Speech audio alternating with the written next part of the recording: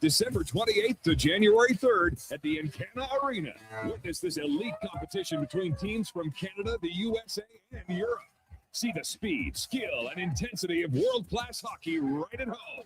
Full event packages are on sale now with adult and student with the tickets before they hit VikingCup.ca. Ho, ho, ho! 'Tis the season to find the perfect gift at the perfect price at Leduc Goldsmiths. The annual Christmas sale is over with 10 to 25% off all in-store products. All natural and lab-created diamond engagement rings up to 25% off with a wide selection available. You'll have no trouble finding the right piece. The team at Leduc Goldsmiths has years of expertise. Leduc Goldsmiths on Main Street, Leduc. Leduc's jewelry store. Family owned and operated for over 30 years. When you're driving, Tyreek Hill went down in week 4. Here is a shot for one. Toro's gas but single-stage power clear snowblowers make it easy to clear right down to the concrete with incredible Toro-powered Propel technology. Face the next snow day without fear. Pretty good back. Toro in the lawnmower. Just so you know, lawnmower. He's a killer.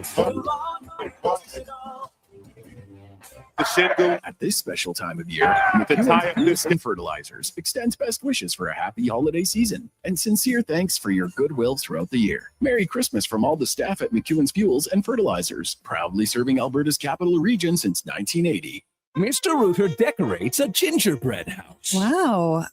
What did you do here, Mr. Rooter? Well, we've got a Jube Jube toilet, complete with an icing-based wax seal. The main water line is licorice, red for hot, black for cold.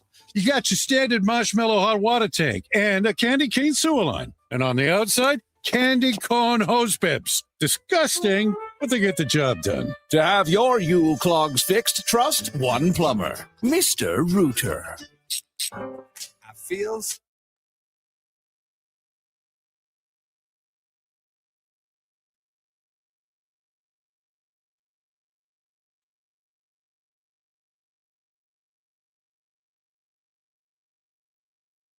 The Jason Gregor Show. He has finding Stutzla. He's in with the check. It's the check.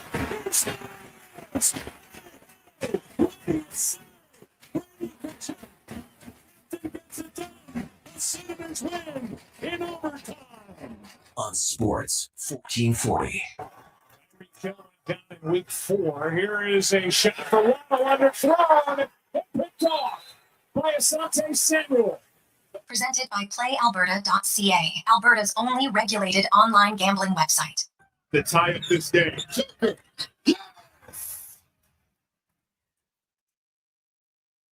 He's pretty good at basketball. Just so you know. He's a killer.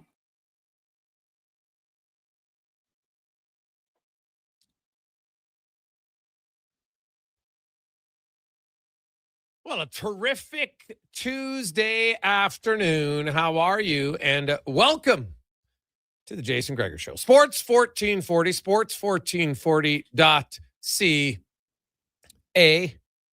YouTube, Facebook, X, and Instagram. Hope you're having a lovely Tuesday afternoon. Thanks for listening. Thanks for watching the show. We appreciate it. It is a busy day. It's a Tuesday. We got lots going on. The Oilers and the Penguins. And I have to say, for a mid-December game, there are some of the juiciest storylines that that you can think of in a mid-December game between the Oilers and the Pittsburgh Penguins. So first, you have the goalie revenge game for both sides. Doesn't happen very often. Tristan Jarry, Stuart Skinner. Tristan Jarry will play his second game as an Oiler in the organization where he spent 12 seasons. He was drafted 44th overall in 2013. Then a few years later, spent a few years in the American League, the first 2 years. Then he split his next 2 years, half in the NHL, half in the American League. And then since 1920 has been regular in the NHL outside of 12 games last season in the AHL. Stuart Skinner was drafted 73rd overall in 2017. 8 years in the Oilers organization. Helped them to 2 Stanley Cup finals. Both these guys are top 5 in wins all time in their organization. Jari's third in games played, third in wins. Skinner is sixth in games played for a goalie, fifth in wins all time. They've done really well for themselves in both organizations. And one quick trade, and boom, Tristan Jarry, of course, will be playing in his old city tonight. Probably be harder for him, I think, than it will be Skinner. Skinner coming home to Edmonton later this year. Place he grew up, right? He grew up in Terwilliger, played for Southside Athletic Club, played for the Oilers. I think that'll probably be a little bit more emotional. Lots more family. Everybody else is around. That first game for him, it's against his former team, which is a little odd, but as he said, just, hey, rip the Band-Aid off quickly. But they'll both be fired up. Like, there'll be no shortage of emotion in that game tonight for both goaltenders. That we can say for sure, right? There's no doubt in my mind that for sure is going to make for some fun storylines, right? Both guys are desperately going to want to win. Both guys, I'm sure, are going to put a little cashola up on the board tonight for the game. Meanwhile, you have Leon Draisaitl going for 0.1000. He didn't get it on Sunday. Man, I would put down a lot of shekels for Draisaitl to get a point tonight. I mark it down.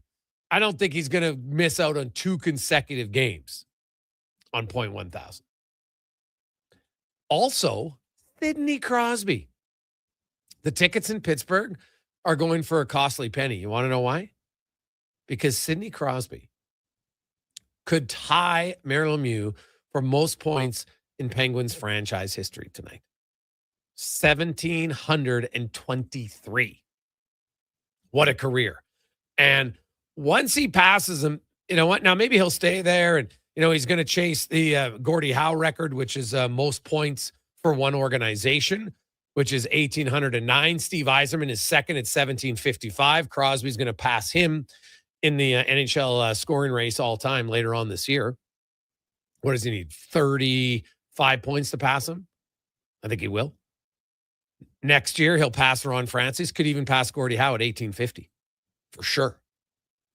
But that's a big deal in Pittsburgh. It would be like if Connor McDavid stays in Edmonton past his 2-year extension, he would have a legit chance to pass Wayne Gretzky for most points all time as an Edmonton owner. It's a record people thought would never be broken. Now, Wayne did it in obviously fewer games, just like Mario did in fewer games, but that's irrelevant. You're on the all-time scoring chart for a franchise. It's a pretty big deal. So you've got that. Then you throw in now, obviously not nearly as big of a storyline, but exciting for Quinn Hudson. He will make his first appearance of the season for the Edmonton Oilers. He'll play with Lazar and Frederick tonight. I wonder if he'll get a few shifts, after penalty kills or special teams or something, depending on how he's playing with, a shift here or there with McDavid or Draisaitl. Won't be shocked to see it. Maybe, maybe with Nugent Hopkins, because sometimes they go after penalty kills. They go Draisaitl, McDavid, Hyman. Then they go with another line. It could be Hudson, Nugent Hopkins, and Podkolzin, for instance. Could see it. So we shall see. Those are some, there's no shortage of little juicy storylines tonight. Also, month of giving continues on today.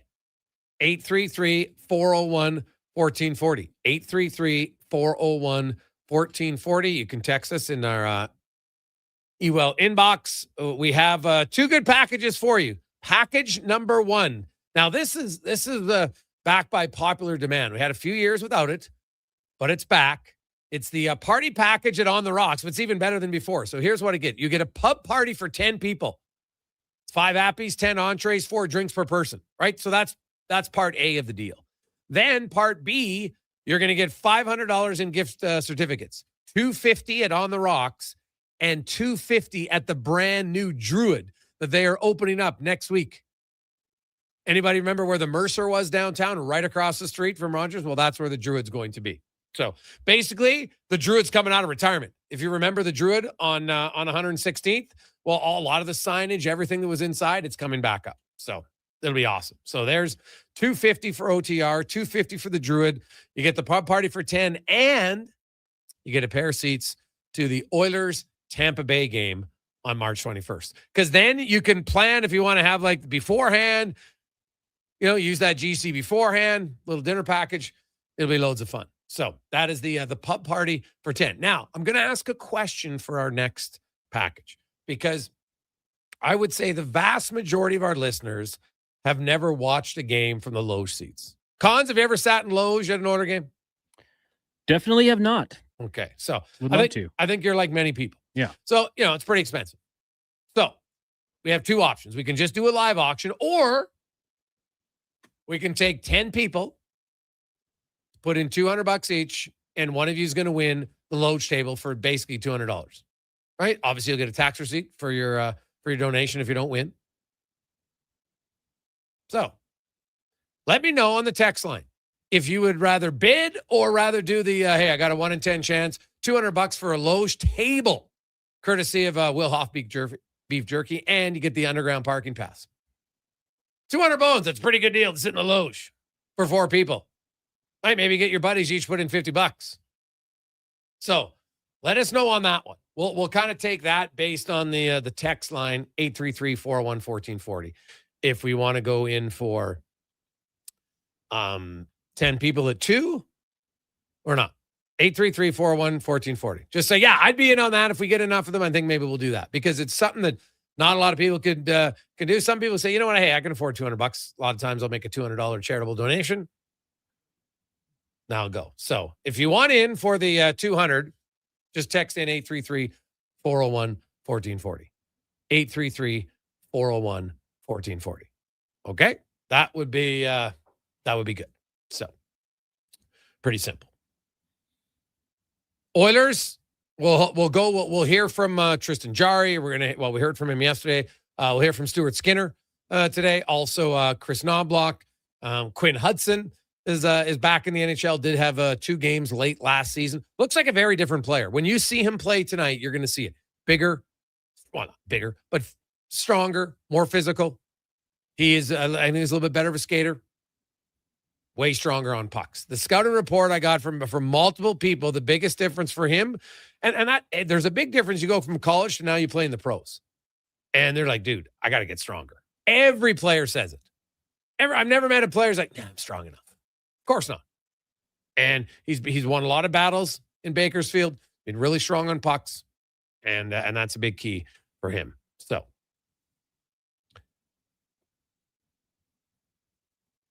And, oh, by the way, which game is the loge table? Good question. How about you're going to see the Oilers, of course, McDavid, Draisaitl, but you're also going to see arguably the most dynamic young rookie in the game, Matthew Schaefer, and the New York Islanders. Sorokin in goal. So, well, I think I got my answer.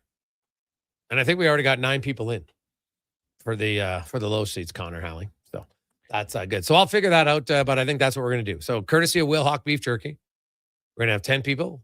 Once we get all their donations, and we'll make the draw. So that's 2 Gs right there. Awesome. And package number 1 opens up at 500 from Mike. Obviously, that one's going to go up. This is a great package from OTR, man. I might have to bid on that. I haven't been to OTR in a while. I love that place. Pub party for 10. You know what? The entrees, dinner, and 4 drinks per person. So that's one part. Do the math in your head, right? That's 40 drinks and the dinners and the appetizers. Plus, you get $500 in GC, $250 at OTR, another $250 at the brand new Druid that is opening up next week downtown, right at the old Mercer. And then you'll get a pair of seats to the Oilers Tampa Bay game on March 21st. By then, it'll be post-trade deadline. I'll have a chance to see some of the new faces because trust me, the Oilers are making a trade between now and March 21st. I am very, very confident that the lineup you see today will not be 100% complete by then. The Gregor Show is always brought to you by PlayAlberta.ca. And if you're feeling lucky tonight, you might want to go to PlayAlberta.ca. Get your tickets for Lotto Max. $80 million and the Ekholm of Max Millions, 14 of them at PlayAlberta.ca. And of course, also remember, we always have the Jason Gregor Show specials. We got three of them. We got the Oilers to win by 2 and Draisaitl to get a goal. We also have McDavid and Draisaitl 2 points. Evan Bouchard gets 1. And the Connor Halley special, a Curtis Lazar goal tonight. Ooh. Well, that was a little conjunction, con man and myself. Both were like, you know what, somebody in the bottom 6 at some point, because the bottom 6 started really well. They had 11 goals in the first 12 games in October, and you're thinking, hey, look at the Oilers' depth. It's no problem. Their big guys weren't scoring then. But since November 1st, it's been a struggle. In 21 games, 7 goals from the bottom 6. 2 of them from Tomasic, 1 from Clattenburg. I don't even know the lineup tonight. Mangiapane's got 1. Henrique's got 1. Lazar's got 1. Janmark's got 1. That's it. Henrique doesn't have a goal, and Hudson, obviously, this is his first game of the year. So, I don't mind that little play there on pretty good odds. I'll say that. Pretty good odds on a Lazar Gino tonight. And Gregor, I think we've had 2 other Connor Halley specials. One included the Chargers. The other was the over and the Oilers scoring the last goal, and they both hit. So that's true. There might be something to it. The Halley specials are 2-0. 2-0 so far. So there you go. Also, I want to ask you this, just on the topic of Schaefer, since that it would be a fun game. Is he entering that category of must watch? Like, he's in town, let's go see him play. I'm guaranteeing that most fans haven't spent time watching the Islanders. I get it. Probably don't have if you don't have the NHL package, you're like, when do I see them? You get the odd game maybe on Sportsnet, but I'm telling you, I've watched about 8 of his games. And like I knew he was a good skater. I did not know he was this good. Like, he is dynamic and he is big. Like, this guy has all the potential to be like, when he got drafted last year, there was no, and that's what I love about it. There was no generational garbage or anything like that. Why overhype guys? They're like, hey, good player, really good skater. It only played 17 games last year due to injury. And man, he has been outstanding for the Islanders. Outstanding. But it's just his mobility, how he skates and moves, and then defending as an 18-year-old in the NHL. Like, it is really hard. And he has made it at times look somewhat easy. So, yes, he is a player, right? Like, if I'm looking at new players, like young players I want to watch, Schaefer, for sure. Bedard, Celebrini, and I like the Ducks. The Ducks got a few guys in Anaheim. Leo Carlson, Cutter Gauthier. Those are some guys for sure. Like, obviously, anytime Kucherov, McKinnon, those guys come to town, Rantanen's still a player I like to watch. Obviously, Cale Makar. Right? Quinn Hughes, pretty dynamic player. David Draisaitl, we're kind of spoiled in Edmonton. We see them all the time. So, but yeah, he is somebody to watch, no question at all. So we'll take a quick break. We'll come back. Greg Wyshynski will join us. It's probably, I wonder, here, I'm going to just, I won't even waste it, but I'll talk about Greg. Because I sense I'm already hearing the excuses slowly coming out of the USA about the men's Olympic team. They're too banged up. Right? They're already setting themselves up. Right? Remember they thought they were going to win 4 Nations? Right? Remember they won the prelim game? And they're like, oh, yeah. It's like Big Brother. We're going to take him down. Haven't done. And I'm telling you, Cons, I know what I'm going to tell you. I'm going to write the script today and we're going to save it. And I think it'll be exactly what happens at the Olympics. So we'll get to that and more on the Gregor Show presented by PlayAlberta.ca. Scott McGilvery here, HGTV host and renovation expert. The one upgrade I know homeowners will love, better, fresher Culligan water straight from the tap. Culligan's AquaCentral reverse osmosis filtration system takes your water to the next level. With up to 7 stages of filtration and 14 filter options, they're certified to reduce over 90 contaminants. Your tap water is about to get a major upgrade. Safer water that tastes great. Get started with a free in-home water test at Culligan.com. Culligan, water you love.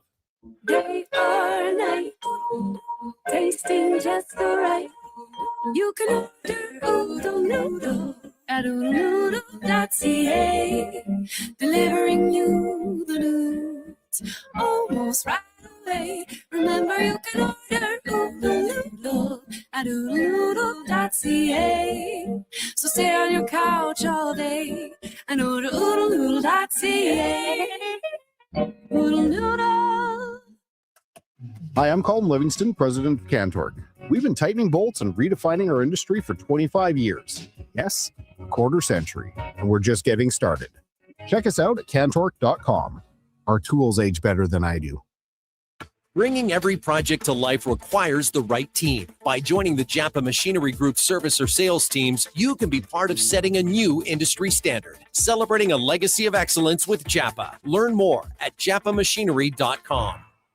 After 20 years, Canada's most prestigious international hockey tournament returns. The Camrose Viking Cup, December 28th to January 4th at Encana Arena. Tickets at vikingcup.ca. Brought to you by Sports 1440.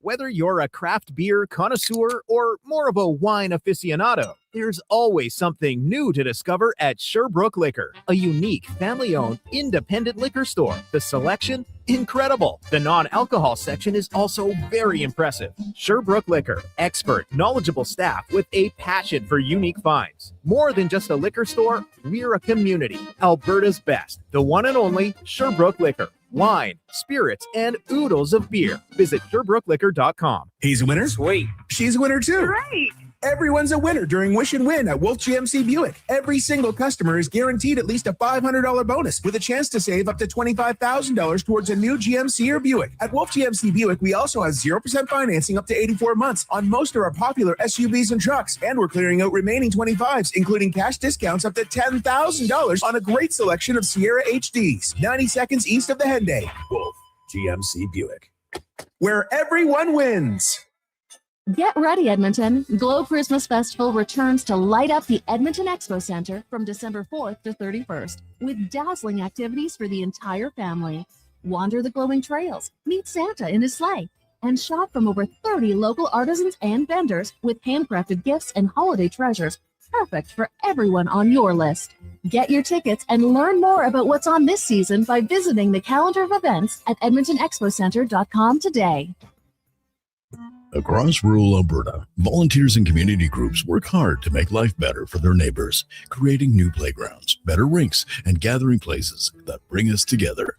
Vision Credit Union is proud to lend these local heroes a helping hand. Apply today for a Helping Hand grant up to $10,000 to support your community's next big idea. Let's make great things happen together. Applications are open until January 31st, 2026. Learn more at whatsyourshare.ca.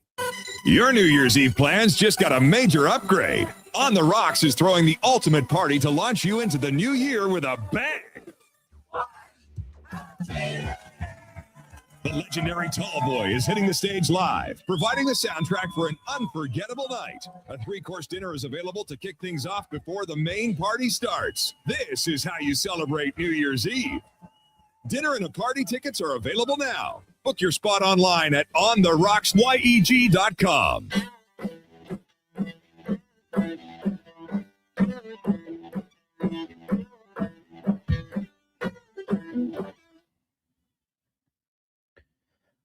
Portions of this hour brought to you by On the Rocks. The Oilers are back in action, and OTR is ready to be your hockey headquarters. $5.75 Molson Canadian, 69-cent wings, and play, score, and win every game. See more at ontherocks.yeg.com. This is Sports 1440, where Edmonton talks sports. On YouTube, Facebook, and X. Here's Jason Gregor. Brought to you by playalberta.ca.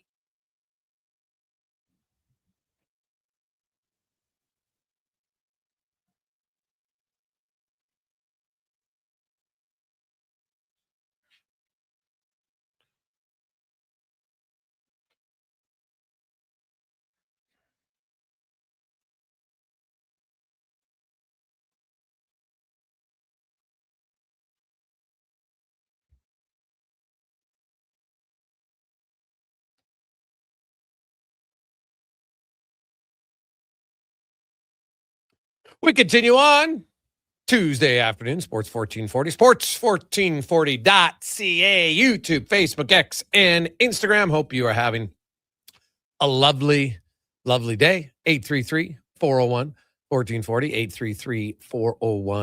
833-401-1440. It is the Gregor Show, as always, brought to you by playalberta.ca. Oilers in Pittsburgh. On one of the juiciest storylines I can recall in a mid-December matchup between two teams who aren't even in the same conference Never mind division. It's kind of wild.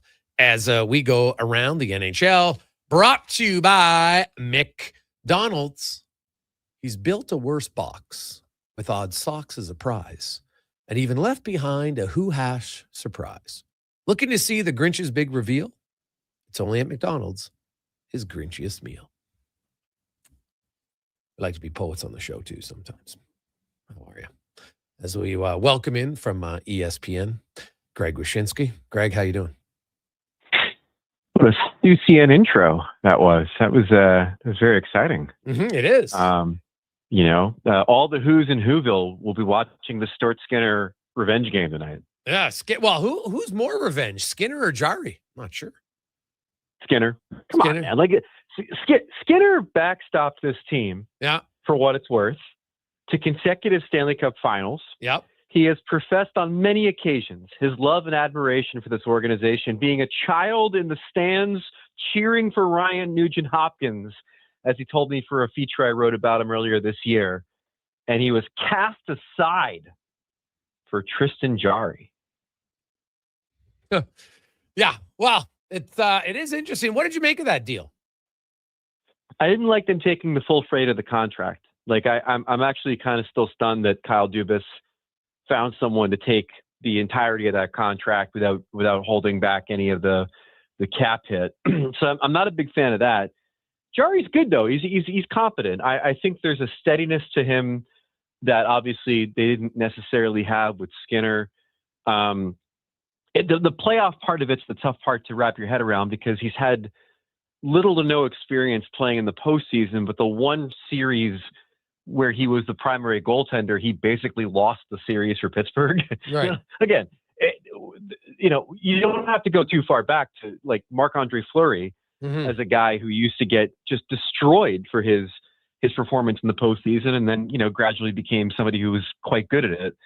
And so you can't hold that against Jarry necessarily, but it does linger on your mind that the whole point of this thing is to try to stabilize the position, especially in the playoffs. And they're requiring a goaltender whose short resume includes a really bad performance in the playoffs. Yeah. And it's one time. I give you a list of guys whose first time through the playoffs wasn't that good, including Connor McDavid, Datsuk, lots of guys. So now I will say Jarry has infinitely more pressure on him in Edmonton because it's like, if he doesn't make it to the Cup final, regardless of what his numbers is, people are going to say, yeah, but Stuart Skinner he might have got pulled a game or two, but he was unreal in the conference finals every year. And, he had 3 shutouts against Vegas. So you're right. He still had some good times. There's no question. Do you think he re-signs in Pittsburgh? It's a good question. I don't know. I mean, his contract runs him right up to Connor potentially leaving, right? So who even knows what any of that looks like if the landscape changes that dramatically. So who knows? But I think the more intriguing question at this point, Gregor, is who will be his crease mate? Right now it's Calvin Pickard, but our mutual friend Jeff Merrick, when we did MVSW today on the sheet, talked about how Jarmo Kekalainen has indicated they're looking just for a 2-goalie rotation in Buffalo, and how that could ultimately mean that Alex Lyon is the odd man out, and an Alex Lyon, Tristan Jarry battery in Edmonton versus a Stu Skinner, Calvin Pickard battery in Edmonton. As much as I do like Skinner and the dog in him in the playoffs, you'd probably have to say that Lyon and Jarry is an upgrade over Pickard and Skinner overall, if that happened. Yeah, I would agree for sure. Yeah, no, I meant, do you think Skinner re-signs in Pittsburgh? Oh, I thought you meant Jarry. Yeah. Yeah, I don't know because they've got the kids in the system that they like, and obviously Seeloff's who they acquired from Vancouver has done pretty well for them, this season. So that's a good question. I mean, I think that it probably depends on where the younger goalies are in their development. Is kind of probably what their thinking is with Skinner. But again, like listen, as everyone at Edmonton knows, that those moments in which this guy battles and hangs in there and probably outkicks his own coverage as an NHL goaltender, it can be kind of inspiring. Like he's a charismatic guy. He's a guy that you want to rally around. And I do wonder if that ultimately transfers over with his performance in Pittsburgh. And if it does, maybe they keep him around. Greg Wyshynski from ESPN joins us.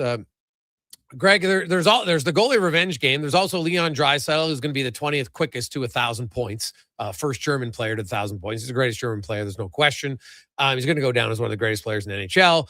And then you also got Sidney Crosby chasing the franchise record of 1,723 points. Now, he would need 3 to break the record, 2 to tie the record. But that is like, and I was reading people in Pittsburgh, ticket prices for this game are going through the roof because people want to be there to see it. Like, it's a pretty big deal to catch Mario.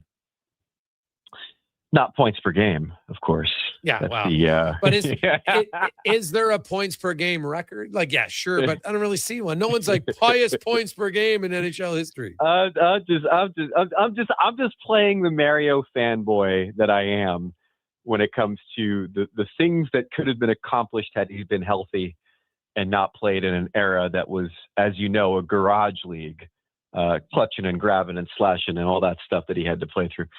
No, it's an amazing accomplishment. And again, like, you think about the cup wins and how much he's meant to that organization and everything else. And these moments that we're going to have in the coming years with Sid to really start to celebrate this guy's legacy as the sun starts setting on his career is going to be a hell of a time, because I think that we've all witnessed one of the greatest careers in the history of the game. And a chance to kind of like calculate and tribute and do all the things we're going to do is going to be really nice to kind of tie a bow around it. And these milestones, as they start to come along for him, are going to be the first times we get to do it. So it could be a real big night, like you said, tonight for the Penguins. You look at, now, let's say Crosby breaks that franchise record. And, you look at the Penguins, they've had a really nice start. I think reality is starting to kick in slowly for the Penguins. They traded away their starting goaltender. Now, they did get another starting goalie back. So some would argue that maybe it's not a white flag at all. It's just giving them some flexibility. It's debatable on that one. Do you think Crosby goes anywhere else before his career is over? I still think it's possible. I was predicting before the season that it was going to be before the trade deadline. And I don't think that anymore, because I do think the Penguins, and because of the parity that we have in this league, I think the Penguins are going to be like within sniffing distance of a playoff spot long enough this year that he's going to at least play out the string with Gino, which has always been kind of one of the things you've heard about Sid, is that as long as Malkin is in Pittsburgh, he's going to be in Pittsburgh. Well, Gino has 1 year left on his deal. So who knows after that? So at the very least, I'm pretty convinced that he'll stick around for this season. But after that, who knows? I mean, I say again, like, this guy really would love to probably be in the playoffs. This guy would certainly love to play for a championship again, or be in the championship conversation before his career is over. And increasingly, that's not going to be in Pittsburgh, although they're a hell of a lot more relevant than we thought they'd be. So when push comes to shove, will there be a reevaluation by Sid in the offseason? Perhaps. But if they finish out of the money again, it's really hard for me to believe that he's going to spend the waning years of his career just playing for a lottery team. But again, I think this season he's probably in Pittsburgh for the full run of it. Greg Wyshynski joins us. Greg, we look around the NHL, and I believe 4 or 5 best teams in the league right now are in the West. Definitely, there's the 2 in the Central for sure. Minnesota, maybe Quinn Hughes puts them in that category. I still think Edmonton's good. Vegas, I think, is good. Tampa Bay is probably the one Eastern team. Like Carolina, I'm sorry, until they get a scoring forward, I just look at them as a really good regular season team who's not a cup contender. Now, if Florida gets healthy, that changes my equation. What do you make of the East? Is there anybody that you look and say, I actually think they're good, like really good? Yeah, Carolina. I mean, like, I know what you're saying. I know what you're saying as far as like they don't have Gensel and they don't have Rantanen, and they have Ehlers, but Ehlers isn't Gensel or Rantanen. But I do think as a team, they're generating a good amount of offense this season. Again, like for me, it's the goaltending is still sort of specious. We overlook it a lot because of how good they are defensively in front of their net. But offensively, they might just have enough with these little acquisitions they've made along the way. Your Taylor Halls, your Logan Stankovens, your Nick Ehlers, where the totality of the team, top to bottom, might be good enough offensively to make it through finally. we're all trying to figure out what Florida is going to look like, especially if and when they get Barkov back. And other than that, I'll say this again, like, it's hard to say this because they're never healthy. But when the Devils had a healthy Jack Hughes and other players that are currently out of the lineup, they were the second best team in the league behind Colorado as far as points percentage. So, I mean, they've got the potential to do that. But then you're asking, this team that perpetually is on the IR to be healthy all at the same time. And we've yet to really see that. Yeah, no, that's totally fair. What do you make of the Rangers and just how terrible they are on home ice? I just think that some team every year seems to have this weird thing where, like, they're either great on the road or great at home, and then they stink the other direction. And they just seem like they're that team now. I can't speak to whether it's the pressures of playing in MSG or any of that stuff.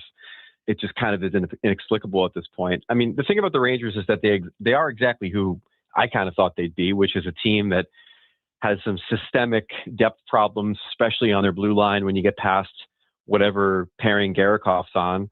They have one of the best goalies in the world. They have good veteran scoring, but just not enough on the roster to really be a threat to, win a championship or anything like that. And so this was always going to be a transitionary year to continue to move away from the previous core to whatever they're going to be next. The team of Will Cooley and Gabe Perreault and some of the younger guys they have coming through, along with Adam Fox and their heralded captain, JT Miller. But, I still think they're good enough to make the playoffs. I just don't think that they were going to ever go anywhere beyond maybe the first round. Now, I want to get to the Olympics, which is we're just about 2 weeks away today, I think, I think it's the 30th when they announced the playoff Olympic rosters. Now, obviously, stuff could change if guys get hurt between then and the Olympics. A guy like Connor Bedard, maybe his separated shoulder might alter his spot on that roster. I don't know. We'll see. But you look at Team USA, and let's start with what concerns you about them right now. Can I ask you a question, though? Like, how cemented was Bedard on your Canadian roster before he separated his shoulder? Oh, I had him as one of the 14. He might not have been in my top 12, but he was going to be in my 14, like top 5 scorer in the league. Yeah, that's fair. I've been trying to get a hand. I mean, obviously, like, Celebrini has completely cemented himself on that roster, and I think that competition between those two is over. I'm always curious to find people's perceptions of where Bedard should be. As far as the roster goes, I mean, it's twofold, right? I mean, obviously, I think your question probably has some Austin Matthews coding to it. I too am concerned about being one of the best offensive players in the world, not being that guy at the moment. He'll obviously be on the roster. He's obviously coming to Italy, and then you hope for the best. But the real question for the U.S. roster continues to be one of philosophy. Do the stewards of this team see it as a team that needs the 200-foot veteran guys like Brock Nelson and Chris Kreider and Vincent Trocheck and others that populated the Four Nations roster, or do they see the opportunity to have some bright, young, offensive-oriented players like a Cole Caulfield and Clayton Keller and others on the roster instead? I am very much in the camp of get as much goal scoring on the roster as you can and figure it out later. But I imagine that, knowing who's in the brain trust of this team, it's probably going to be more of the gritty character types that ultimately make this roster, just like they did at Four Nations, versus more diminutive, maybe one-way players. Yeah, I look like who do you see? Like, I was still surprised in the Four Nations final that hey, we got the one guy who scores a lot of goals, but we're not going to play him in Kyle Connor. I found that a little odd, to be honest. But if you look at Team USA, like, they have some older guys that I think are kind of easy. They're not going to come back this time. But who are your kind of new guys that you would say, hey, they got to be on the team this year? I think Keller's one of them. I mean, obviously Tage Thompson's going to be on the team. He was their number one reserve. He was sitting in the stands in Boston during the gold medal game, ready to hop in if he needed to be an injury replacement. I hope Jason Robertson's on the roster. I think he's been incredible for Dallas so far. There's a few others here and there that I think the argument could be made. But ultimately it's a good problem to have. I mean, I was talking to somebody about Matthews this morning and how in the past if a player like that wasn't hitting his marks, it'd be panic time for Team USA. But when you think about the firepower that they have up front, you think about the Kachucks and all this stuff, like they're deeper and more talented up and down, especially at the forward spot as far as goal scoring than they've ever been, I think, as an organization. So I'll be intrigued to see where they end up with on this roster. But again, like they've got a lot of options and more options than I think they've ever had. Yeah, no, that's fair. I look at it. I've been reading, and I've noticed there's starting to be, and I know you're on the pulse of United States hockey, but I've started to see, this might not be our year. We're a little bit banged up. Are you guys already setting yourself up for a loss? Where are you reading this? The Pravda of Canada? There is the utmost confidence that we're going to win gold this year. I take it as a tribute to the importance of the Olympics that all these players have decided to rest up for it, be it Jack Hughes or Adam Fox. For God's sakes, Connor Halley went under the knife in preparation of the Olympics. So all of these guys are banged up, but they're also well rested. And by the time the Olympics roll around in Italy in February, you will be witnessing the fully armed and operational battle station that is the U.S. men's Olympic hockey team and their journey to win gold.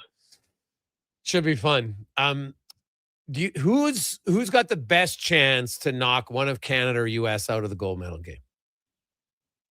I mean, based on Canada's history, probably Latvia, but Sweden. I would normally say Finland just because the Finns are pesky, but I mean, without Barkov, I think that becomes a bit of a tougher lift.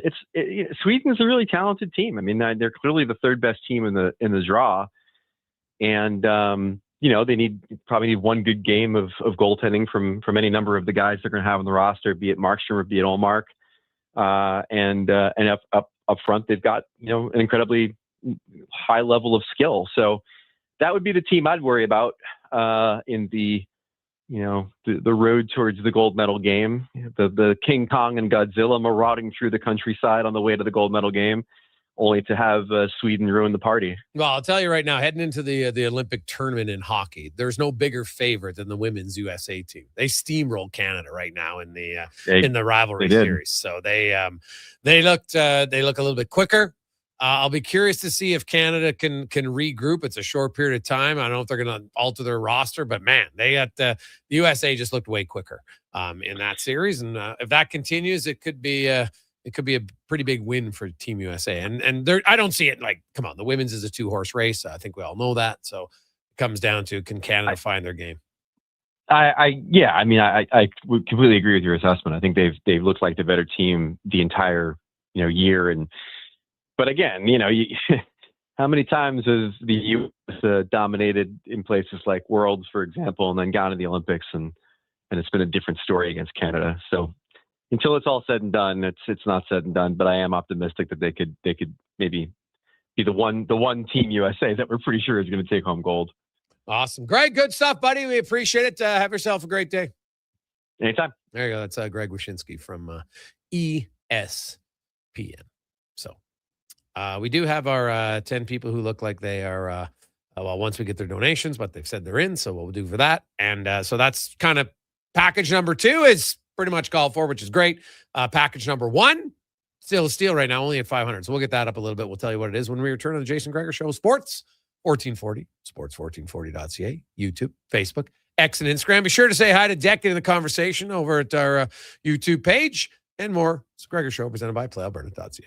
We want orange. Give us the orange. We want orange. Bring back the orange. You got it, Canada. Booster Juice orange smoothies are back by popular demand. The original, the marathon, and orangesicle smoothies are back and bursting with tangy zest of oranges. They're Canadian favorites. Orange, you glad they're back? Only for a limited time. So squeeze the day, smoothie lovers, and head to a Booster Juice near you now. Booster Juice, Canadian born, blending since 1999. When you have lifting and material handling needs, Northwest Crane delivers. Western Canada's Sandy dealer, backed by the industry's toughest one. 3 years, 3,000 hours, no compromises. They service all crane makes and models with skilled technicians and deep industry expertise. Alberta owned with locations in Leduc and Grand Prairie and fully equipped service trucks. Northwest Crane keeps your operation lifted.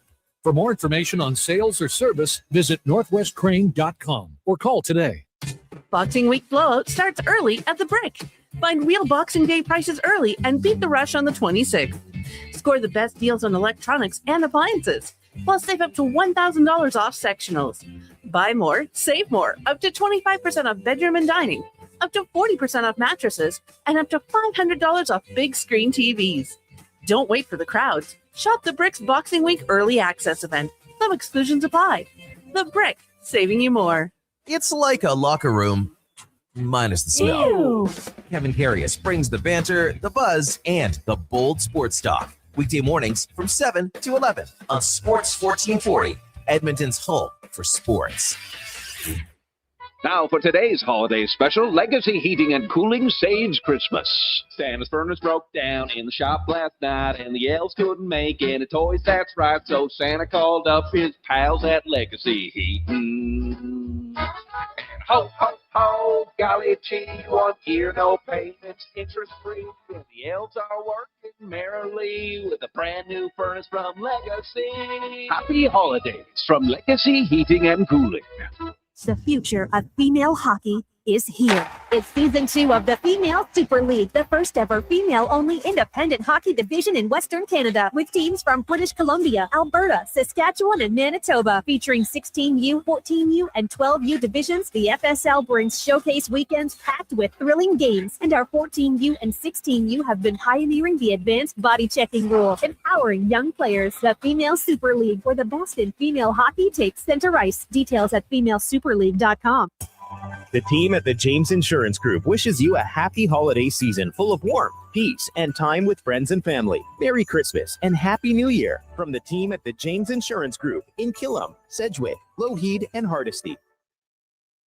This is Andrew Walker, host of the postgame show on Sports 1440. After every hockey game this season, tune in and chime in as we talk about the game. It's all sponsored by Legacy Heating and Cooling. Don't get left in the cold. Visit legacyheating.ca. Day or night, tasting just so right. You can order oodle noodle at oodlenoodle.ca, delivering you the news almost right away. Remember, you can order oodle noodle at oodlenoodle.ca. So stay on your couch all day and order oodlenoodle.ca. Oodle noodle.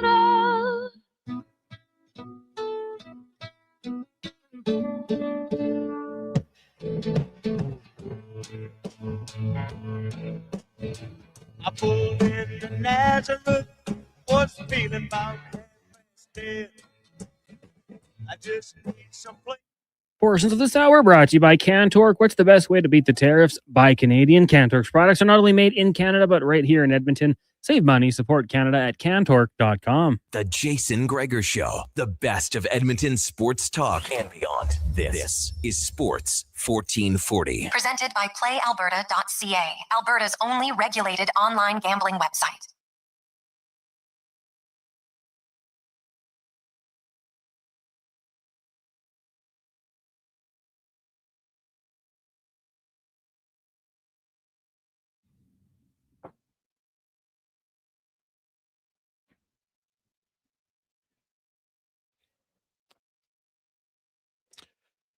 .247, welcome back. Tuesday afternoon, Jason Gregor, Connor Halley, Sports 1440, sports1440.ca, YouTube, Facebook, X, and Instagram. Hope you are having a lovely day. The Gregor Show is always brought to you by playalberta.ca.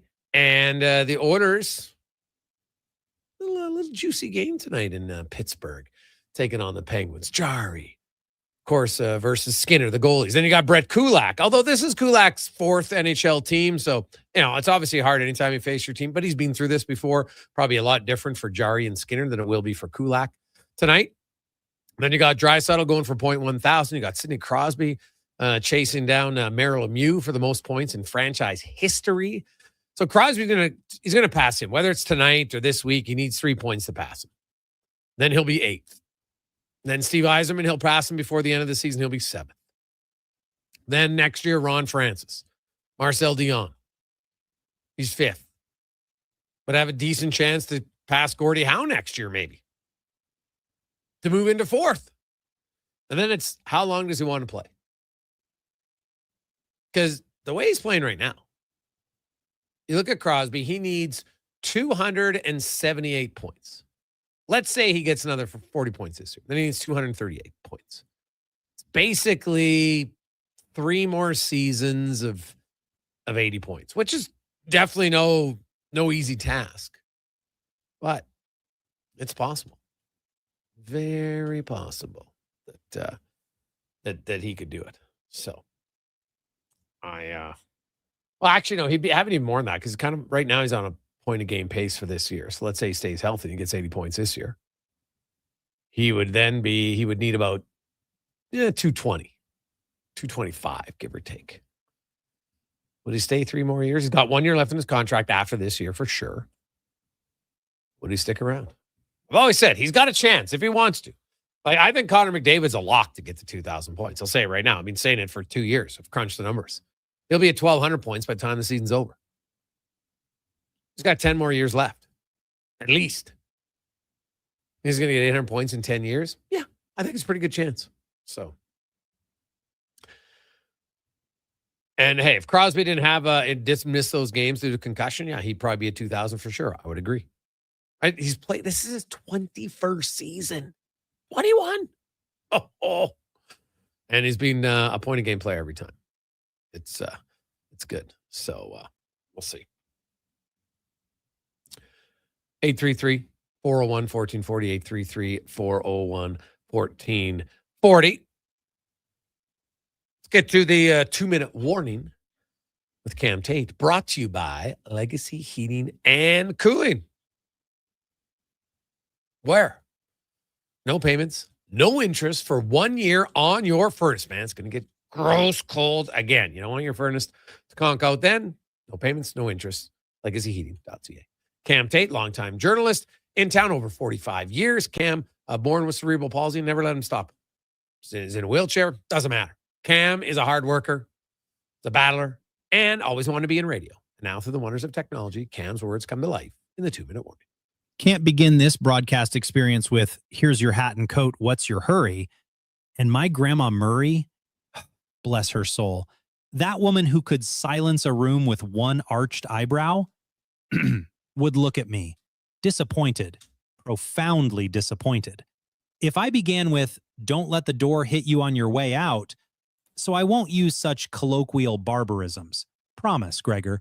But the numbers before us tonight, oh, they constitute a temptation, a near Faustian temptation, to use precisely such impertinent introductions.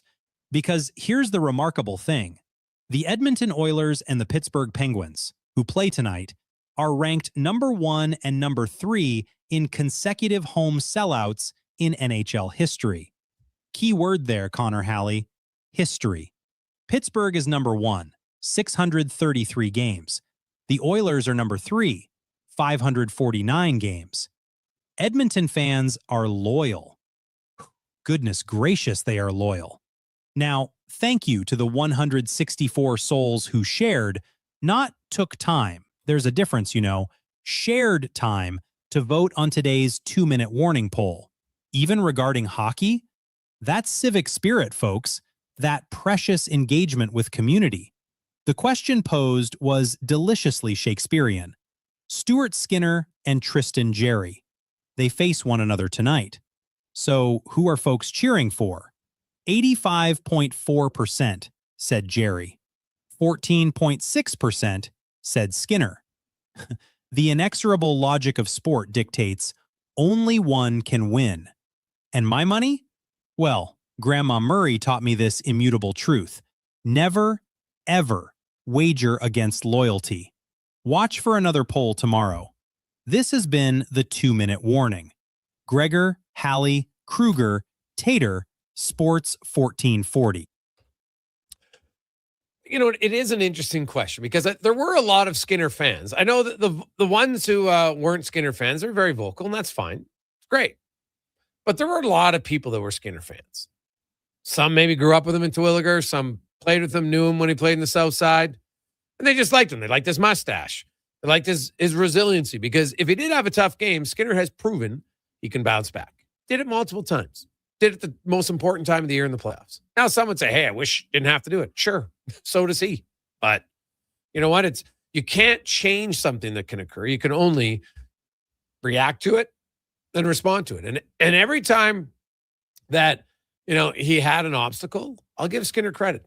He didn't sink. He didn't walk. Because we've seen other players, right? You have a bad game, you have a bad stretch, and can't get out of it.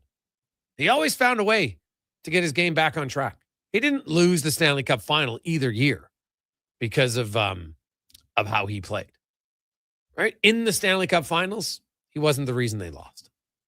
And to me, I give him a boatload of credit for that, because that is not easy to have some struggles and then be better. So 833-401-1440, 833-401-1440. Got this lengthy. John's fired up today. He's talking about originally, you know, get rid of Bouchard, overpriced, overhyped. I need 2 stay-at-home defensemen. You know, get rid of Frederick, Mangiapane, Tomas. He wants to get rid of everybody. Connor said it loud and clear that he's frustrated. I'm like, well, I can tell you right now, Connor McDavid is not frustrated with Evan Bouchard. Maybe the odd game, but he thinks Bouchard's an elite player. Talked to him on and off the record about it. The only way you're trading Evan Bouchard is if you're getting an elite defenseman back. That's just how McDavid views it. Otherwise, it'd be viewed as a negative. And so John responds, Connor's already annoyed and has been for 10 years, especially the last 4. Mid-management, if you're not in the playoffs, what good is Bouchard? So you're willing to pay someone to dig all year, sleep all year, doesn't get an eye exam, shorten his stick, get skating lessons, start doing energy drinks so he does fall asleep when playing. Or how about this? Just a dog with a sensor collar. One of him on a sensor notice heart rate, absent, poor skating, etc. Connor said he is 100% stop the chaos, doing the same thing over and over. Keep Connor annoyed. Why did he sign 2 years? The orders of management are on the clock. The clock is ticking. Well, John, I love your enthusiasm. I love your passion. But let's get to a few things. Evan Bouchard has the odd play that frustrates you, sure. But it seems that that's all you focus on, and you ignore all the really good plays he makes. Can't really do it that way. Shortening his stick, no. Bouchard's stick, there's no issue with it. One of the best puck handlers. He's the most consistent hard shooter in the entire NHL. Fact. And he is good in the regular season. He has a few hiccups, yes, but they're still way more good than bad. As for the Oilers will make you don't think the Oilers are making the playoffs? I'll take any wager today from anyone for charity that the Oilers are making the playoffs today. Because I know a lot of people can say, oh, they're not making it. Well, then put your money where your mouth is for charity. Let's do it right now. I'm not saying they're going to win the cup, but making the playoffs, that's happening. There would be zero concern for me that that's not happening. But I think you're a little frustrated on a December 16th about the Oilers. Are the Oilers guaranteed to win the cup? Hell no. Hell no. Because can they stay healthy? That's the big one. Right? Look at the 2 years they lost in the cup final. Right? Draisaitl, Nurse hurt 1 year. Ekholm, Hyman hurt the other year. It matters. It impacts. Florida, the first year against Vegas, Tkachuk was not he played, but everybody who watched it knew he's playing one arm, right? How much of that impact? Now, they might have lost anyway, just like the Oilers might have lost if they were fully healthy. But it does impact the series. It changes things a lot when you get guys banged up. So there's a little bit of luck involved. You can build a good team, and then you need a little bit of luck. Because the other team in the final is pretty damn good. They had to win 3 series to get there, just like you did. So I can't say for certain if the Oilers are going to win the cup. I think the Oilers have a legit chance. I think that they're capable of playing much more consistent than they have in the regular season. And they've shown that time and time again. Now, they got to figure it out. And if they don't win the Pacific Division this year, based on how teams are playing right now, I think it'd be a real waste. because like Anaheim isn't dominant. Vegas isn't dominant. You should be able to beat those teams in the regular season in the standings. I think Edmonton has more skill and talent than both of those teams. So if they don't, and then they lose because they lose a game 7 on the road in the Western Conference first 2 rounds, I'd blame it on the regular season for sure. But we'll see how it gets there. As for like Tomasik's a guy you're worried about, like he's $1 million player. Took a chance on him. I don't think he's been that bad. Heck, I outlined in the last 21 games, he's got the most goals, your bottom 6. He's played the fewest games. So I might play him more, to be honest. You got some guys in there that are doing absolutely nothing. And I understand there's a little bit of that, well, we signed this guy's long-term deal, coach might like him, blah, blah, blah. But at some point, production's got to matter. Like Andrew Japani, like at least last game, he showed a pulse, played with a little intensity, annoyed some people. But you can't just do it once every 10 games. Especially when you're not scoring. You better do it more frequently, right? Look at Trent Frederick. Wake the hell up, man. Wake up. So we got to be a lot better there, too. 2:59 coming up in the next hour. We'll hear from Jason Strudwick. We'll be by. Also, we're going to hear from Quinn Hudson, who's back. Matt Venzel will join us, give us the Pittsburgh lowdown. Now, we got 5 questions. We got spec. We got the pregame show coming up in the 4:30 to 5:30. Myself and the con man running the show today in the pregame show inside of our show, which will be nice. And, of course, puck drop. By the time puck drops, probably like 5:45. So take you right through to puck drop today. Let's get to the con man and a sports 1440 update brought to you by Fountain Tire. Winter's here, and it's the perfect time to make the switch. Swap your tires and be road ready for any season. At Fountain Tire, say they're on the road, they mean it. Fountain Tire, tire change season is now. FountainTire.com. This is the Sports 1440 update. Oilers Penguins tonight out in Pittsburgh. Stuart Skinner and Tristan Jarry going head-to-head against their former teams. Pre-game coverage here on Sports 1440 gets going at 4:30. Puck drop around 5:40. Elsewhere around the NHL, you got the Bruins and the Mammoth. Flyers take on the Canadiens. Rangers host the Canucks. Caps in Minnesota. Sharks taking on the Flames, and the Avalanche meet the Seattle Kraken. In the association is the NBA Cup Championship from Vegas. The Knicks battling the Spurs with $500,000 on the line. Tip-off set for 6:30. In the WHL, Oil Kings in Lethbridge at 7. AJ, you've got the Storm in Drumheller tonight. Also, Calgary hosting Fort Mac. 1 game earlier today. We're currently going. Whitecourt leads Devon 4-3 with 7 minutes left in the third period. In the PWHL, Ottawa Charge in Vancouver. That gets going at 8. Coming up in hour 2 of the Jason Gregor Show, we'll talk some things with Matt Venzel. We'll be joined by Jason Strudwick and ask 5 questions. I'm Connor Halley. This has been a Sports 1440 update. Sports 1440, a Stingray radio station broadcasting on Treaty 6 territory. Download the free iHeartRadio app and listen to CKJR wherever you go.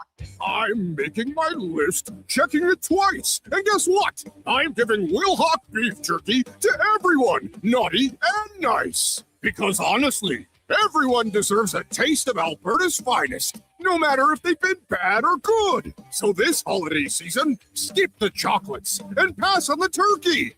Make sure you're Wilhocking around the Christmas tree with Alberta's best beef jerky. Ho, ho, ho! Available at Wilhock Beef Jerky in Leduc. Across the province, Albertans are taking their shot on Play Alberta.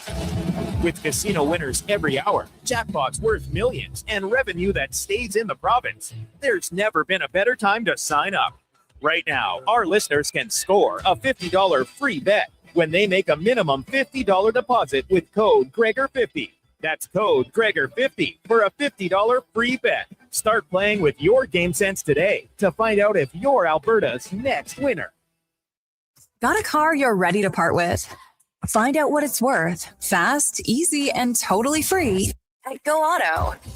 We're talking top dollar trade-ins, whether it's a little worn or still rocking that new car smell. Just a few clicks, and boom, you've got your value. Value to 780-777-7777 to start. That's value to 780 all sevens. Why guess what it's worth? Let Go Auto show you the money. I'm Grant Fedork from Leading Edge Physiotherapy, and people who suffer brain fog might think it's just going to be part of their Tuesday. life. But listen, I've seen a 38-year-old man managing a concussion read her kid a bedtime story without losing the plot, all because of cognitive rehab that rewires the brain like a GPS reboot. Your brain isn't broken, it's buffering. One missed beat in focus, memory, or balance snowballs into frustration, falls, or forgotten keys. Stroke, concussion, long COVID, even aging can all lead to brain fog. Cognitive rehab works. Check us out at leadingedgephysio.com before your next "where'd I put my phone" moment. At GS Construction, we focus on building a culture of collaboration, innovation, and respect. Our teams work together, supporting one another and striving towards shared goals. We're committed to creating a work environment that empowers individuals, values teamwork, and ensures everyone feels respected and safe. With decades of experience in the field, GS Construction prioritizes our people, our culture, and safety. This is what makes us unique. To find out more, go to gsconstruction.ca.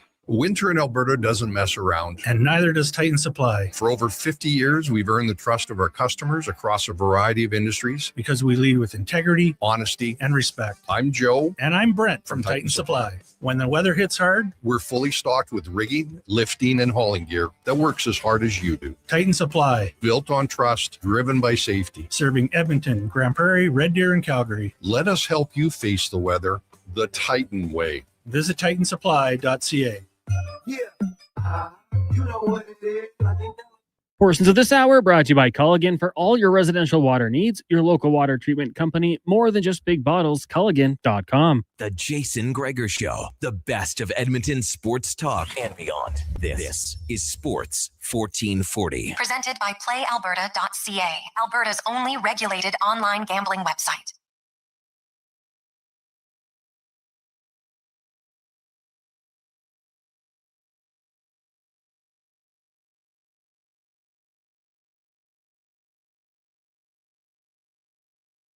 After 3 o'clock, welcome back. Jason Gregor, Connor Halley, Sports 1440, sports1440.ca. So we got our 10 entries in for the Will Hawk beef jerky loge and the parking pass. We're going to do that draw at 420. So if you're in one of the 10, be listening at 420.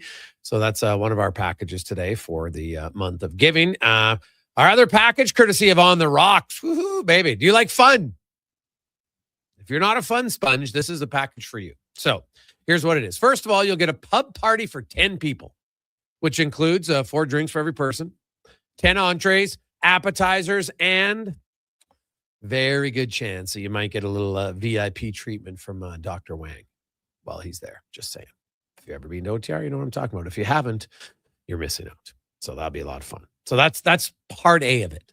You're also going to get $500 in gift certificates, $250 at On the Rocks and $250 to use at the new Druid, which of course is owned by the same guys. That's where the Mercer used to be, right across from Rogers. It's opening up next week.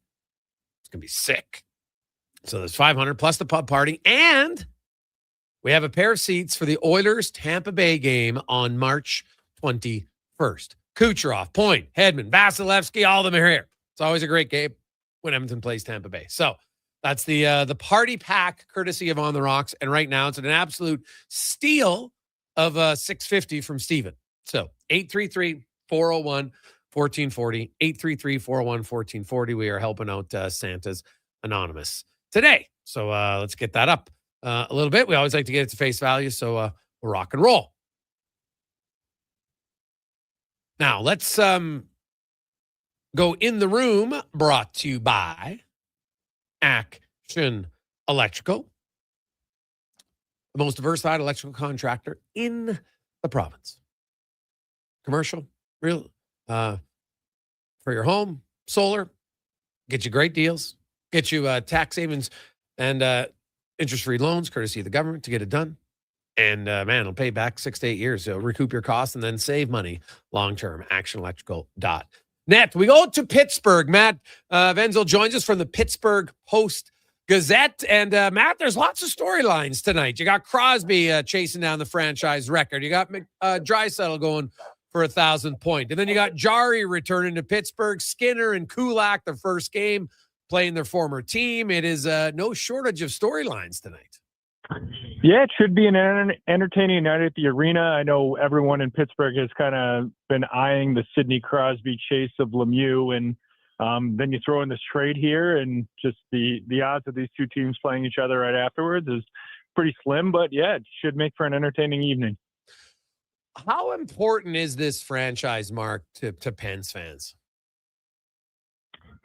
I mean, it's a big deal. I mean, this is a football town, that is for sure.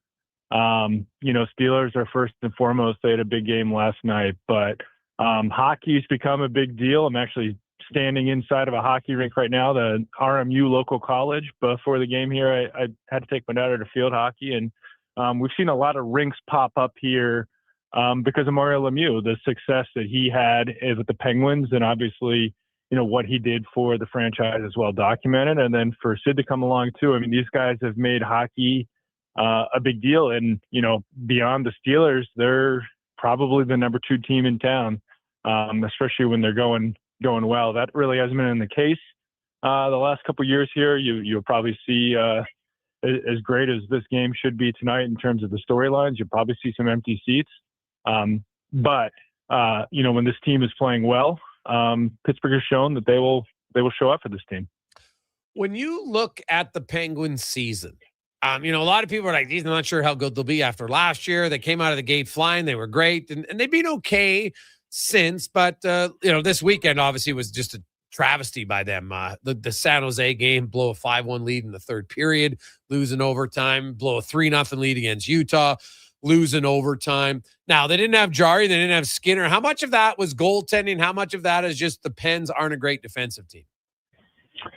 Yeah, I mean, even when the Penguins got off to that great start, I mean, on Halloween, I believe they had the NHL's best record. But if you looked at some of the underlying statistics, and we get data from SportLogic that do a really good job of breaking down not only like the number of chances that they're giving up, but where they're coming from. And there was a lot of warning signs with this team, and the Penguins were winning anyways. And the number one reason was goaltending. It was largely Jari, but Sheloffs was playing really well as well. And those numbers have only gotten worse. And with the goaltending kind of going into a little bit of a nosedive, in part because Jari was hurt and he missed time, we saw the Penguins kind of come back down to earth. And I do think this is the team that they are. I don't think they're a playoff team. They have some great legendary players, but, I think we're kind of seeing the Penguins come back to their level. I don't know. They would probably argue if they had better results in shootouts and overtimes, the standings would look a lot differently. But, we just saw the Penguins trade away Tristan Jari, and I don't think Kyle Dubas is afraid to trade more of their key players if he thinks it's a good deal for the future of the franchise.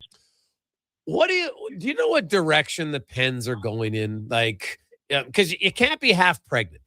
I don't think it can be a half rebuild. They got Sidney Crosby, Malkin's in the final year of his deal. There's still Letang and Carlson. So, they've got some future Hall of Famers on the roster, but they're older. So, if I'm saying, I'd look and say, hey, you know what? We got to rebuild here. But it's like they're trying to rebuild and retool at the same time, and I'm not sure it's possible. Yeah, I mean, I don't think the way I would look at it is they're not going for a total teardown. I mean, Kyle Dubas has talked about how you just don't really see teams tear it down and, come back up all that quickly. I mean, it takes truly, luck with the lottery and having luck in the right year. So, the Penguins have done a really good job of just adding to their prospect pool, adding draft picks. The Ben Kindle pick was kind of criticized at the time. People thought it was a reach, but it looks like that's been a good pick. So their prospect pool has come a long way. Now it's still probably not a top 10 pool. They don't really have that future franchise player, it appears, but they've come a long way. They have draft picks. So yeah, to your point, like what is it going to take to get in these, super elite young prospects to help them kind of turn the page? I know some people thought they should have, traded Brian Russ before the season or Rickard Rakell, and maybe they can still move those guys here in season. But, it appeared there was demand for both those guys, and I don't know that their value is going to be any higher than it was this summer. So, yeah, I mean, I definitely think some people around here were kind of looking at it that way. Like, okay, they're obviously rebuilding, but they need to lean into it even more. And that's where the Sid factor comes in. Obviously the Penguins want him to retire a member of the Penguins. And, obviously there was all that speculation that popped up. You wonder if there's pressure from even above Dubas to say, okay, like we can't tear it the whole way down because we got to make sure Sid is happy and wants to stick around and see this through. Well, that's always going to be the question, right? Is it gonna work or not? So, is it gonna stay? Like, what does your gut tell you? Like, if they miss the playoffs again this year, is eventually he look and say, man, like now I've got the franchise record. I've done 21 seasons in Pittsburgh. I don't think anyone would hold it against him if he wanted to try to make the playoffs again. Yeah, I mean, the way I would say that, I mean, I'm not going to speak for Sid, and I know he hates the speculation, although his agent brought a lot of it on this summer by the comments he made right before the season. But I would say, like, last summer was the first time I ever thought there was a chance, and maybe even that it was more likely than not that Sid would go somewhere else. I mean, I had always been in the camp that, he was going to stick around and finish his career here. And when they really kind of even leaned further into the rebuild, they didn't do that much this offseason to improve the team. They let Mike Sullivan go in part because he and Cal Dubas didn't necessarily see eye to eye in terms of the timeline to contend. And you would think that Sid probably sees it the same way as Sullivan. I just started to think that, things might be changing here. That dynamic might be changing now. The team got off to a pretty good start, and they're kind of, they're still in the playoff mix halfway through the year. There's a lot of enthusiasm, some of the young players, and maybe that will kind of change things there. But, June-ish of last year, May maybe, was the first time I started to think, geez, I would not be surprised if he goes somewhere else. And, we'll see what it ultimately comes to. If they miss the playoffs again and it doesn't look like Dubas is ready to hit the gas pedal, maybe we'll see Sid's thinking on his future in Pittsburgh change. Looking at their goaltending situation, right? They got some young guys coming. They brought in Shilovs. Now they have Stuart Skinner. Tristan Jarry's out. When you look at that trade, what did you make of the trade? And do you think Stuart Skinner signs an extension in Pittsburgh at some point? Well, the way I looked at it is Cal Dubas did well there was a lot of, people were calling for Cal Dubas to buy out Tristan Jarry this summer or give up an asset to dump his contract. And I never thought that made sense. And Dubas did well to stay patient, and Jarry obviously deserves a lot of credit as well for turning his career around. But I think Dubas saw an opportunity to get out from under that contract and also give a positive future asset in return. So that's how I saw it. I mean, obviously Skinner's coming in, to get him through, at least the next couple of months. We'll see what happens at the trade deadline. I think there's a lot of kind of moving parts, in particular with him. But, they have Sergei Murashov, who was a Ron Hextall draft pick, a right-catching Russian kid who just continues to win and put up crazy numbers at the AHL level. But, he's very young. He's only 21.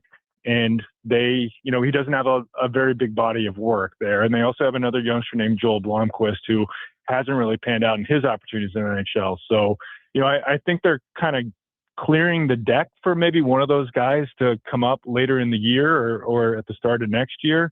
And I just think, Dubas saw an opportunity to move on from Jarry while he could, get something back and kind of turn his attention towards the future in goal. And, we'll see if it includes Skinner beyond this year.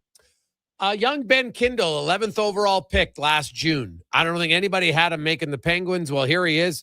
You know what? He's got 8 goals, 14 points in 28 games. And with Malkin out, he's kind of like their quasi second line center right now. He's obviously been a huge surprise for the Penguins, but it's hard, man. It's teenager. It's not a teenage league. Like, unless there's, a few freaks like McDavid and Crosby, there's not many teenagers that have success long-term. How has Kindle started? How's he looking?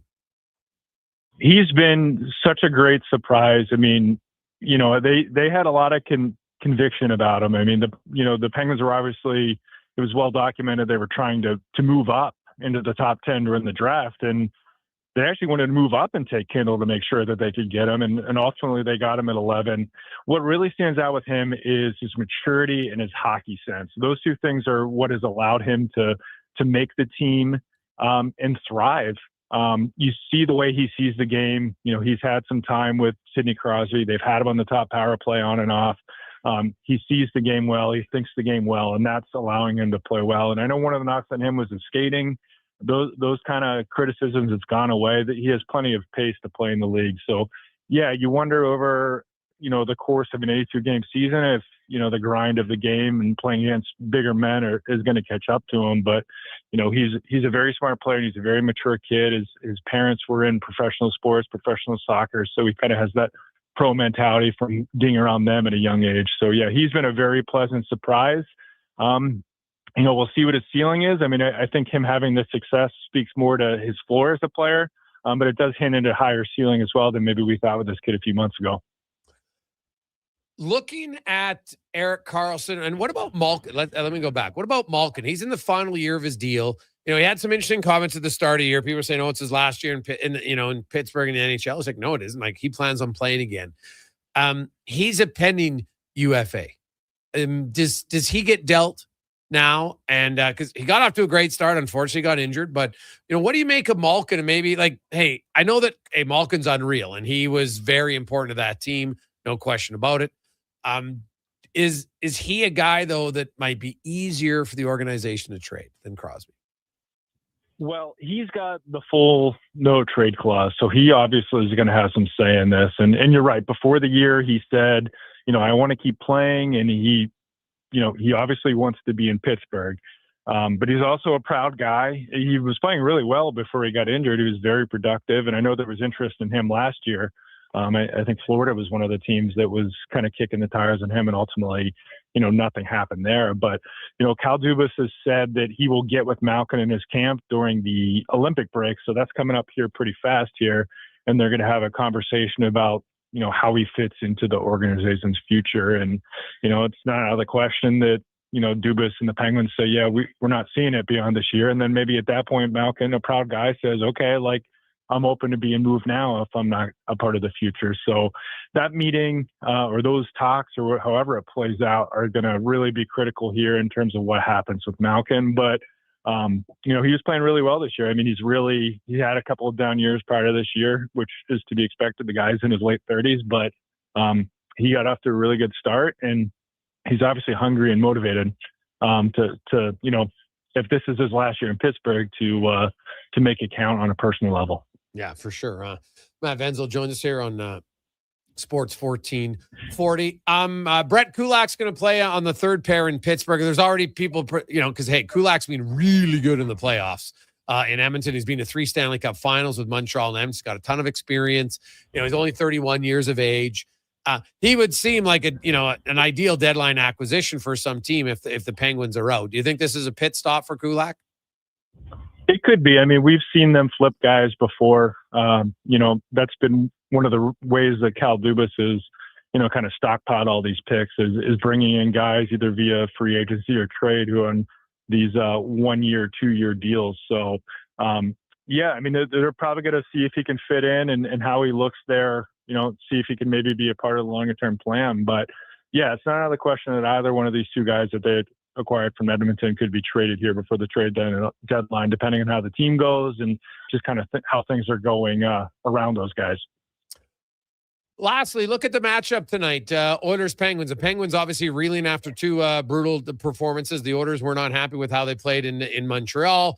Edmonton, where the big advantage they have is at center ice. McDavid at this stage of his career is better than Crosby, sure, but that one, even if you want to say it's close, fine. But then you've got the second and third line out against Draisaitl. What do you think the matchup and the strategy is going to be on who matches up against Draisaitl's line tonight? Yeah, that's a tricky one because they don't really have a solution. I mean, as you mentioned earlier, I mean, you basically have Ben Kindle being your second line center, and I don't know if that's the matchup you're looking for. And then your third line, you have Tommy Novak, who's largely played winger. He's the center. I know they have a lot of confidence in their fourth line, but they have injuries there as well with Blake Lizotte out. So the Penguins are really short-handed here. So I don't know what they're going to do. I mean, there's no good solution really other than just hanging on for dear life. And, I know Edmonton has done really well against Penguins in recent years, although I actually took my son, took a night off last year and took my son to the game when Edmonton played the Penguins. And I was like, oh, yeah, buckle up, buddy. This is probably going to be a blowout win for Edmonton, and it turned out being the other way around. But I still think the Oilers, especially with the injuries down the middle for the Penguins, I just don't really know how they can match up with those two guys. And, I think Edmonton will be able to skate away with the win tonight. Matt, really appreciate your time. Enjoy the game. Thank you. Have a good night. There you go. That's Matt Manziel from the Pittsburgh Post-Gazette, and I would tend to agree with them. Throw into the fact the Oilers are a little bit annoyed how they played on Sunday night. They want to get the Draisaitl 1,000 point. They'd love to get Tristan Jarry a win against his former team. You know that. And, hey, the Oilers, a lot of good teammates in Kulak and Skinner, but you almost like beating your friends more, right? Like, it's bragging rights, but, man, like, think about siblings. Well, it's called the sibling rivalry, man. You play in that basement, all of a sudden your mini stick game, if you're playing Johnny the neighbor, it's a lot different than if you're playing Bobby, your brother. It just is. So I would think the Oilers will be fired up tonight for sure. When we come back, Jason Strudwick will join us. Also, we got some bids in on the month of giving. Dave went in at 8. Trailer Park Ryan's in at 1,000. And now Mike is up to 1,100. So we're rocking and rolling. We're about just over halfway to retail, which is great. 833-401-1440 will tell you what the package is when we return to the Gregor Show, presented by PlayAlberta.ca. Your New Year's Eve plans just got a major upgrade. On the Rocks is throwing the ultimate party to launch you into the new year with a bang. The legendary Tall Boy is hitting the stage live, providing the soundtrack for an unforgettable night. A 3-course dinner is available to kick things off before the main party starts. This is how you celebrate New Year's Eve. Dinner and a party tickets are available now. Book your spot online at ontherocksyeg.com. You've got a go-to coffee spot, a trusted barber, even a lucky game day jersey. But when it's about looking your absolute best, there's only one name you need, Mr. Dirk. Family run since 1939, we're experts in crafting impeccable tailor-made suits and offering a wide variety of everyday styles. Pair that with personalized one-on-one fittings and the convenience of on-site tailoring. Mr. Dirk elevates your style game. Visit our Edmonton store or explore MrDirk.com. Score big on style with Mr. Dirk. I'm Gene Principe, bringing season's heatings from Legacy Heating and Cooling. For Yuletide comfort, you'll love this Christmas. You should. Call Legacy. Call Legacy. There's no better way to fix your furnace. You just... They're professional, never rude, Dolph. You should call Legacy. Call Legacy. Plus, no interest and no prints of payments for 1 year when you buy with Legacy Heating and Cooling.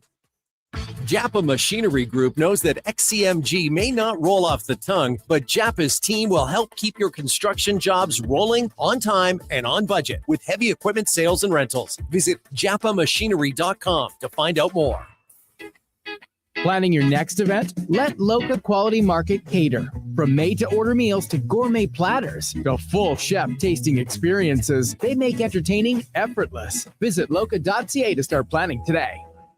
You're on the teams. Help a good cause. The Ben's Cup is coming to the Ardrossan Recreation Center, December 26th to 30th. 100% of the proceeds help the Ben Stelter Foundation bring proton beam therapy to Edmonton. Learn more at benscup.com. Proudly supported by Sports 1440. At Papa John's, our butter chicken pizza is a Canadian favorite, and we think we know why. We start with a velvety, tangy, and subtly sweet sauce. Then it's our better ingredients: fresh, never frozen original dough, juicy grilled chicken, and crunchy green peppers and onions. Sounds delicious, right? Well, wait till you try it. It's butter chicken made better. Order your large butter chicken pizza today for only $19.99. Better ingredients, better pizza, Papa John's. Proudly locally owned and operated. Hi, Mike here from Northgate Chevrolet Buick GMC. December is here. Christmas shopping, Christmas wrapping, Christmas baking, grocery shopping. What about our vehicle?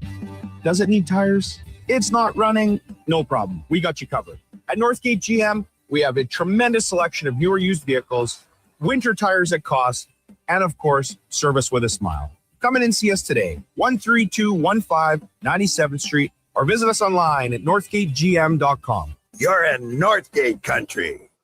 The job isn't done until the last load is hauled, and having a semi-trailer out of commission is not an option. Whether replacing or adding to your convoy, Edmonton Trailer has a huge inventory of new and used semi-trailers, trusted by the gravel, logging, oil field, fluids, and freight industries. Find a trailer right for you online or at one of their 3 locations. For sales, service, parts, rental, and finance, when you're in it for the long haul, Edmonton Trailer. River Cree is the place for all your favorite sports. River Cree Resort and Casino, featuring UFC action and boxing live on the big screens at Tap 25, the MVP of sports bars, and in the Center Bar. Plus, catch this fall's biggest games. Every goal, every tackle, every home run. River Cree is also home to the Twin Rinks, where rec hockey and community teams come to play. Public skating available. Details at rivercreeresort.com. River Cree Resort and Casino. Excitement. Bet on it. Hey, sports fans, we've got a clear choice for you. At Crystal Glass, we provide customers with the perfect glass for any job. From home to auto and even commercial, installation or repairs, we're your team. Call 310 Glass or visit crystalglass.ca. Crystal Glass.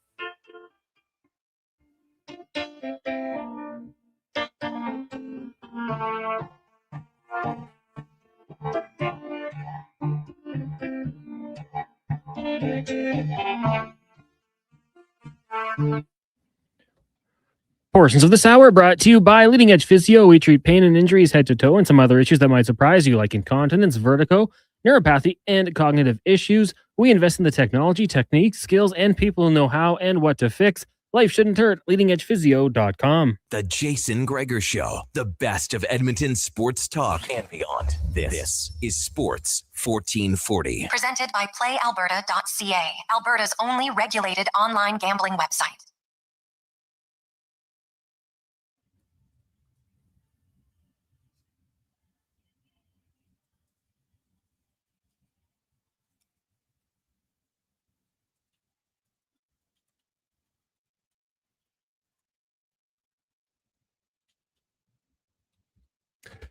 $329.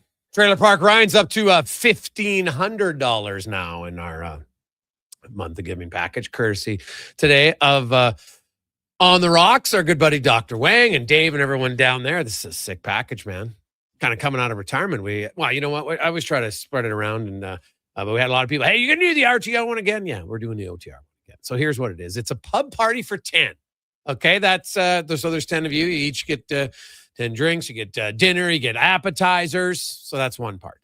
Then you will also have $500 in gift cards, $250 to use it On the Rocks, and another $250 to use at the brand new Druid, which they are opening in the old Mercer, which was right across the street from Rogers Place. That's going to be open up next week. And so I know that anybody who remembers the Druid on 116th, that it was very unique and had a lot of signs. Well, they put it all in storage because they plan on bringing it back. They found the location. It's coming back. It's going to be great. And you get a pair of seats to the Oilers versus Tampa Bay.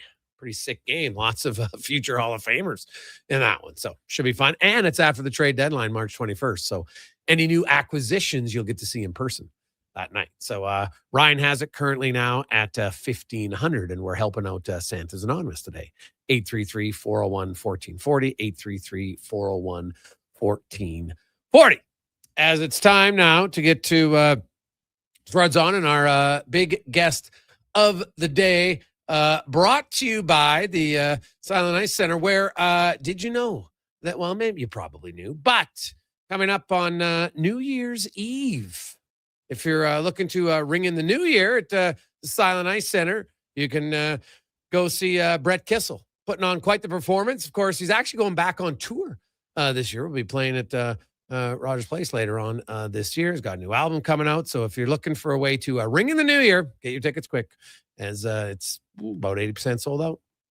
Should be a lot of fun. Good time. I guarantee you one thing. Kiss will be, he'll be wearing a cowboy hat for sure. For sure.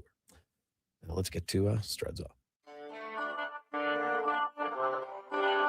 The Jason Gregor Show presents Struds On. I don't believe in tea bags. I use loose leaf tea. It is so much better than the tea bags. I'll eat tea bags. I'll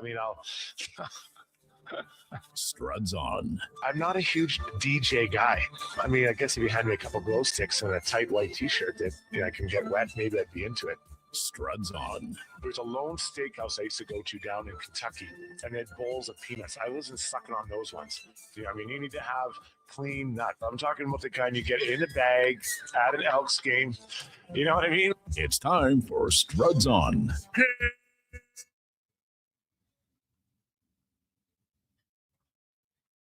Struddy, how you doing, my man?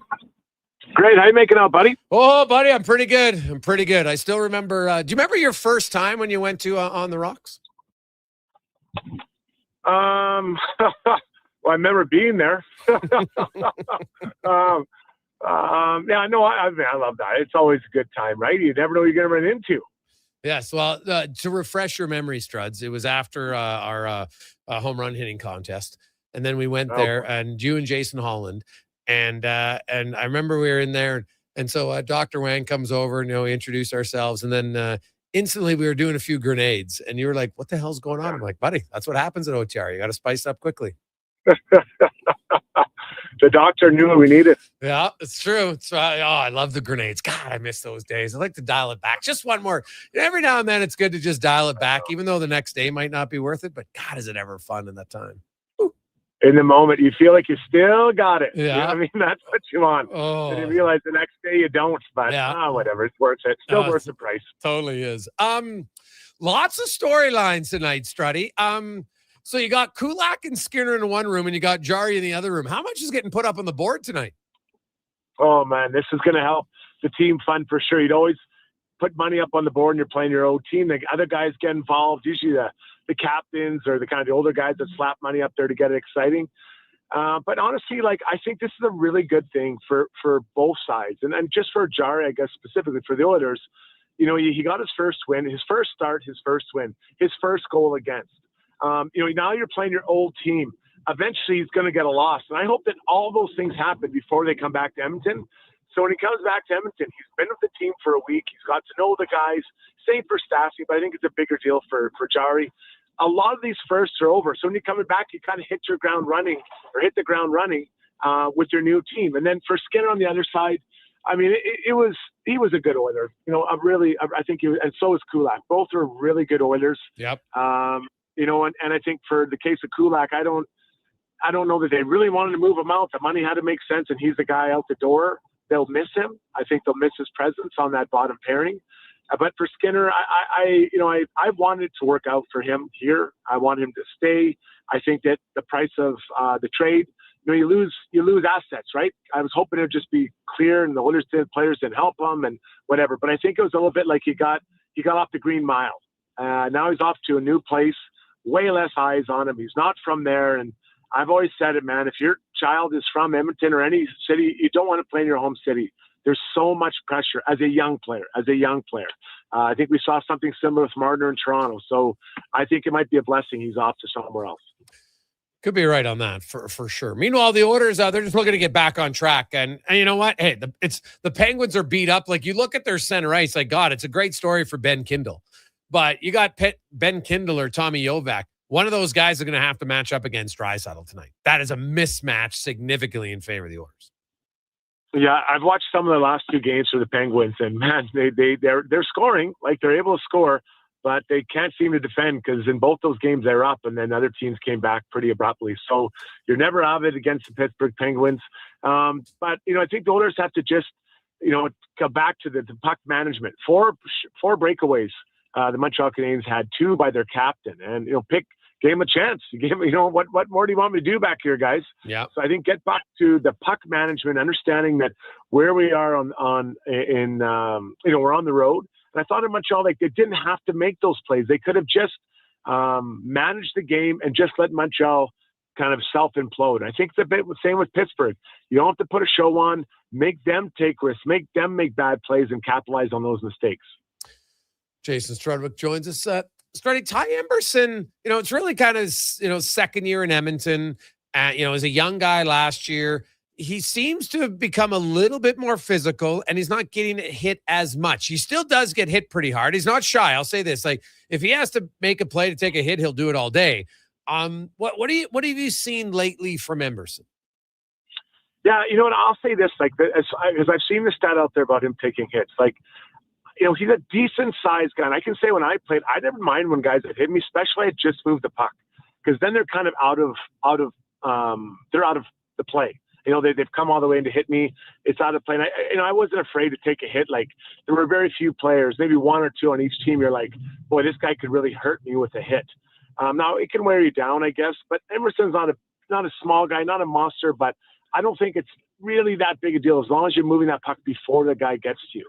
But I do think he's being more aggressive. I think what happens is you start seeing windows of opportunity to hit guys, and when they're kind of vulnerable, or they're not paying attention, or they're kind of in between shifting gears. So I like that, because in San Jose they talked about he was a physical guy, or could be physical, and we've seen more of it. I think he has to keep bringing that out. He needs to find a reason when the Oilers are fully loaded at the back end why he should be played. Right? If they can say, well, he's a hitter, he's a banger, without running out of his way to make hits, and he makes plays, now you got something there. But if you're just a guy that makes plays, well, are you better than Stastny? Are you better than Regula? I think that's a hard conversation to have between him and a coach. Yeah. Jason Strudwick joins us. Struddy, Quinn Hudson comes up. The Oilers' bottom six started the year very well. They had 11 goals in the first 12 games. And now they've hit the ditch with only 7 in their last 21. Last game in Montreal, I actually thought the bottom six, they did. Janmark had one really good chance, but they cycled the puck all right. Quinn Hudson's been lighting up in the American League. He's going to play with Frederick and Lazar tonight. I'm Chris Knobloch. I don't care what happens. I got to find a way to get the guy 11 to 13 minutes. What do you think? Yeah, so he's not getting on the power play, obviously. Probably not getting on the penalty kill. So where do you find those minutes for him? Maybe if he's going, you shoehorn him in there and take someone else out, which isn't always going to be well received by vets. But I think they're getting to a point here that you can kind of say, where are we at? Who's playing well? And I'm going to play that guy more. I think use the carrot rather than the stick of we're going to bench you or scratch you to get guys to play faster in different ways. At what point do you get concerned about the Jake Wallman injury? Well, I don't even know what it is. So, I mean, I guess... Well, I can tell you this. This is what I know, right? So he blocked a shot, right? They thought it was a deep bone bruise. And now I talked to 2 doctors who admit, hey, all they're going off is if you can have a deep bone bruise, and sometimes when the swelling comes down, you realize that there's a slight little fracture, right? And so that causes pain. It's just, like he does have a penchant to get injured, right? Like he misses games every year. And so is this a guy who you're like, yeah, we pay? And I guess if he's healthy in the playoffs, you're like, whatever, it's fine. But, it's never great having guys who are historically missed 20 to 25 games every year. No, it isn't. And so I guess short term, I'm actually I don't have a real problem with it, because they're allowing 3 young players to play, and they're kind of trying to figure this out on the fly. They have to develop these guys. Two of these 3 D-men have to be here long past a year and a half, and they have to be more than 7 defensemen. They got to become players. They need these guys to play. So I think that's good. The long term, they also need Wallman, because he's a better option than all 3 of them. Right now they have top 4D and they have the rest. That's the way this group is made. So now you only have top 3D and the rest. So they do need him to get back 100% healthy, and they need him to get himself in playing shape and contributing and being ready, because as the games get harder as it goes on, I'd much rather have him in my top 4 than one of the other 3 who are trying to find their NHL legs in this first season. Struddy, how many autographs did you sign last night? Oh man, that's a hard one. I have to turn away. 500-600 kids. And adults, and I just feel badly. So for everyone who was there, I couldn't sign them all. I don't know if I signed, I don't know how many, 2,000 probably. It was insane. It was like, you guys know I'm not even Wayne Gretzky, right? Made a lot of kids' days and a few mom and dads, but to be honest, it was too close for the picture. Can someone read your autograph? Like, would they know it's you? No, but I put my number beside. So I put 40. So let's say I write it to Connor. I like to Connor, exclamation mark, Merry Christmas, Jay Strudwick, and then 43. So they know who it is. Right. But it's on my card. Like my face is on the card. So you can see it. And let's be honest, they're coming there for the interaction, the face-to-face, right? That's what they're trying to see. They want to see what a model looks like in the flesh. Oh, who else was there with you last night? Just me, buddy. Just me and some great security guards who, like, their job is hard. Like, I know that Connor, when he goes to the mall, he's probably, pretty busy, but imagine that on steroids, getting these cards signed. Big rush. Oh, unbelievable. I can't believe you didn't practice your signature. Like, remember Gordie Howe? He said, hey, if people are going to take the time to line up, I need to make my signature that's readable. So you know what? Maybe you should go home and practice for next year when you have 2,000 people that they're going to know who it is. And that's fair. But did Gordie give pretty intimate pictures of people? I don't think Gordie was doing that. There weren't cell phones back then, Gordon. Yeah, it's true. It's true, Strutty. Strutty, although I haven't seen his autograph, and I haven't, it's pretty damn legible, just so you know. I have it on my wall, actually. So, yeah, it is. I can see it's pretty clear. Because, you know what? I tried. Because now, the only time I'm signing signatures, obviously, is on, paperwork and stuff. But I've tried to go slower and I can't do it. Like, I can't make it overly legible. Like, so I don't know how someone would ever do one where they had to, like, sign a lot of autographs. Like, good penmanship's awesome. I just don't have it. No, I don't. And I don't know. I honestly think I should be a lefty when I like on the right, but I wasn't allowed to do that when I was growing up. So I'm a righty and I can't even read my writing. But I think it makes sense because doctors, they can't read their own handwriting. So, I think that's another thing, other than the pre-med, it's my handwriting so poor that I could have been a doctor as well. So I could be checking you out right now. We could be having a physical right now. I'd be checking you out. Let's not kid ourselves, Freddie. Big hands. Yeah. Uh-huh. Small gloves, though. That's what's weird about it. What's weird about it. Sonny, have a good one, buddy. We'll see you Friday. Yeah. See you guys. There you go. That's Jason Strudwick. 833-401-1440. 833-401-1440. Quick break. Hey, Greg's just Struds knows the Christmas ornament line was bigger. Oh, love it. Love it. We'll take a quick break. We'll turn month of giving. 5 questions and more on the Gregor Show, presented by PlayAlberta.ca. Hold up. Are you pulling my beard? Booster Juice has 2 new booster balls for the holidays this year. That's right, Santa. The Eggnog Booster Ball and Caramel Pecan Pie Booster Ball are 2 new flavors to put some extra jingle in your step. So are you a pie guy, Santa, or a nog guy? Both! Good call. That's extra jolly. Happy holidays from your friends at Booster Juice. Canadian-born, blending since 1999. Across the province, Albertans are taking their shot on Play Alberta. With casino winners every hour, jackpots worth millions, and revenue that stays in the province, there's never been a better time to sign up. Right now, our listeners can score a $50 free bet when they make a minimum $50 deposit with code Gregor50. That's code Gregor50 for a $50 free bet. Start playing with your game sense today to find out if you're Alberta's next winner. What a performance by Action Electrical today. Their projects team kicked things off, designing and building with unmatched skill. Then the service team swoops in for those crucial repairs and maintenance. And don't forget the testing team, ensuring everything's safe and sound before the solar team scores with sustainable energy. A complete team effort. Have Action Electrical bring home a win for you and your project. Visit actionelectrical.net. Jason Gregor isn't just a sports guy. He's a community builder with over $3 million raised for local charities. And his Gregor Foundation, he's making a difference on and off the air. Check out Gregor weekday afternoons on Sports 1440.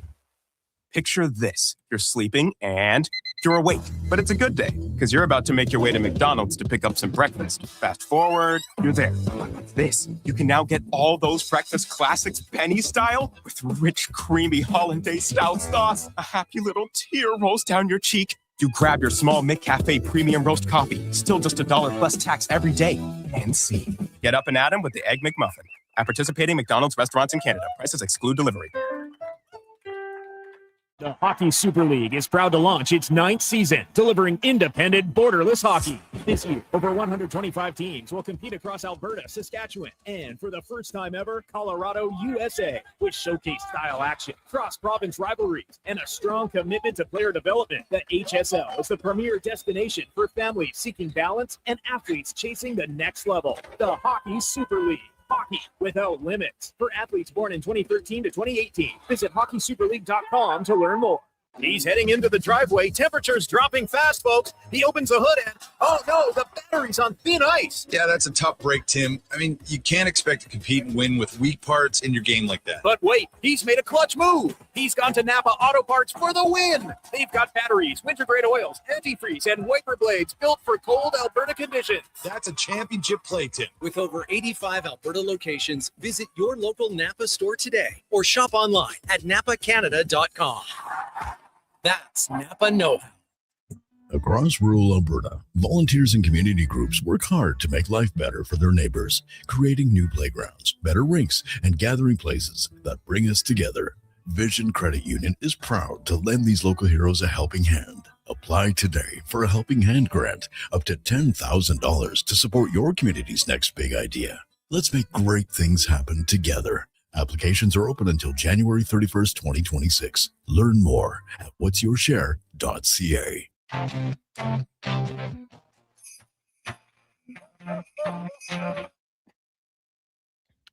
Portions of this hour brought to you by Northwest Crane, available for all your lifting and equipment needs, specializing in selling and servicing cranes. Get lifting at northwestcrane.com. This is Sports 1440, where Edmonton talks sports. On YouTube, Facebook, and X. Here's Jason Gregor. Brought to you by playalberta.ca.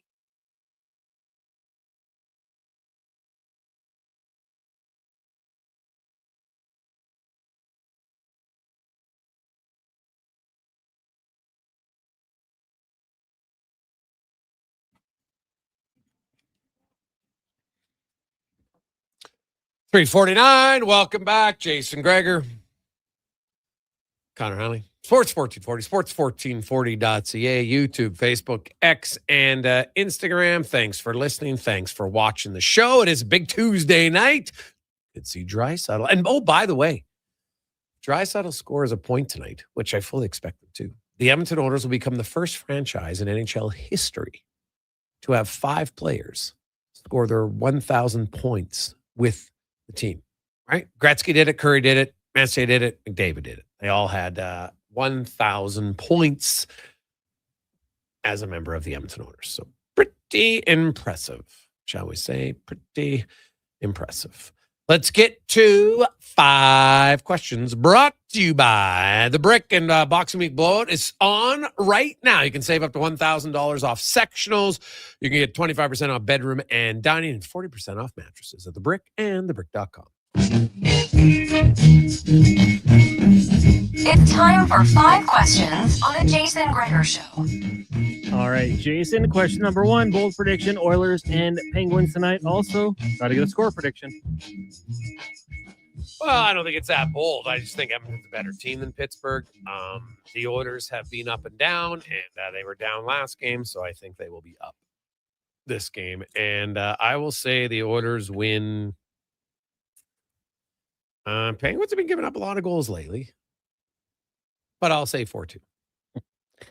Dang, that was the score I had. I'm with you. I think the Oilers get the job done here tonight, as you said, the up and down and the lack of depth for the Penguins down the middle. I think that's a big advantage for the Oilers, and both sides should be motivated. I'll take the Oilers win 5-2 with an empty netter, and let's say 2 for McDavid, 1 being the empty netter. Oh, that's tough, though, because he'll probably pass it up. Anyways, I'm rolling with it. Question number 2 for you. What are the odds Stuart Skinner re-signs with the Penguins, in your opinion? Well, that's a good question. I hear them we got these young goalies, but is your young goalie ready to be the starter? Right? If they have a young goalie, they want him to be the backup. Maybe at best split. So, I don't know. Did they think Shelovs is better than Skinner? Nah. Now, and honestly, it's not like they have a money problem. They don't. Carlson's got 1 year left in his deal. They don't have a lot of high-end prospects. They're going to be due huge raises. So they're going to have to get to the floor. So, yeah, I think Stuart Skinner will resign in Pittsburgh. Yeah, which will probably not be great because it's not going to be a good team for a while. And that's what I was thinking. Like, I hope he takes a look around. First chance to be a free agent. I hope he tests the water and see what's out there. And I think maybe he wants to stay with a competitive team. So I'll put it 50-50. What are the odds? 50-50. I think, maybe he really enjoys it there and has a good time. But I think the temptation of playing on a contender might be there. Question number 3 for you. You've got that rare game where both goalies could be wearing the opposing team's colors on their mask. I don't think we've ever seen that. In honor of it, what is your favorite goalie mask of all time? Ooh, probably Cujo from Curtis Joseph. He had some sweet ones. The one he had in St. Louis was pretty awesome. Edmonton was okay, but I'm going to go with his original Cujo in St. Louis. Yeah, it's tough to beat that one for sure. The artwork he put into it was awesome. But I guess if I went like the Gary Cheevers ones from all time were pretty sick, man. Like I was in the Hall of Fame, and I actually took a bunch of pictures on my phone, and I was like, God, these are unreal. Like so good. Like you look at the like those back in the day, like before they have the mask now, like they're just more safer. Like the guys used to wear the mask, it was right close up to their face. Like some of them were they were stunning, man. Like I loved them. Like do you ever remember Kurt Ridley's with the Canucks? That was a pretty sick one.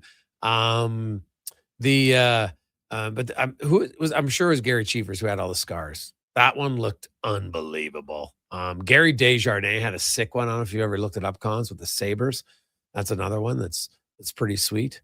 I should go on my phone because I had quite a few of them to look at. But yeah, those are some good ones. I will say I was at the Hockey Hall of Fame a few years ago. It's very similar. Like that was probably my favorite section or wing, just because they had the history of the mask and how it's changed, and then the intricate design.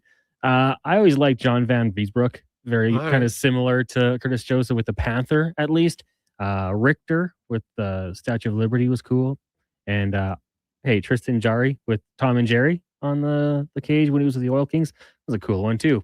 Question number 4 for you. Who's your pick to win the NBA Cup final between the Knicks and Spurs with $500,000 on the line? I'll take the Spurs with the big man. I'm going to take the Knicks. I think, you got to find a meaningful game. The Knicks want to get over that hump in the Eastern Conference. Time to lock in and take these things seriously. I'll go with New York to get the job done. And final question for you. It is National Chocolate Covered Everything Day, apparently. Keep it PG. What's the best thing to cover in chocolate?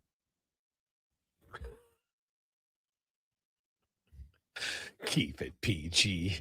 Family show. Best thing to cover in chocolate. Ooh, what is that? Good question. I'm gonna say cake. Good pick. Chocolate icing is one of my favorite things. I like ice cream, but to simplify it, why don't I just say peanut butter? I love Reese's peanut butter cups, which is just chocolate covered peanut butter. So yeah, let's take that route for this one. Chocolate covered strawberries are very good. Yeah. I do actually like the chocolate covered blueberries, right? For a snack. They're very good. Almonds. Like it's hard. Like I'm trying to think what I'm sure you put chocolate almost on anything. Like even I'm thinking I put chocolate on broccoli. I don't mind broccoli on its own. I put chocolate on it, I'm probably gonna like it better. I might not love it, but it would add some different. Now, chocolate on a pizza, can't say if I've ever had it. There's certain things that just like chocolate on steak. No, it's not going to be good. So you can't say everything, but there's a lot of things where it would be pretty good. Yeah. Pretzels, raisins, even Stu Lowe strawberries, so good. Well, even when you get those fruit towers, and then you got the chocolate tower, and then you just dip your fruit in it. Oh, so good. Yeah, take those as well. I like it. Struddy would say salty nuts probably, but hey, what are we doing there? So we'll see. Not talking the ones where they leave them out in the bar. Not those ones. No. I'm talking classy. Classy nuts. We got a lot. Hey guys, Marty Brodeurs had some pretty sweet masks. Hey guys, what about Roman Turk, Iron Maiden, Number of the Beast? That was good. Yeah. The other one was now there's debate. Some thought it was a lion. Gilles Graton said it was a tiger.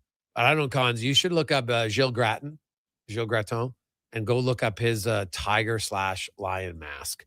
Unreal. Have you seen it? I see it right now. Like, dude. And have you seen the Gary Cheevers ones that has like the scars on it? See, I don't know if it was just like playground lore, but we thought it was every time a puck hit him in the face, he added another one. I don't know if that's true or not. I have read that story. Yes, that was part of it. Maybe we just made it. Yeah. No, that was part of it. That's really cool. I like that idea. Oh, my buddy, it looks so awesome. And what about the one with was it a snake on it right in the middle? Oh, I know what you're talking about, but I can't remember who it was who had that. God, that is a pretty good one. Eddie the Eagle. Remember when he had the eagle on his mask? Oh, yeah. That's a pretty good one, too. Because he would just like any team, just throw the different color scheme up there. It looks good. It's true. Yeah.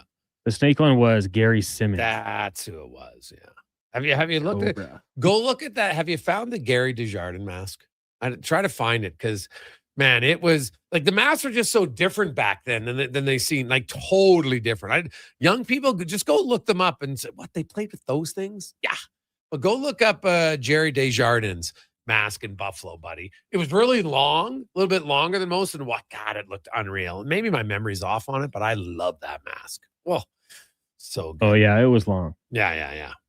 So it was great. Yeah. And the stitches that, it's hard to beat the stitches though, man. That is a pretty sweet one. He would add stitches every time he took a shot to the melon. So I think it started in practice, if I'm not mistaken. So, because ask any shooter out there, you can tell, hey guys, don't hit your goalie in mask. 5 minutes into practice, ringing one off his melon. I'm like, what are you doing? All it would take is, you know what? Now you're going to stay in and we're going to shoot at your head once. And then I think it would stop. All of a sudden they'd be like, I'm not hitting him in the head anymore. Probably should do that. I should ask goalies, like, what would be a good punishment for your teammates who continually hit you in the head with shots? And I'm being serious. Like, what would be a valid, like, why not put them in the net themselves? That's what I think. And that'd be bad. 348. 58. Coming up, we got Mark Spector. Then we're going to do our draw for the low seats, courtesy of Wilhock Beef Jerky. That'll be fun. We also have our month of giving package. We'll update you on that, courtesy of OTR. Currently, Ryan has it at 1,500 bones. It's a really good deal, man. Really good deal. You're going to have a low. Only if you like fun, though. If you're a fun sponge, don't vote. Don't bid, excuse me, because you won't like it. It'll be way too much fun. Dr. Wang and the gang at OTR and the new Druid Oilers game. It's all party pack and more. We'll tell you about it after Connor Halley and a Sports 1440 update brought to you by Northgate Chevrolet Buick GMC. As right now, wish and win. Stop in and you could win up to $25,000 purchase of your new vehicle. Guaranteed $500 off. How? You have to stop in and find out. Wish and win at Northgate GM. The Sports 1440 update. It's game day as the Edmonton Oilers out in Pittsburgh taking on the Penguins. Puck drop 5:30. Our pregame coverage with Jason Gregor, myself, and Kevin Carey gets going at 4:30 right here on Sports 1440. Elsewhere, Mammoth taking on the Bruins. Leafs host the Hawks. You got the Islanders and the Red Wings. Rangers up against the Canucks. Ducks in Columbus. Sharks host the Flames. And the Avalanche taking on the Kraken. In the Association NBA Cup Championship game from Vegas, Knicks and Spurs, that gets going at 6:30, $500,000 on the line in the WHL. Oil Kings in Lethbridge at 7. AJ got Whiteport getting past Devon 4-3 earlier today. Tonight, you get the Storm in from Heller and Calgary hosting Fort Mac. PWHL Ottawa Charge in Vancouver. That gets going just after 8. Coming up in hour 3 of the Jason Gregor Show, we'll be joined by Mark Spector of Rogers Sportsnet and get to our pregame coverage. I'm Connor Halley. This has been a Sports 1440 update. Sports 1440, Stingray radio station. CKJR broadcasts from West Edmonton Mall and Wetaskiwin. Download the free Stingray music app and listen wherever you go.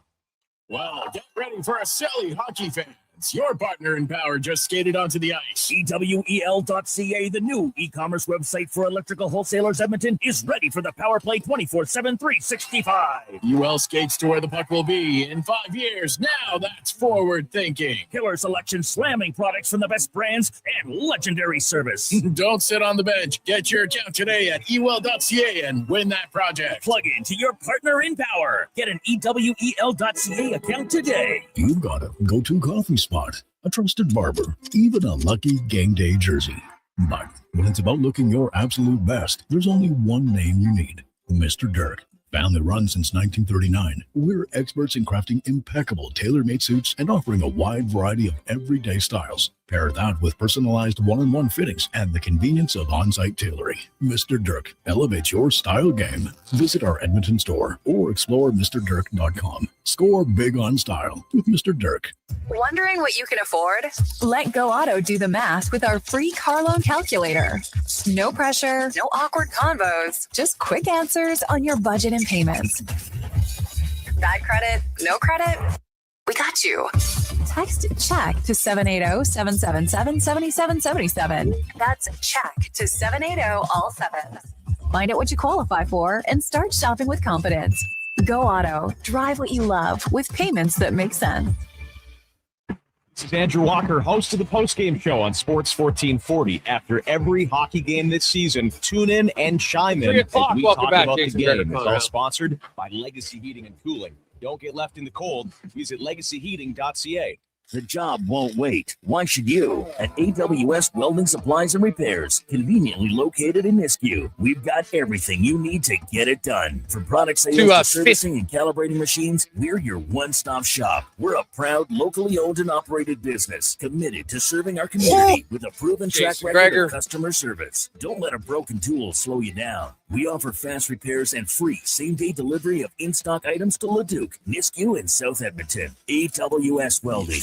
We make it happen. Top quality flooring, locally owned, and Canadian products from Beaulieu. Yeah, that's CFI. CFI what? No, CFI, Custom Floors Inc. From free estimate to professional installation, contact Custom Floors Inc. at customfloorsinc.ca. Vinny and Don in Hockey are dedicated to skill development for all hockey players. If you know a student athlete interested in growing as a person and a player, register for a free shadow day. Beginner or experienced, this program develops a student athlete skill in a supportive environment. It's a great opportunity for prospective student athletes entering grades 3 through 12 to see what Vimy and Donnan have to offer. Visit vimyridge.epsb.ca or donnan.epsb.ca for more info and to sign up. You matter. Your mental health matters, and you're braver than you think. Not Alone is an organization focused on creating a space of acceptance and support through tough, meaningful conversation. My name is Tyler Smith, and you are never alone. NotAloneCo.com. It's okay to not be okay.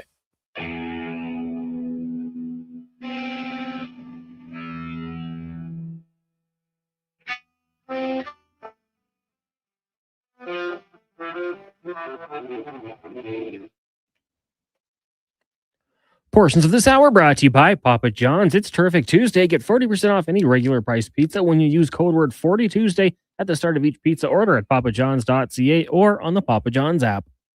The Jason Gregor Show, the best of Edmonton sports talk and beyond. This is Sports 1440. Presented by PlayAlberta.ca, Alberta's only regulated online gambling website.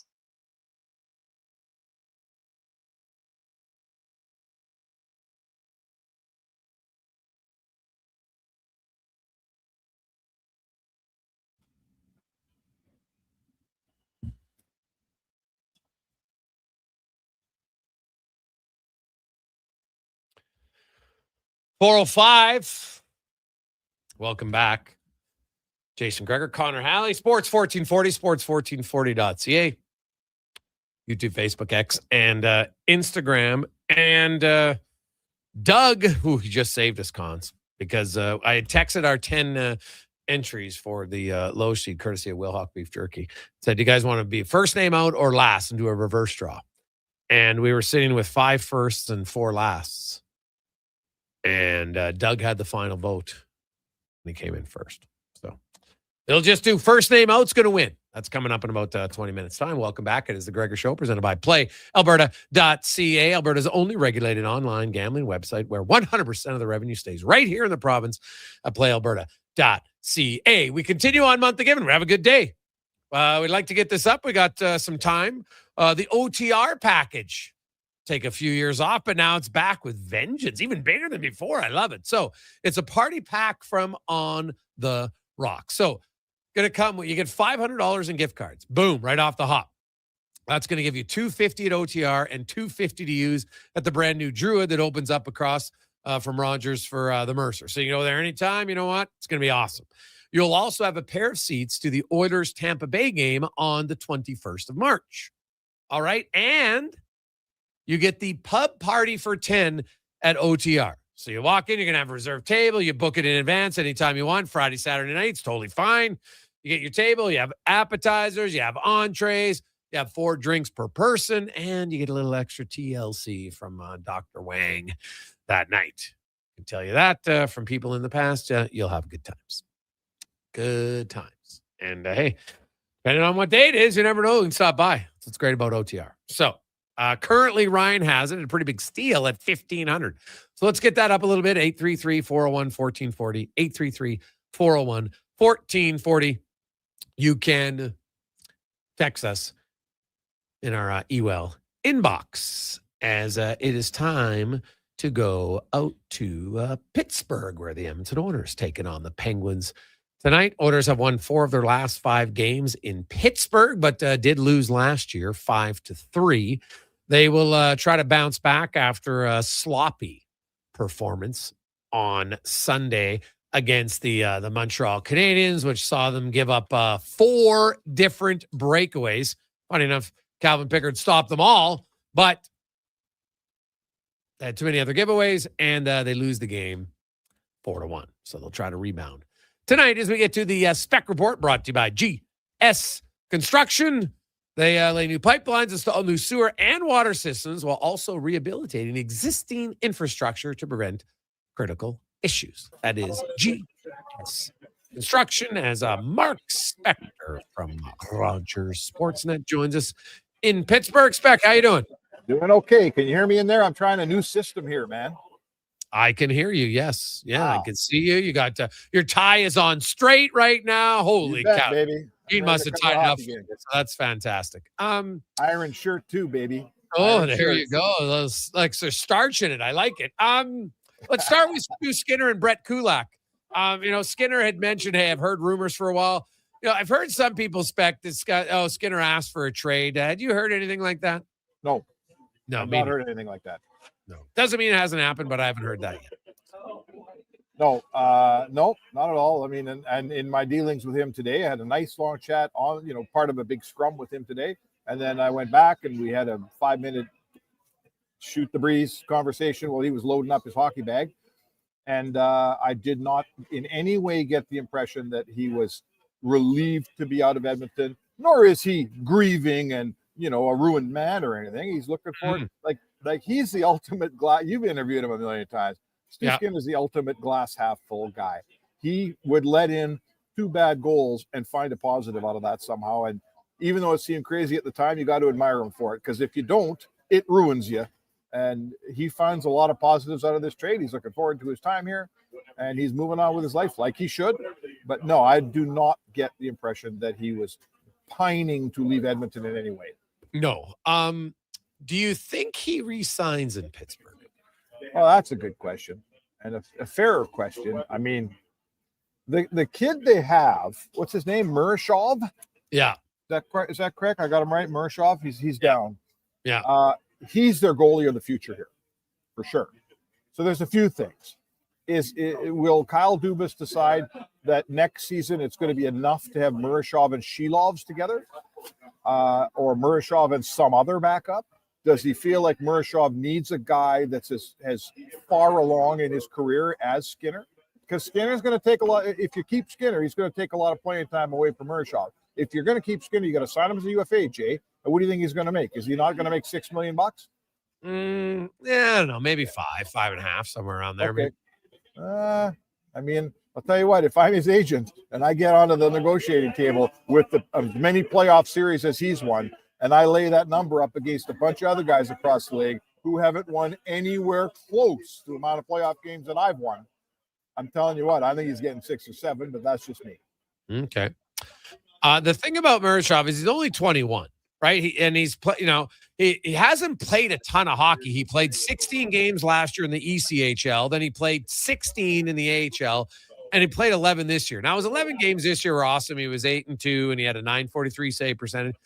It's 11 games, right? He's played 5 in the NHL. So even if you look at last year to this year, he's played a grand total of, under 60 games. Are you ready to want to bring him up. Like when you say, "I'll take some starts," that's what he should do, right? Like you should have a starter who plays maybe 55, and this guy comes as a young guy and plays 27. And then if the next year he keeps rolling, then he's up to 41 and it's 41. It's to me, that's the wise thing, because goaltending is hard, and it's even harder once teams get a scouting report on you, right? No, So, and look, you maybe never know. Sheloffs is the guy, and maybe they like, hey, we'll take Sheloffs to be the backup. But the other thing is here, Spec, like the cap's going up, which means the floor is going up. And the Penguins, you're going to have to get to the floor, right? Like Malkin's leaving. And a year after that, Carlson's leaving, right? So where's their money coming from? Because it's not like they got some young guys who are all 1 year away from hitting it big on a contract extension. Well, fair enough. I mean, I guess I'd say to you, the history tells us if you have the money, you can always find a place to spend it. Like you'll find guys around the league come play for you. So my only question, like I'm playing Kyle Dubas now, and I'm looking at Mershov, and I'm saying, okay, I think I agree with you. I want a guy that can, possibly play 45 games next year, and Mershov plays 30. But if I sign a UFA at 27 years old, which is exactly, Skinner's 27, he'll be 27 on July 1st. Stu Skinner's going to try to sign and want to sign like a 5 or 6 year deal with somebody. I think.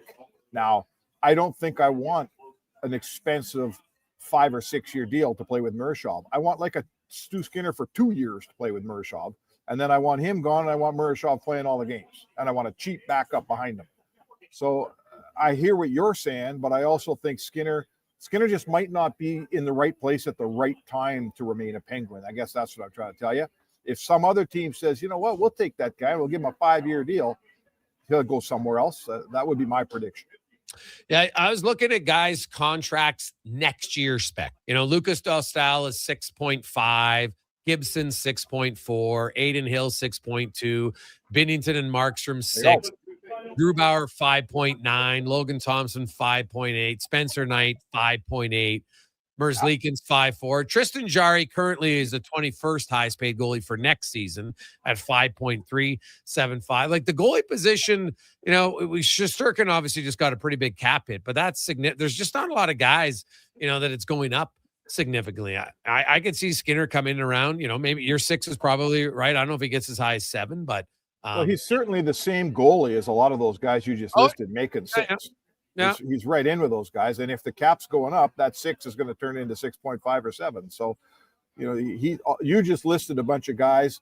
I mean, I'm not including Shesterkin in this. He's obviously the best of the group, but a bunch, all those Merzlikins and at this point Dostal and those guys, they're not better than Skinner, and they certainly are not. They don't have more playoff experience, and they have not produced in the playoffs the way Skinner has.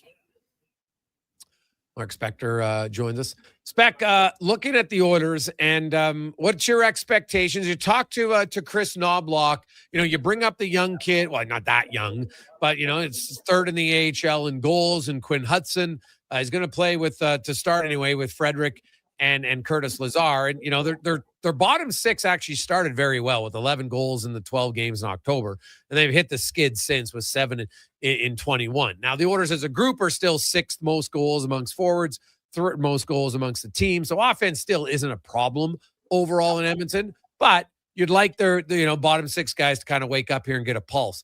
You think Quinn Hudson finds a way to play more than 11 minutes, and you think we'll see him get some shifts with some more offensive-minded guys? Well, we have watched this movie a lot of times over a lot of years.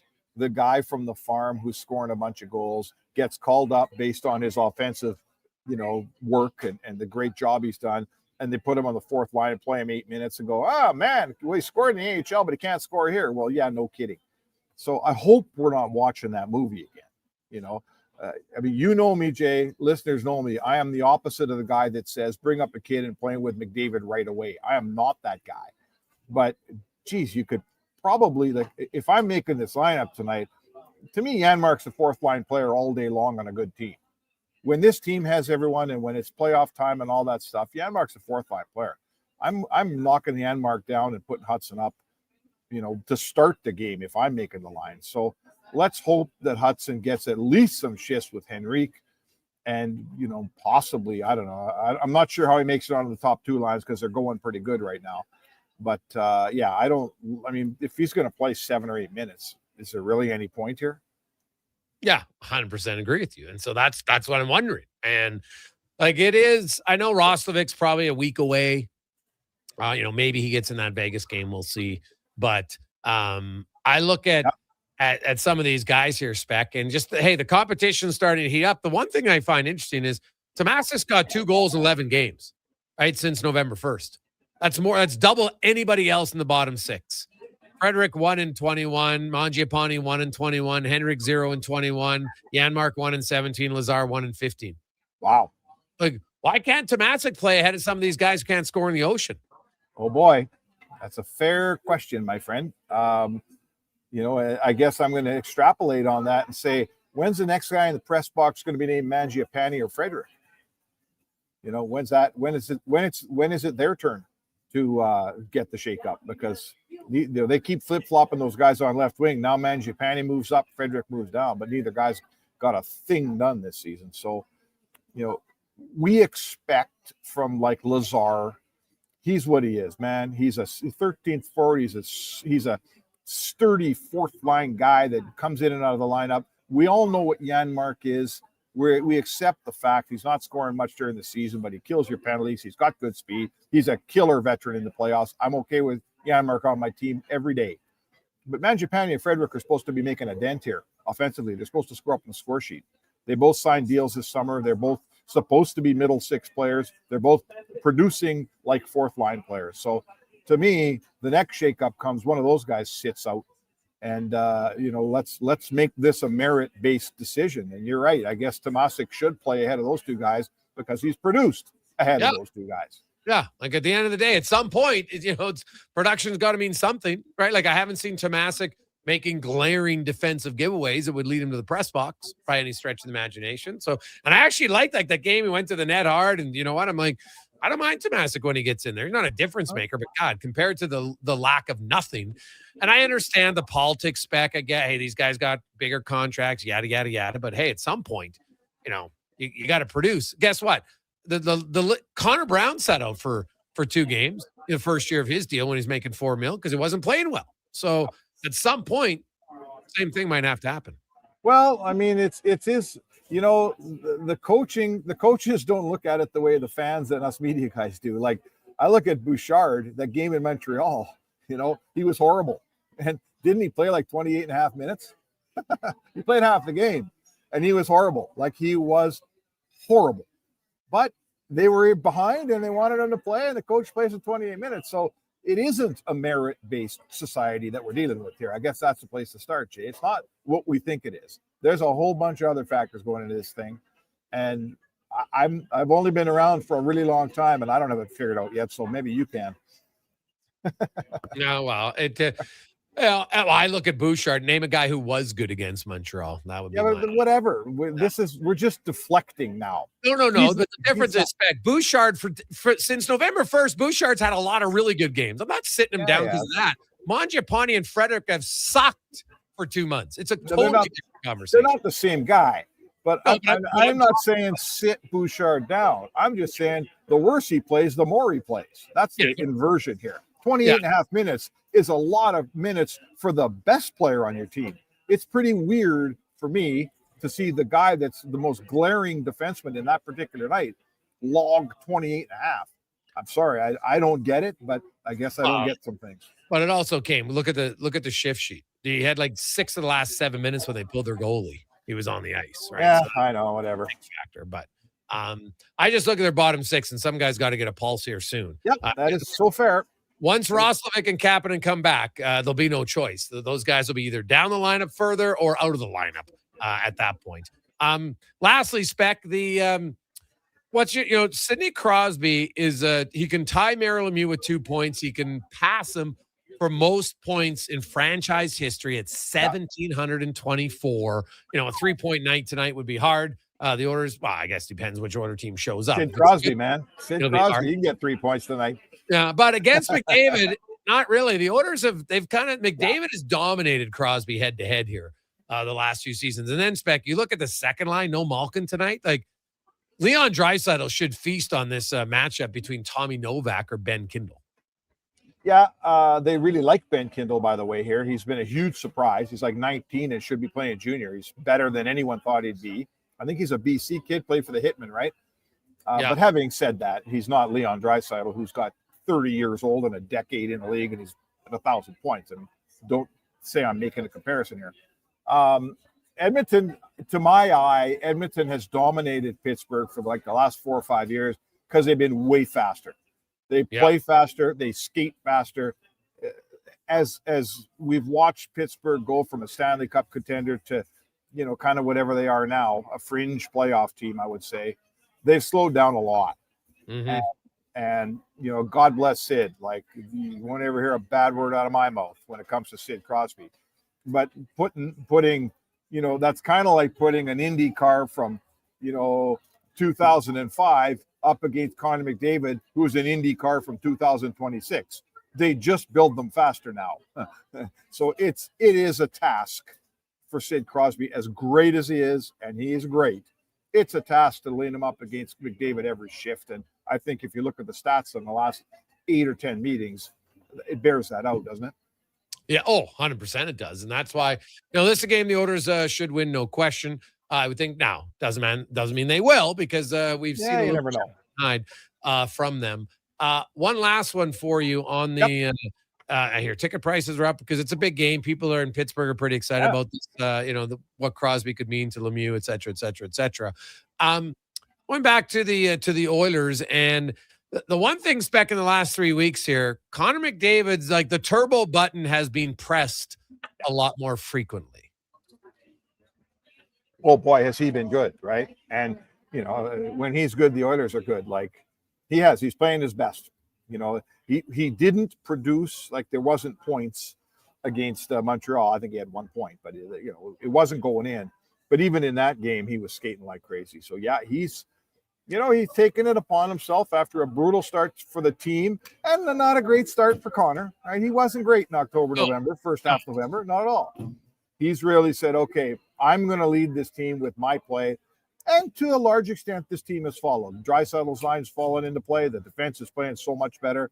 The goaltending picked it up. So, but he's like peak Connor McDavid right now. And it's every night. It's so much fun to watch. That game in Toronto, man, like, that was just, like the first time he burned Riley on that one play, whatever that was, 5-6 years ago. That goal he scored where he walked through the 4 players. I mean, I'll never forget the goal, but what I'll never forget is the 18,000 people all inhaling at the same time, like gasping as he sped up. When he hit the speed button, that crowd in Toronto, everyone just was like, oh, it was unbelievable. Like, you could hear it in the press box. And then when he scored, there was a murmur around that crowd like, holy man, did you just see what I saw? So it's cool when he's this good. It's a pleasure being around him. Spec, enjoy the lots of storylines to look for. You bet, man.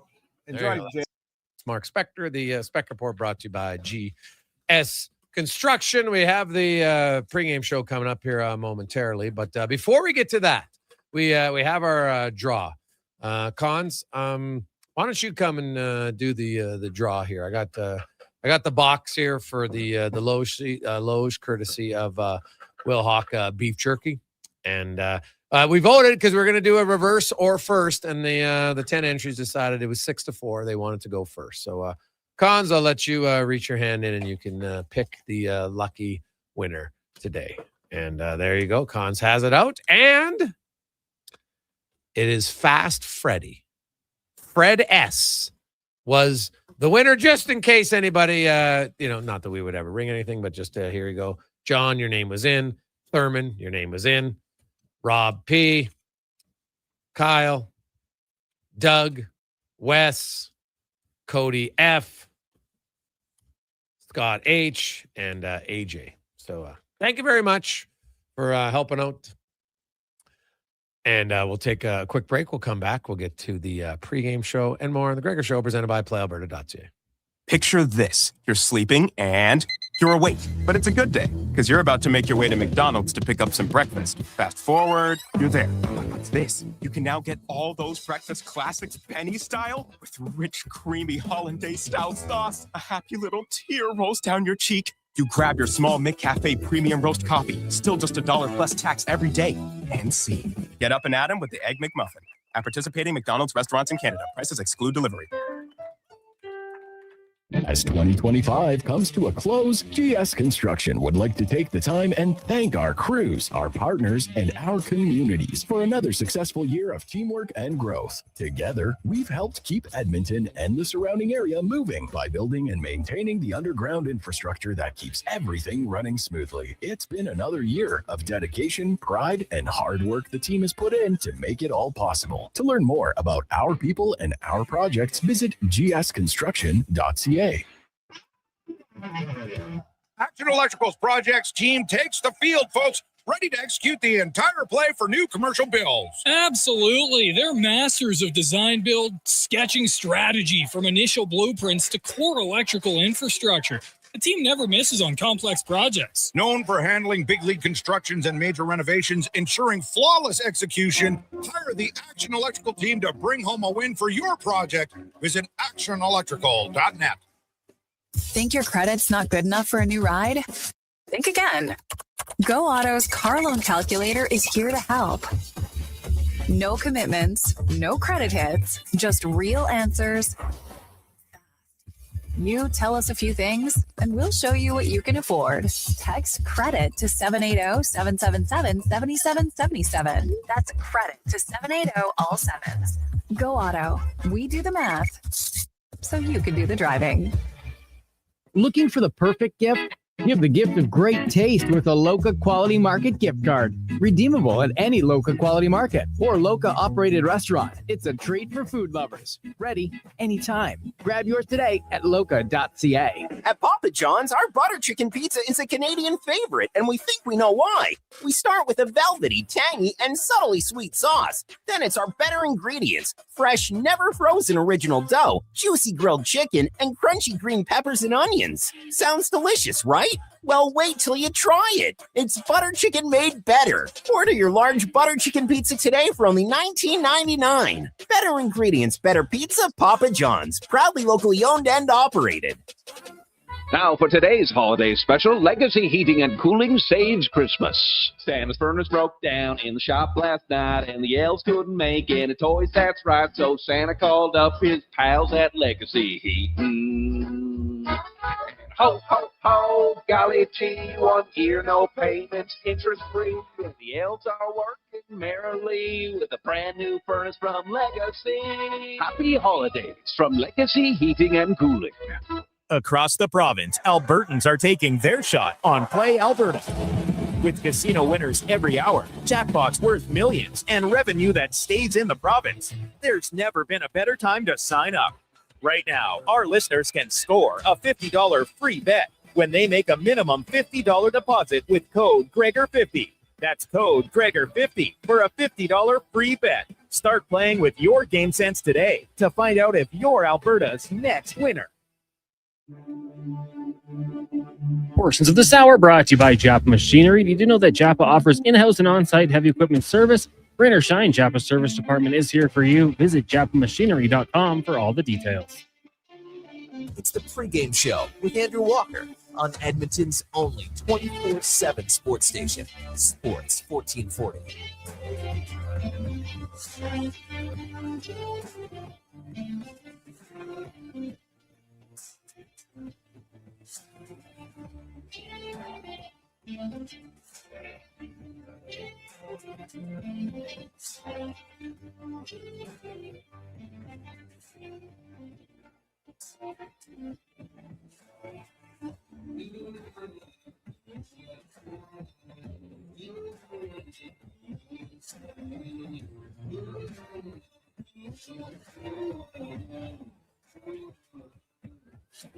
.430, Jason Gregor, Connor Halley with you here on Sports 1440, sports1440.ca as we get to the Titan Supply pregame show Your only source for rigging, lifting, and hauling products. Visit titansupply.ca.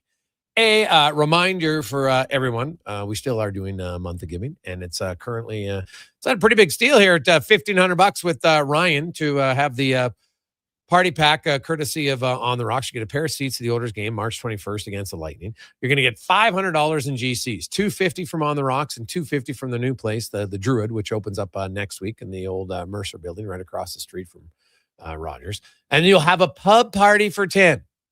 Which is, of course, dinner, appetizers, 4 drinks per person, and a little extra TLC from Dr. Wang that night. So whether it's for your staff or your friends, you're just looking for a fun night out, that's what it's going to be. So go on in, 833-401-1440, 833-401-1440. The Edmonton Oilers are in Pittsburgh tonight to take on the Penguins. There will be, let's hear quickly from, actually, let's get to the lineups brought to you by Nisku Ford. All this month, get rates as low as 0% or choose rebates as high as $10,000. Details at niskuford.ca. The Edmonton Oilers, a few lineup changes from last game. They will start, of course, with Connor McDavid, centering Nugent Hopkins and Hyman. They will have Draisaitl with Podkolzin and Matt Savoy. Lazar between Hudson and Frederick. So Hudson is in, Jones is out. Henrique, Mangiapane, and Janmark. On the back end, the same. Ekholm, Bouchard, Nurse, Regula, Stastny, Emerson. And Tristan Jarry draws in after Calvin Pickard played the second half of the back-to-back games on the weekends. Meanwhile, the Penguins, Crosby with Raquel and Rust. Then you've got rookie Ben Kindle with Brazeau and McGroarty. Novak between Mantha and Hayes. Danton Heinen with Noel Achari and Connor Dewar on their fourth line. Then you got Wotherspoon with Carlson, Shea and Letang. Kulak, that's Brett, playing his first game for the Penguins with Saint Evani. And then in goal, Stuart Skinner. Jenny Malkin has not played since December 4th and likely not to play this week, probably not back even before Christmas for the Penguins. Penguins, of course, this past weekend blew a 5-1 lead on Saturday to San Jose in the third period, lost 6-5 in overtime. On Sunday, they storm out to a 3-0 lead against Utah and then blow it and lose 5-4 in overtime. The Oilers had a good Saturday, very solid game in Toronto, 6-3 win, and then were frankly terrible against the Montreal Canadiens on Sunday, losing 4-1, giving up 4 breakaways, had multiple over 20 turnovers / giveaways in the game. It was not a pretty performance. So we'll see. Quinn Hudson got the recall. I think that's a little bit of a message. Hey, they're rewarding him for his play in the American League with 16 goals, 28 points in 24 games. They are also looking at their bottom 6 and saying, hey, fellas, Bueller, anybody? Does anybody want to score? Because their top 6 started well. Bottom 6 started well with 11 goals in the first 12 games, but now they only have 7 and 21 since. And out of that 7, 1's from Connor Clattenburg and 2's from David Tomasic, and they're not even in the lineup tonight. I think it's fair to wonder, like, why is Tomasic getting healthy scratched 10 times and these other guys are playing every game? They don't have goals. Like, you know what? I didn't know it was that much of a discrepancy till I looked it up this morning. And so when they return, it's definitely a question for Knobloch. Like, what are you not seeing from Tomasic that you're seeing from the other guys? That'd be my question. Because, Cons, is there anything that you see that say, oh, well, yeah, this is what Tomasic's not doing, and these other guys are doing better? No, not really. And I mean, like, your thought, especially with Trent Frederick, with what we've heard, you're thinking, okay, at least some physicality out there, but you haven't seen that aspect of his game. No, it's a really interesting stat that you pulled up there. I'd love to hear Chris Knobloch's response to it, because it is a little bit confusing when, you know, you have essentially guys doing nothing and just no consequences at all to it. Maybe he has high expectations and thinks they're going to find their own game, but you know, if that hasn't happened yet, you know, we're getting close to Christmas. When is it going to start happening? Maybe you need a little bit of motivation, and playing time is the ultimate one. 833-401-1440, 833-401-1440 is where you can text us. Konzi comes in. Hey, guys, McDavid's plus minus is horrible. His defensive play is horrible. Well, I think you might be overreacting to a tough October. McDavid in the last 5 seasons, the only forward with a better plus minus is Nathan McKinnon. McDavid's at plus 126. And anybody who's watched the games, McDavid's found a stride. His last 10 games, he's plus 7. So, yeah, they were off to a bad start early on. He was part of it, no question. Lots of giveaways from the team, everything else. But if you think McDavid's the big problem, you're paying attention. I wouldn't. On the list of, if you could have 50 problems for the Oilers, McDavid wouldn't be in my top 50. Okay, so we shall see.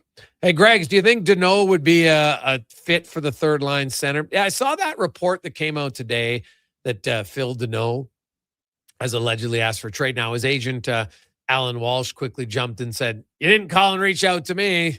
So the attention-seeking reporting. Now, he didn't say he didn't say it, though, Cons. He just said, "You didn't reach out to me," which maybe he's saying it without saying it, but we'll see. So do I think the Kings would trade Phil Danault to the Edmonton Oilers? I do not. But now, Phil Danault is a little different than Rantanen. But remember, where did Rantanen end up? In the same division that he left. Now, they went to Carolina. He wouldn't sign there. So if a team traded for Phil Danault now, would they be that worried about him not re-signing? Right? It's not like he's a huge contract offer. It's not like you're going to have to give up a ton to get him. So it's a different scenario. But I would say very low chance that Danault's here. The Oilers' third-line center is on the team. It's Ryan Nugent-Hopkins. Like, look around. What is the one thing teams are looking for? we need a center. Go down the list of other teams. Lots of them are looking to improve the center ice position. The Oilers aren't. The Oilers got McDavid and Draisaitl. It's the best 1-2 punch in the league, no question. You put Nugent-Hopkins as a third-line center. There's lots of teams you'd look and say, "Hey, we'll take Nugent-Hopkins as our third-line center." Now, he can switch at times and play on your top-line left wing, but he's not a top-line left wing. If you're looking for goals, he's not a goal producer 5-on-5 on your first line as a left winger. It just isn't, and that's okay. But I would look at the Oilers, and when everybody's healthy, I would play Nugent-Hopkins as my third-line center. I would have Jack Roslovic in my top 6. I could have Kapanen on my third line.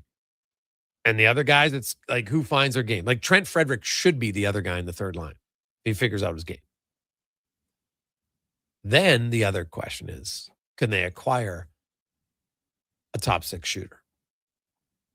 Because that's what I still think they need. Now, the problem is there's not a lot of them out there.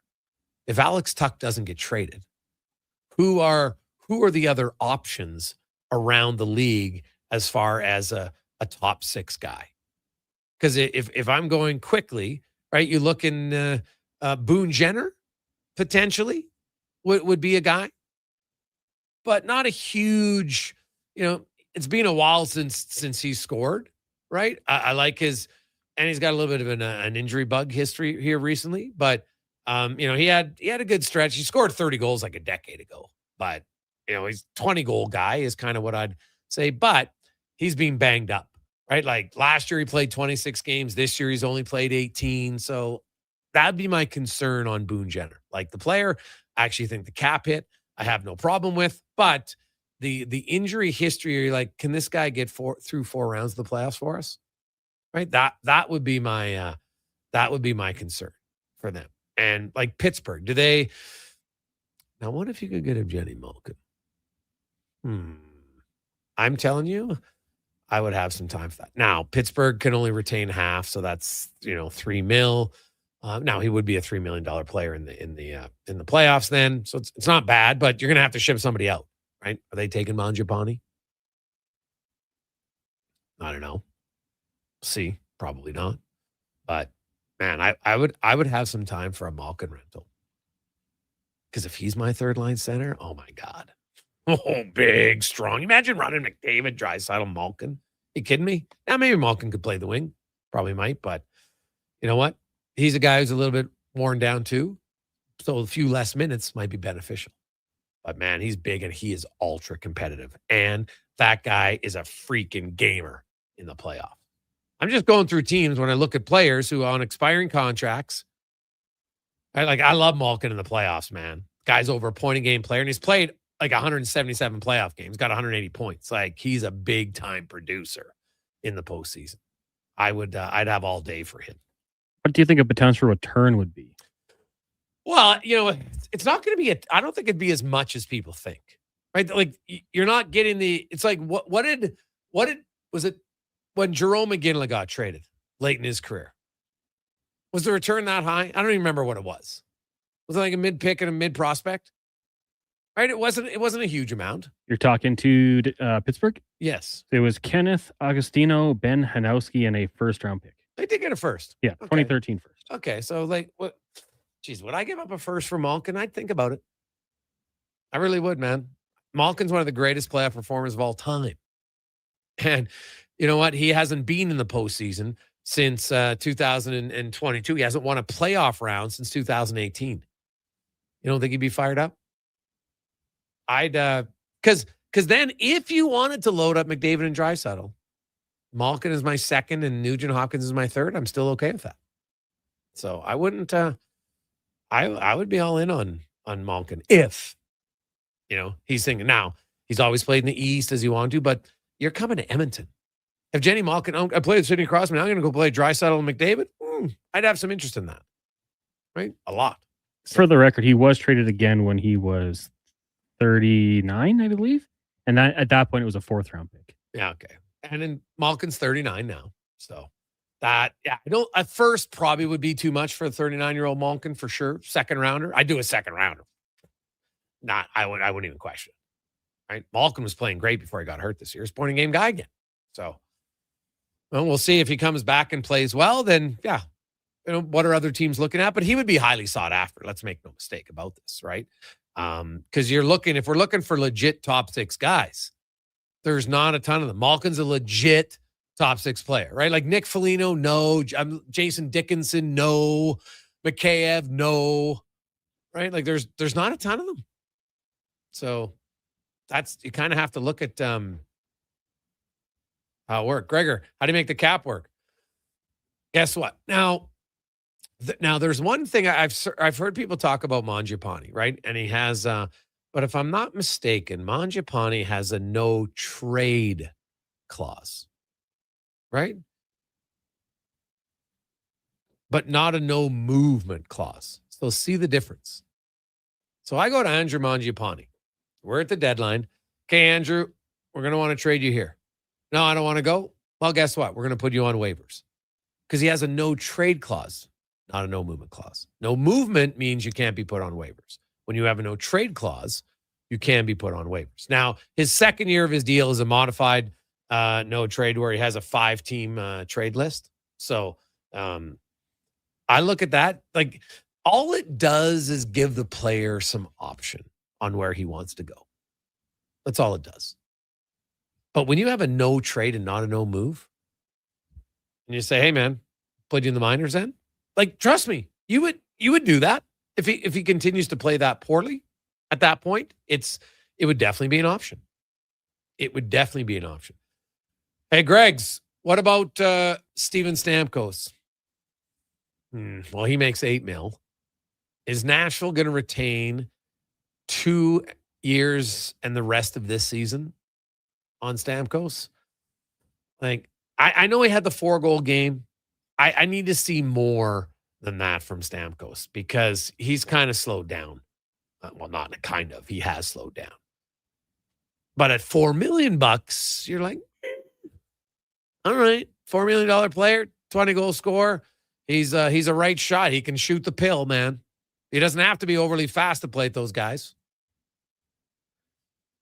So, yeah. Well, considering I'm paying Mangiapane 3.6, my God, I'd pay Stamkos 4. Yeah, not even a question. But I'm making an unfair comparison because I'm taking a guy who's done very little at 3.6. Almost anybody would look better at that point. So I understand that.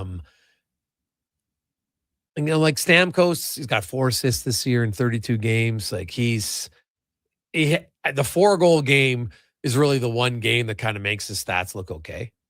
But up until that point, you're like, oof, this guy's got 12 points in 32 games. Like, not good. Right? Like, he was on pace for 30 points. So, and, he's getting older. Like, he's got 2 more years on his deal. That to me is the concern. I might, because then, Gregor, would you choose Marchessault or Stamkos? Oh, God. Like, you're picking guys like I don't want term for guys who are aging and who aren't playing well. Like Marchessault, does he even have 10 points, Cons? Look it up. Does he have 10 points? I know he's missed some time, but does he even have 10 points? He might. But if he does, he sure as hell doesn't have much more than 10 points. So, we'll see where that is. 833-401-1440, 833-401-1440. How many? Right on 10. Ooh, okay, 10 points. Now, let's before I get to our first break, let's get to the game that you guys like to play. Walker and Paulson love it. It's over under for the River Cree. Catch all your favorite sports, including UFC and boxing, live on big screens at Tap 25 in the Center Bar. Visit rivercreeresort.com and you get a $100 River Cree gift card, redeemable at the hotel, restaurants, or the gift shop. So our over under tonight, Connor Halley, Quinn Hudson, 10 minutes and 20 seconds of ice time. Over or under? 10-20. Over or under for Quinn Hudson tonight. You just text in, over, under. It is, it's very simple. Very simple. Hey, Greg's, why are the Oilers so inconsistent year after year? Well, I don't know, JC, if I could say year after year, man. Like, they've been in the Stanley Cup final twice in a row. I think, are they struggling this year? Yes. No question. But we'll see. Hey, Greg's Nuge and bottom 25 and plus minus. You guys, you have to look a little bit deeper than plus minus as the only statistic. The Oilers plus minus as a team was horrific early on, right? Like, you lose a game 9-1. You like when they've lost some games big, right? So it's impacted. Watch Nugent Hopkins and tell me you're seeing lots of glaring defensive errors with and without the puck from Nugent Hopkins. That's what I'm going to focus on with him. Like, I wouldn't buy it that big of a deal. Nugent Hopkins is -4 5-on-5.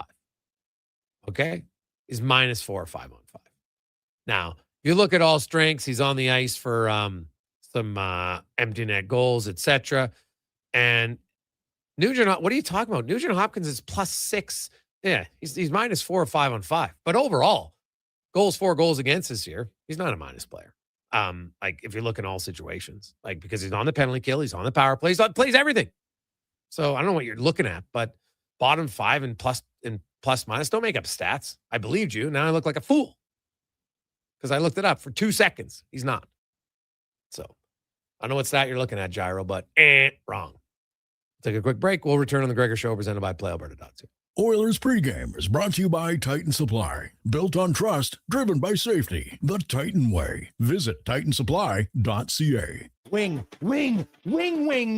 Wednesday at First Round. Whether you're coming for the first round, the last round, or a few rounds in between, they've got you covered. With half-price wings every Wednesday night. Half-price wings. Over 35 delicious flavors like Cajun salt and pepper, maple bacon, and Inferno wings. Now half price every Wednesday night. Wash them down with a cold pint of Canadian or Coors Light for only $5.75. Half price Wing Wednesdays at First Round in West Ed and now downtown. First Round, burgers, beer, sports. Winter in Alberta doesn't mess around. And neither does Titan Supply. For over 50 years, we've earned the trust of our customers across a variety of industries. Because we lead with integrity, honesty, and respect. I'm Joe. And I'm Brent from Titan Supply. When the weather hits hard, we're fully stocked with rigging, lifting, and hauling gear that works as hard as you do. Titan Supply. Built on trust, driven by safety. Serving Edmonton, Grand Prairie, Red Deer, and Calgary. Let us help you face the weather the Titan way. Visit titansupply.ca.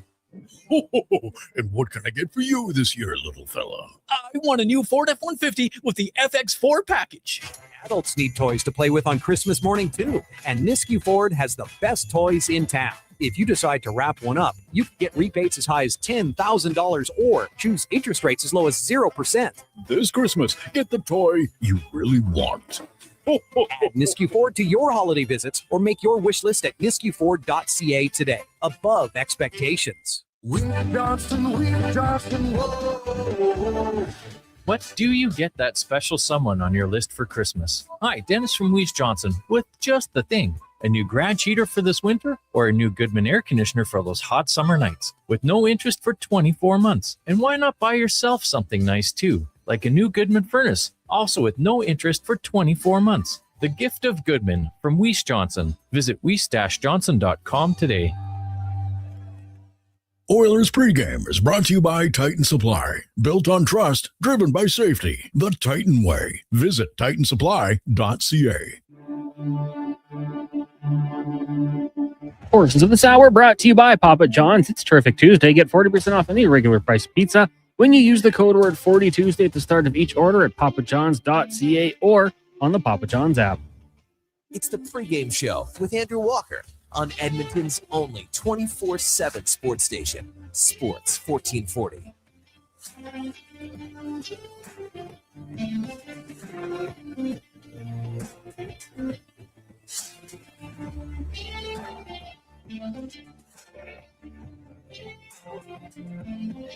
We continue on. Welcome back. Jason Gregor, Connor Halley, here in the pregame show brought to you by Titan Supply, your only source for rigging, lifting, and hauling products. Visit titansupply.ca. Oilers and the Penguins were about 50 minutes from puck drop. It'll be Skinner versus Jari, which is probably what it would have been even if there wasn't a trade. But now they're on opposite teams. Jari with the Oilers in his second game. Stuart Skinner and Brett Kulak will make their Penguins debut tonight. So a little extra juice for sure in that game. Some storylines. You throw in Leon Draisaitl trying to become the 20th player in NHL history, or 20th quickest player in NHL history, 103rd player in NHL history to 1,000 points. When he does, the Oilers will be the first franchise in NHL history to have 5 players register 1,000 points for their team. Of course, Gretzky had 1,669. McDavid 1,134. Curry's at 1,043. Messier 1,034, and Draisaitl, his next point will give him 1,000. He's obviously going to pass Curry and Messier most likely this season, and then him and McDavid will sit 2-3. And Draisaitl will have a shot because his contract's got 7 more years if he stays there the whole time to catch Gretzky, and McDavid, if he signs an extension, could also catch him. It'd be wild. Imagine if both of those guys stayed here and both of them passed Gretzky in points. That would be absolutely crazy. Crazy. Our over-under for River Cree is 10 minutes, 20 seconds. Over-under ice time for Quinn Hudson tonight. So text in at 833-401-1440. Let's get to our expert analysis brought to you by Ed's Auto Salvage in Westlock, the used parts experts with province-wide shipping and daily delivery to Edmonton. Visit edsautosalvage.com. As host of the Kevin Carey Show, Kevin Karras joins us. Dick, what's happening? Not much, Greg. Just getting ready for this one tonight. Kind of like everyone else, it's the most highly anticipated game of the season, and let's just hope she lives up to the hype. So give us your thought. Quinn Hudson, does he get over or under 10 minutes and 20 seconds tonight? I will say under 10-20. Why is that? That's what the line is? 10-20. That's that what you got set? Yeah, that's what we got it. So I look at it and I say, here's a guy who's red hot in the minors. You got a bottom 6 that can't score in the ocean. Why call him up to only play him 8 minutes? Doesn't make any sense to me. Don't know. We'll see. I would love to see it be over.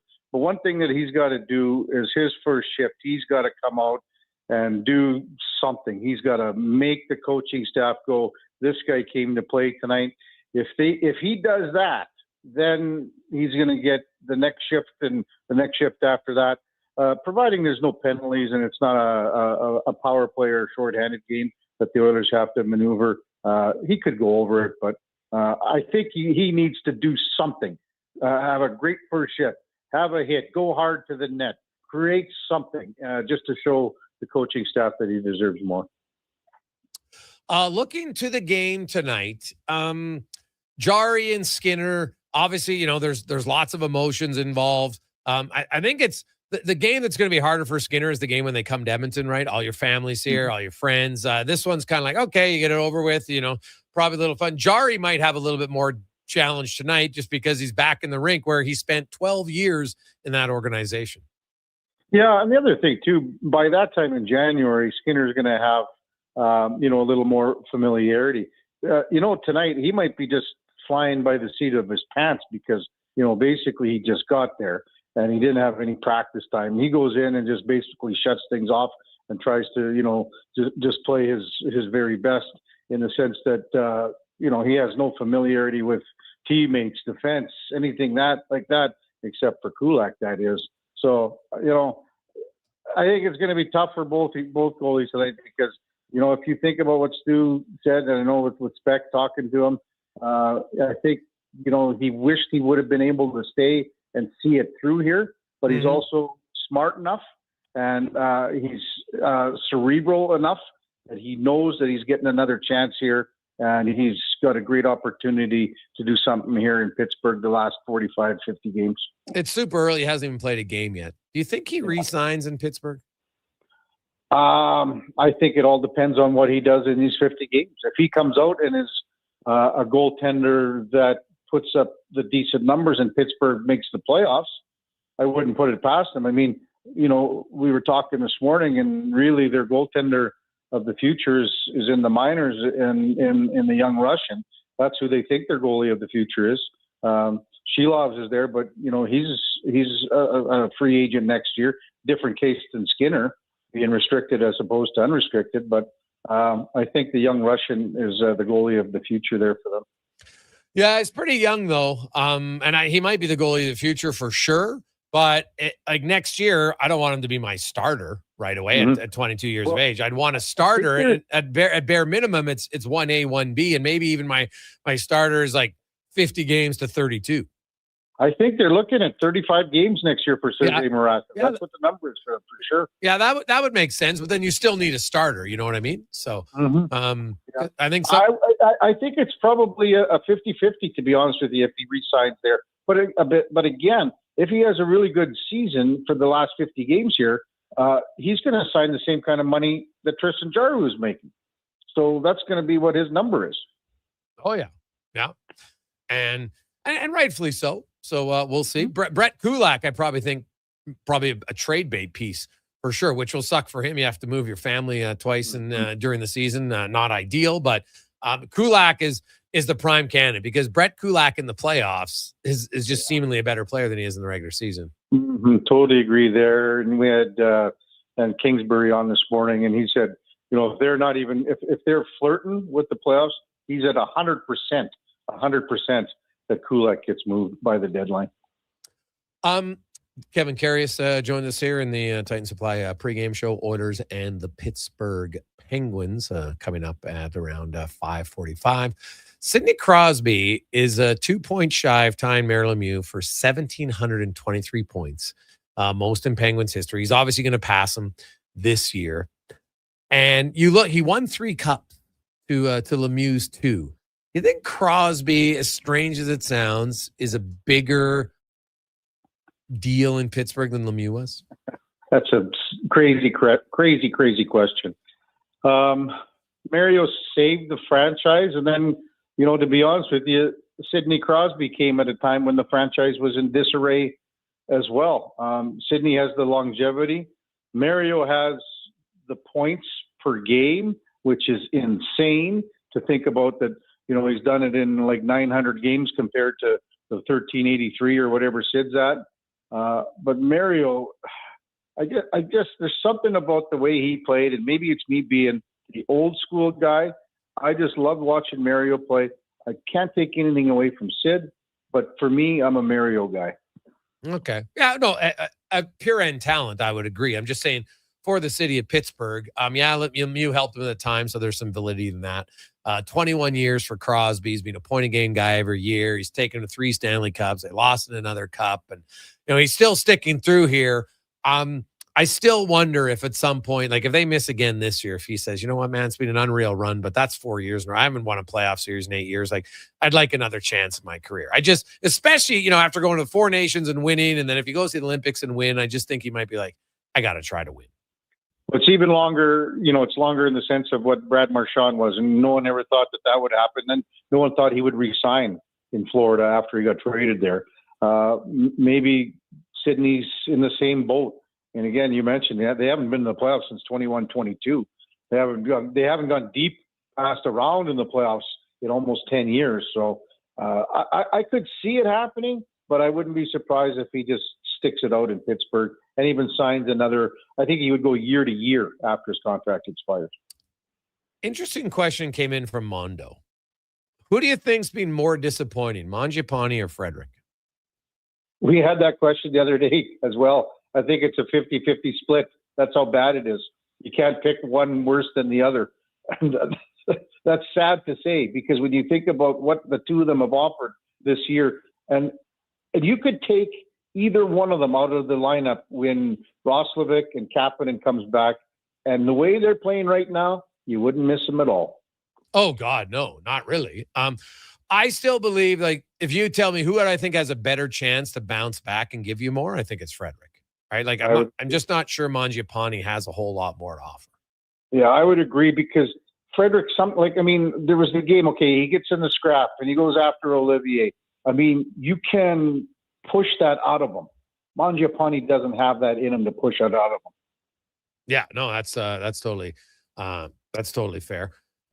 Kevin Carey's joins us. Do you think the Oilers' goaltending tandem as it sits today will be the same at the trade deadline? I'll say no. And it could even be solved within from Connor Ingram. Maybe he gets a shot here sometime in the new year. But having said that, again, you look at how well that Cal Pickard played the other night, and I think he's going to get pushed here just as hard as he was getting before. I think he was just in a bit of a bad stretch. I'm not saying that Cal is the answer. I guess to my original answer to the question, I'd say no. And maybe there's even someone even more so to push Jari in that sense. Because I don't know if there's Ingram maybe right now, moving forward, is a lateral move to have him replace Pickard right now. There's no one, maybe there's someone else out there that is more of a 1A, 1B. Yeah, well, Ingram gave up 7 in his last game in Bakersfield. He's had a rough stretch down there. Hey, it's the American League. It can be difficult at times, but the longer the season goes, it's still only 11 games. But with every game, you wonder if that's a realistic option, to be honest. So we'll see. Looking at the Oilers, like Montreal was just a disaster for them. Turned the puck over all the time. McDavid, though, him and Draisaitl went into that game. 15 points in 5 games for McDavid, 12 points in 5 games for Draisaitl. Like, the big guns have really shown up here lately. Podkolzin's games coming around, Hyman's games coming around. When you look at Podkolzin, you think this guy could be like a consistent 20-goal man? That's what we said the other morning, Greg, Duke and I, and we discussed him. This was before he scored the 2 goals, even before he rifled that one off the crossbar for the empty netter. And I said to the Duke the next morning, those are the goals that, if you want to score 20, to go bar down is a little risque. How's that sound? Yeah. He had the opportunity with a wide open net, and those are the easy ones. When you're a 20-goal man or if you're a 30-goal man, those are the ones that you need to add to the total. I still think Podkolzin's going to get 20 this year. If he can do that every year. You think about it. You got a guy right now for 3 more years that is playing besides the guy that you got for 8 years lined up. And that, you can't ask for much more than that when you've got your number 2 center in Leon and how much of an impact he has. And he wants this guy on his line for the next 3 years. So if he's playing with Leon, he could get 20 every year, I would say, for the next 3 for sure. Kev, thanks for joining us here on the pregame show. Enjoy the game. Yeah, looking forward to it. Have a good one. There you go. That's Kevin Karras in the Titan Supply pregame show. We got a lot of texts, 833-401-1440, Cons. That is the Weiss Johnson inbox, Edmonton's go-to for your heating, air conditioning, and hot water tank needs. Visit weiss-johnson.com. Now, let's get we're going to hear from Chris Knobloch because he's got a few thoughts on the game as we get to the coaches interview brought to you by Vision Credit Union, investing 100% in Alberta and giving back to the communities they serve. VisionCU.ca. And he talked first of all about going up against Skinner and Kulak and the added emotion that will bring. I think more the players deal with that. They've, especially the guys who have played with them so long and they spent so much time together in the dressing room. But I think it'll be nostalgic for me when I see them on the ice, when they're on the other side of it. Be a little bit different. But we wish them all the best, just not tonight. And what are his early takeaways, albeit super early, on Tristan Jarry? Obviously I like his game in Toronto the other night. We haven't had much or any practice time, just been on the ice a little bit and got to see him, talk to him a little bit. But it's early, but the reports on him were very positive. We like the fact that he's with our team right now. And I think he's just going to, be a big part of it. We got a text that I'm like, oh my God, imagine if they did, it would be hilarious. But we'll get to that in a second. More from Knobloch. His thoughts on the decision to bring up Quinn Hudson and what they're hoping he'll add to the lineup tonight. We're in the situation we're in right now with the injuries and the salary cap and stuff like that. We wanted to call somebody up and give them an opportunity. And with so many guys playing so well in Bakersfield, and the time right now was as good time as any. And of those players playing in Bakersfield that are playing well, Hudson's probably is the one that's really standing out with his goal scoring and his two-way play. And you look at our team right now, we could probably use a little more secondary scoring. The expectations for him to come in and score right away is not it, but maybe he can chip in once in a while. But we think him as a really good hockey player and rewarding him for playing as well as he is down in Baco. He has played well in Bakersfield. And is the coach at all? Because the coach did see him 2 games late last year. And then in preseason, you remember Quinn Hudson played a lot of games. And I think he got into 5, maybe 6 games in the preseason, like 9 days. Right. And obviously when you're in college, you don't play that many games. And he just looked like he was gassed near the end. So what's Knobloch's thoughts just on Hudson's progression from last season until now? Well, at the end of the year, we weren't playing our best hockey, and it's very difficult to put somebody in those situations. And we had, probably 5 or 6 injuries up front, and we were playing games that really didn't matter in the standings. So then when you put in somebody when the team game's not that good, and then you're evaluating somebody, it's not really fair. But, I don't think I would say that he looked out of place, but I would say, not of a guy that was going to make an impact right away. So, it's difficult for any player coming from their previous league, coming to the NHL. You just see it numerous times. It benefits players spending some time in the American League, being a dominant player there, making an impact, and then getting your call up and being able to play your game. That is head coach Chris Knobloch in the coach's interview brought to you by Vision Credit Union. It is the Gregor Show here, Sports 1440, Sports 1440.ca, Oilers and the Penguins. Still about half an hour, if not longer, away from puck drop. Tonight, we'll take a quick break. We'll come back. We're going to get more into, we'll hear more from Knobloch. Also, Quinn Hudson, who gets the call after 28 points in 24 games, including 16 goals. The guy's been scoring and has been scoring a lot upstairs. He'll start on a line with Frederick and Lazar. Our over-under question for you today is 10 minutes and 20 seconds. Over or under time on ice for Quinn Hudson tonight at 10:20. We will return on the Titan Supply pregame show. Oilers pregame is brought to you by Titan Supply. Built on trust, driven by safety. The Titan way. Visit titansupply.ca.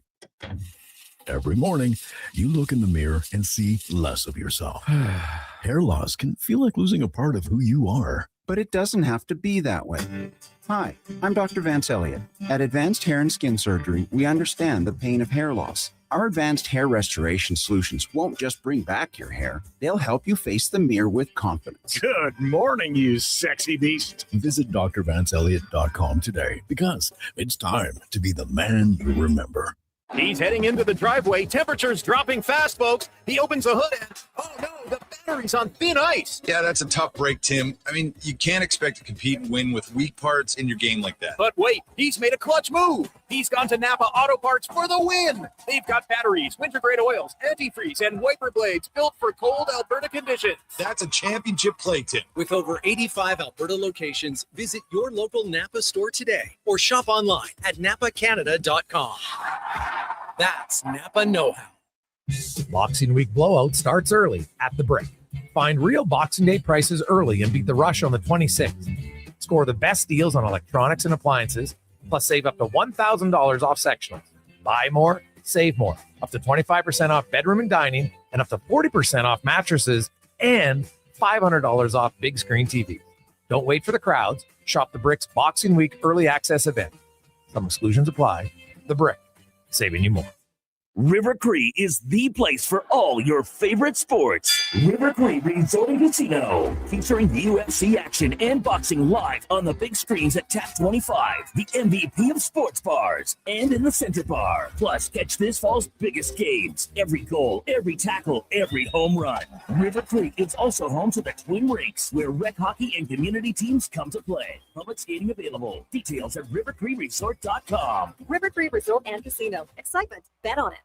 Is your company drowning in paperwork and administrative tasks? Do you need more data to make better decisions? Nectar.io is your company's all-in-one solution for fleet and materials management, safety, time cards, and GIS-based project management. Now is the time to capture and transform field, site, and shop data into boardroom-level business intelligence, all with one login. Visit Nectar.io to book a demo today. Nectar.io, your business made better. Pre-matchups are brought to you by Napa Auto Parts. For all your automotive needs, go to your trusted experts in high-quality parts, tools, equipment, and more. That's Napa know-how.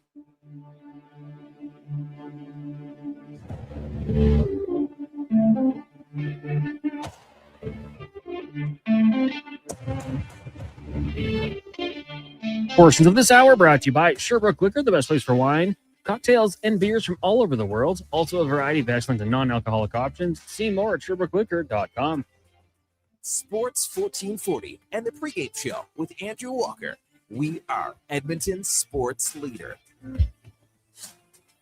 No walks today. It's Gregor and Connor Halley, Oilers and the Pittsburgh Penguins. Tonight, the Oilers have had a fair amount of success against the Penguins recently, although the Pens did win the last meeting between these two teams 5-3 last year. We got a lot of text flying in, 833-401-1440, 833-401-1440. Also, our month of giving continues on today as you make your way home. We got a really good package, and it's a pretty good bargain right now. It's up to $1,600 courtesy of our friends at OTR. So you get lots in this package. So number one, you're going to get the pub party for 10. It's dinner for 10, appetizers, 4 drinks per person. Okay, there's 10 of you. So do the math in your head just on the drinks alone. Never mind dinner. You know what that's going to be. Then you're going to get a $500 in GCs, $250 for On the Rocks, and $250 for the brand new Druid location, which is the old Mercer right across the street from Rogers. And you get a pair of tickets to the Oilers Tampa Bay game on March 21st. That's after the trade deadline. You'll know all the players on the team. They're taking on a Tampa Bay team. Those games are always entertaining. So it's a real great package, courtesy of On the Rocks. And I should mention, with the pub party for 10, you're going to get a lot of TLC from Dr. Wang, one of the best hosts around. So he'll make your evening very memorable. I can tell you, people that have used this in the past, like, I'll just say this, though. If you don't want to have fun, don't bid. Because this is for the fun crowd. Super fun crowd. So 833-401-1440, 833-401-1440. A few things going on. Hey, Gregor, did you see that the Habs sent Montembeault down on a conditioning stint? Why can't they do that with Frederick? Well, because Frederick hasn't missed any games. Montembeault hasn't played, right? Frederick's played every game. He's not going to qualify. So if you sit out too long and the player agrees with it, you can do it. So you'd have to sit out Frederick for that many games. I don't see them doing that. Right? It's different of a situation. Not going to sit him out 5-6 straight games at this point. I'd be rather surprised. He also is a much more proven NHL player than Montembeault. You have to look at things rationally, not irrationally and emotionally as a fan. I don't like how he's playing, so we're just going to send him down the minors. Like it's on a conditioning stint, a player has to agree to it. That's the number one thing, right? Montembeault is a young player. He wants to get back playing, right? Frederick's an established NHLer who believes he can find his game in the NHL. I can just tell you that flat out that's what he's going to be doing. So we shall see. Let's get to the injury report brought to you by Dr. Vance Elliott, world leader in hair restoration. Visit drvanceelliott.com for a free consultation. Today, the Oilers injuries remain the same. You have Jack Roslovic. Good news. He's on the trip. He's skating. I guess there's an outside chance that maybe he would play against Minnesota. I think it's fairly unlikely, but I guess not impossible for him. Kasperi Kapanen, I do not expect him back before Christmas. Connor Clattenburg is on IR. Same thing. Jake Wallman. I don't know if any of those guys are going to play before Christmas, so they remain 4 guys out. Meanwhile, the Pittsburgh Penguins of Jenny Malkin has been out since December 4th, and man, do they miss him. You look at the Pens, you got rookie Ben Kindle. Great story as a rookie. He's got 8 goals so far in 28 games. That's pretty damn good for an 18-year-old rookie, but him and Tommy Novak, Danton Hyman, that's their second, third, and fourth line centers right now. So they got a little bit of injury problems in Pittsburgh. Blake Lizotte also banged up. Philip Hallander is also out for the Penguins. Stuart Skinner will start tonight. Tristan Jarry will start for the Oilers. So that's the injury report right there. Over under again. People wondering what that is. It is at 10 minutes and 20 seconds. Time on ice tonight for Quinn Hudson. Text in 833-401-1440. Ryan comes back in at 17 hundo on our month of giving package. I like it. Nice. We look at some other news for the Edmonton Oilers and the Pittsburgh Penguins. The stats, because there are some really unique storylines to follow. Leon Draisaitl tonight needs 1 point. A lot of us thought he was going to get it on Sunday. He didn't. Gets that point tonight. He'll be the 20th quickest to 1,000 points. And the list of guys who are on there is pretty darn impressive when you consider, we're talking Hall of Famers, right? The only active guys on the list are Crosby, McDavid, and Kucherov. And I think we'd all agree that they'll be getting in the Hall of Fame, as will Leon Draisaitl when it's all said and done. Now, of those 20 players, Draisaitl has the 7th most goals through their first 1,000 points. Brett Hall had 560. Mike Bossy, 508. Yari Curry, 461. Phil Esposito, 445. Steve Yzerman, 434. Then Guy Lafleur at 426. Then Draisaitl comes in. He's at 416. And if his first point tonight's a goal, it's 417. So he's either going to be 416 or 17. He's ahead of Marcel Dion at 413. Jaromir Jagr, 410. Merrill Lemieux, 404, and Dale Hawerchuk, 402. So not like he's a point producer, but he's a pretty darn good goal scorer in that department. Also, Sidney Crosby, speaking of points and goals, he currently has 1,721 points. He's 2 shy of Merrill Lemieux for 8th in NHL history, but also the most in Penguins franchise history. He's going to break the record. Again, he's got a chance to do it tonight, needs 3 points. But he'll do it this season for sure. And then he'll probably pass Steve Yzerman later on this season and move up to 7th. And then he's got some other guys in his sights and Dion and a few more, probably maybe even Gordie Howe next year. But next season, he could pass Gordie Howe's record, which is 1,809 points. It's the most points for any franchise. 1,809. Steve Yzerman second at 755. Crosby's currently third at 1720. Fourth, because Lemieux was at 1723. He's fourth, but soon to be third in that department. Now, another stat. Now, this is just in the all-time stat list, but just I thought Oiler fans might find it interesting. Connor McDavid has 755 career assists.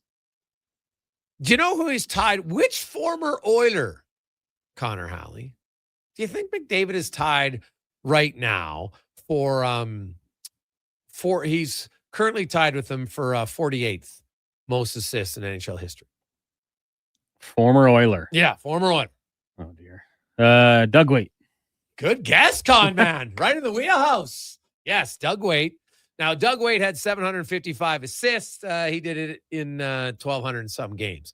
McDavid's played 745 games. McDavid is currently averaging over an assist per game. Not point per game, assist per game.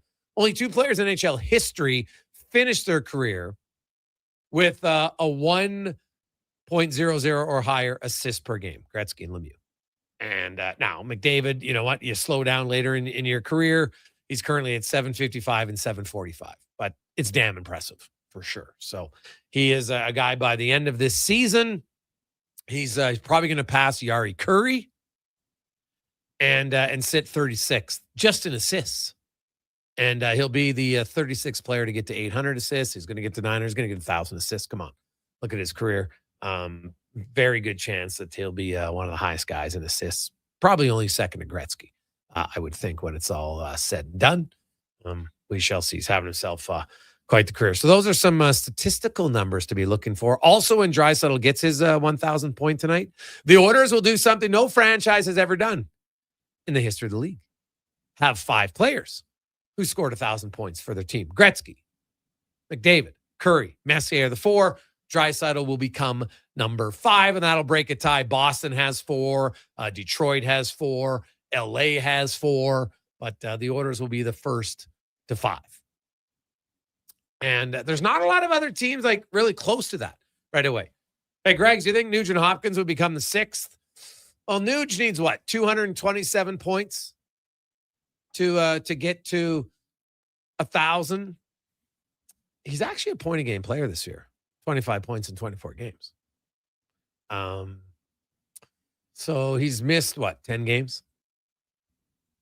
9, whatever it is. So let's say, he plays 70 games. Let's give him 65 points. So that would be another 40 points this year.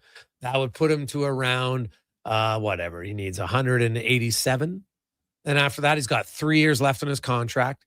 He'd have to average 60 points a year for 3 years. I think Nugent Hopkins is most likely probably going to have to sign an extension to get that 1,000 points with the Oilers. I think he'd have to sign an extension after his current one. So we would see kind of where it goes from there.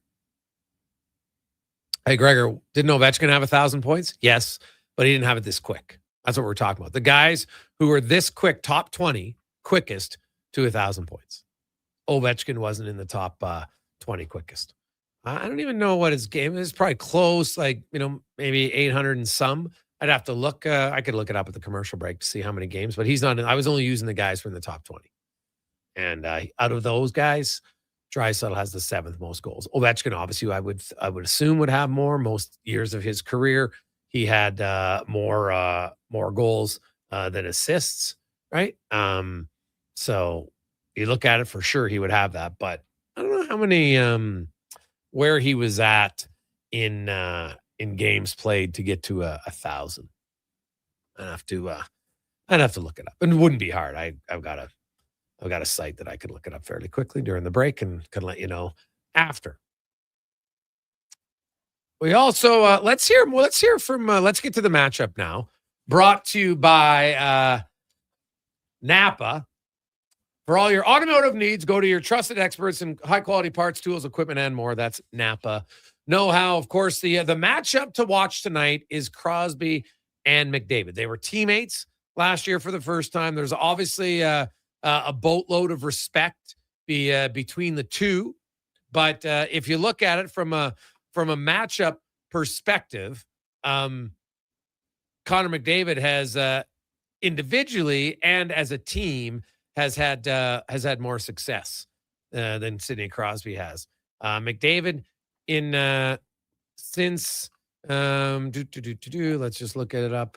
McDavid has 30 points in 16 career games against the Penguins since 2015, 2016, and Sidney Crosby in that time against the Edmonton Oilers has, as I do the math on he has 12 points in 17 games. So 30 points in 16 for McDavid, 12 and 17 for Crosby, and he's dash 13. Like the Oilers and really McDavid's speed, they've torched Pittsburgh. And keep that in mind when you go to playalberta.ca today, if you like, because we got the Jason Gregor Show special, which has McDavid getting 2 points tonight, as well as Draisaitl, Evan Bouchard with 1 to add in a little fun for you. So you can check it out at playalberta.ca. But to me, this is a game that the Oilers should win. Doesn't mean they will, but they should. They're a better team. Take Malkin out of the lineup, and they're a much better team. And now there is the emotion of the game, for Jari and Skinner and Kulak. I get it all. But Conman, I look at that matchup specifically, and McDavid has dominated since coming into the league against the Penguins and Crosby. Yeah, I mean, like, you just kind of think about that. When you're a guy like Connor McDavid, you're the next one up, and you have a chance to take on the guy who's currently in the spotlight, holding it down.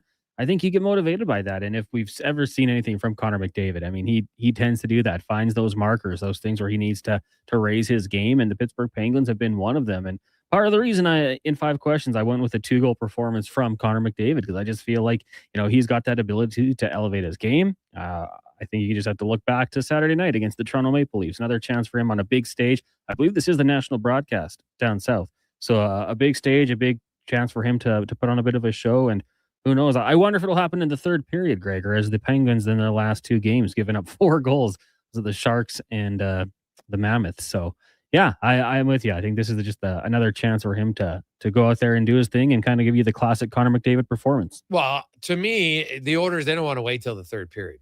You're right. Pittsburgh is obviously not going to want to collapse like they have their last 2 first periods. But, the Oilers are going to want to. They're going to want to be better. Now, the Oilers are 9-6-3 in that time. Now, they've played 18 games, so McDavid's missed 2. Crosby's missed 1. The one game I know McDavid, one game for sure they didn't play, they lost, and I think it might have been both, so we'll see. But he's playing tonight, and this is just a matchup that's favored the Oilers. And Zach Hyman's starting to find his game. We mentioned Nugent Hopkins got 25 points in 24 games this year. McDavid has really hit his stride as of late. I just think that line, If Crosby's line's got to go head-to-head against them, that's a tough matchup. They just don't have the speed on that line with him and Rust, right? And Raquel. They just don't. Doesn't mean that, for one game they can't play well, and then which defense pair? You putting Erik Karlsson and Wotherspoon out against them? Like, Pittsburgh doesn't have a shutdown pair. Like, this is a matchup. We can go across the line. Never mind the second line. We're talking about David Crosby. Even if you want to say, well, maybe they'll break even, which would be, I think gracious to say that. But the second line of the Penguins, or the third line, you got Kindell, Brazeau, and Rutger McGroarty up against Draisaitl's line, or Tommy Novak with Mantha and Kevin Hayes. There's more experience on the wings there, but Mantha is definitely not considered a defensive player, nor is Kevin Hayes. So this is a matchup that all arrows point to if the Oilers decide to show up like they did against Toronto. And here's the thing. They're kind of in a rotation. 2 good, 1 stinker. Dominate Seattle and Winnipeg, teams they should dominate. They did. Got 15 goals in those games. Then against Buffalo, walked for 40 minutes, had a furious third period, tied the game, lost in overtime. Then they come back, they dominate Detroit. They dominate Toronto. Laying egg against Montreal. So if you think that trend continues, they could get a win tonight. Greg, I want to ask you a question here. when you've got a goalie against his former team, obviously, goalie knows the team players' tendencies. The shooters know the goalie's tendencies. Who has the advantage, do you think? You know, Or does anyone? I've talked to goalies and shooters about that a lot. Like Stuart Skinner going up against the Oilers' power play, he'll know what they like to do, but they also know what's one of Stuart Skinner's challenges. His lateral movement's not his best. So if you're the Edmonton Oilers, maybe you look at that and say, hey, maybe we'll fake a shot once and get him going back the other way. We'll find out. You know, I've talked to shooters and they're saying, you know, they look and say, hey, like, what's an area the guy's susceptible to? And maybe you try to shoot it, but it depends. If you have time, I think the advantage is on the shooter. If you don't have time, I think it's maybe a little bit advantageous on the goalie. A little bit, but with time and which shooter are we talking about? Yeah. Like if it's the bottom six guys who have time, I don't know. But if it's Draisaitl, McDavid have time, that should be their advantage. Now for the Penguins, probably the same thing, like Sidney Crosby, but the Penguins don't have a lot of guys who have been on that team for a long time, right? Like look, so Crosby's been there and Brian Rust, right? Ricard's been there a few years. Kindell's first year, Brazo's first year, McGroarty hasn't even played much. Tommy Novak was there last year. Anthony Mantha's new. Danton Hine and Connor Dewar, Noel Acciari. Like, how many of these guys have even played that many practices with Jari prior to this season? Not many. Right now, Chris Letang on the back end, sure, but it's not like D-men are usually in a position to exploit a guy's weakness. So I would say Skinner has the tougher matchup because Nugent Hopkins, Hyman, Draisaitl, McDavid, you know, Henrique's been there multiple years. Podkolzin's been there a few years. They got more guys that have faced him in practice on a day-to-day basis. Ekholm, Bouchard, Nurse, etc. So I guess I would probably say in that sense, Jari has the advantage because there's just not a lot of Penguins teammates that have been with them for a very long time. It's kind of how I see it. Let's take a quick break. We'll come back and return. That's the Titan Supply pregame show, Sports 1440, sports1440.ca. Winter in Alberta doesn't mess around. And neither does Titan Supply. For over 50 years, we've earned the trust of our customers across a variety of industries. Because we lead with integrity, honesty, and respect. I'm Joe. And I'm Brent from Titan Supply. When the weather hits hard, we're fully stocked with rigging, lifting, and hauling gear that works as hard as you do. Titan Supply. Built on trust, driven by safety. Serving Edmonton, Grand Prairie, Red Deer, and Calgary. Let us help you face the weather the Titan way. Visit TitanSupply.ca. Reason number 37 why Nissan is built for our winter. Because winter getaways should be cozy, not cold. Kick's standard heated front seats and side mirrors help keep you warm and your view clear. That's winter ready. Now, lease a 2026 Kicks S front-wheel drive for $349 monthly at 3.9%.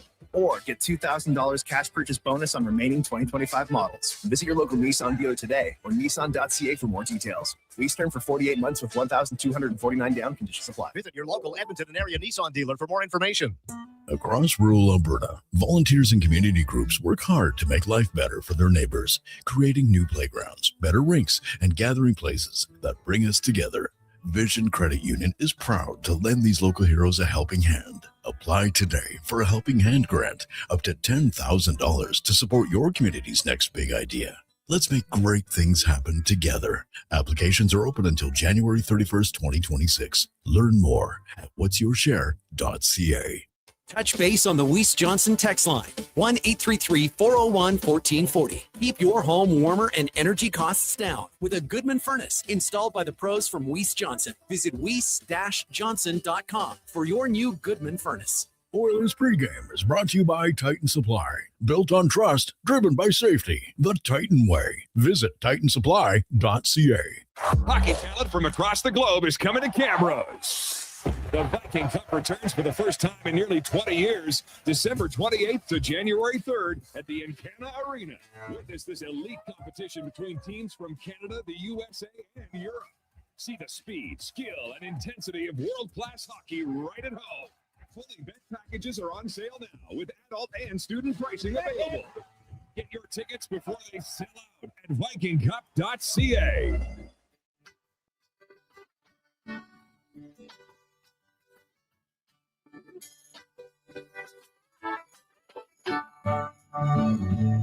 Well, it's all right.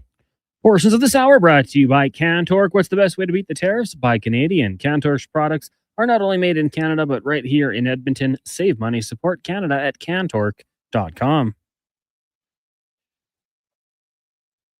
The Jason Gregor Show, the best of Edmonton sports talk and beyond. This is Sports 1440. Presented by PlayAlberta.ca, Alberta's only regulated online gambling website.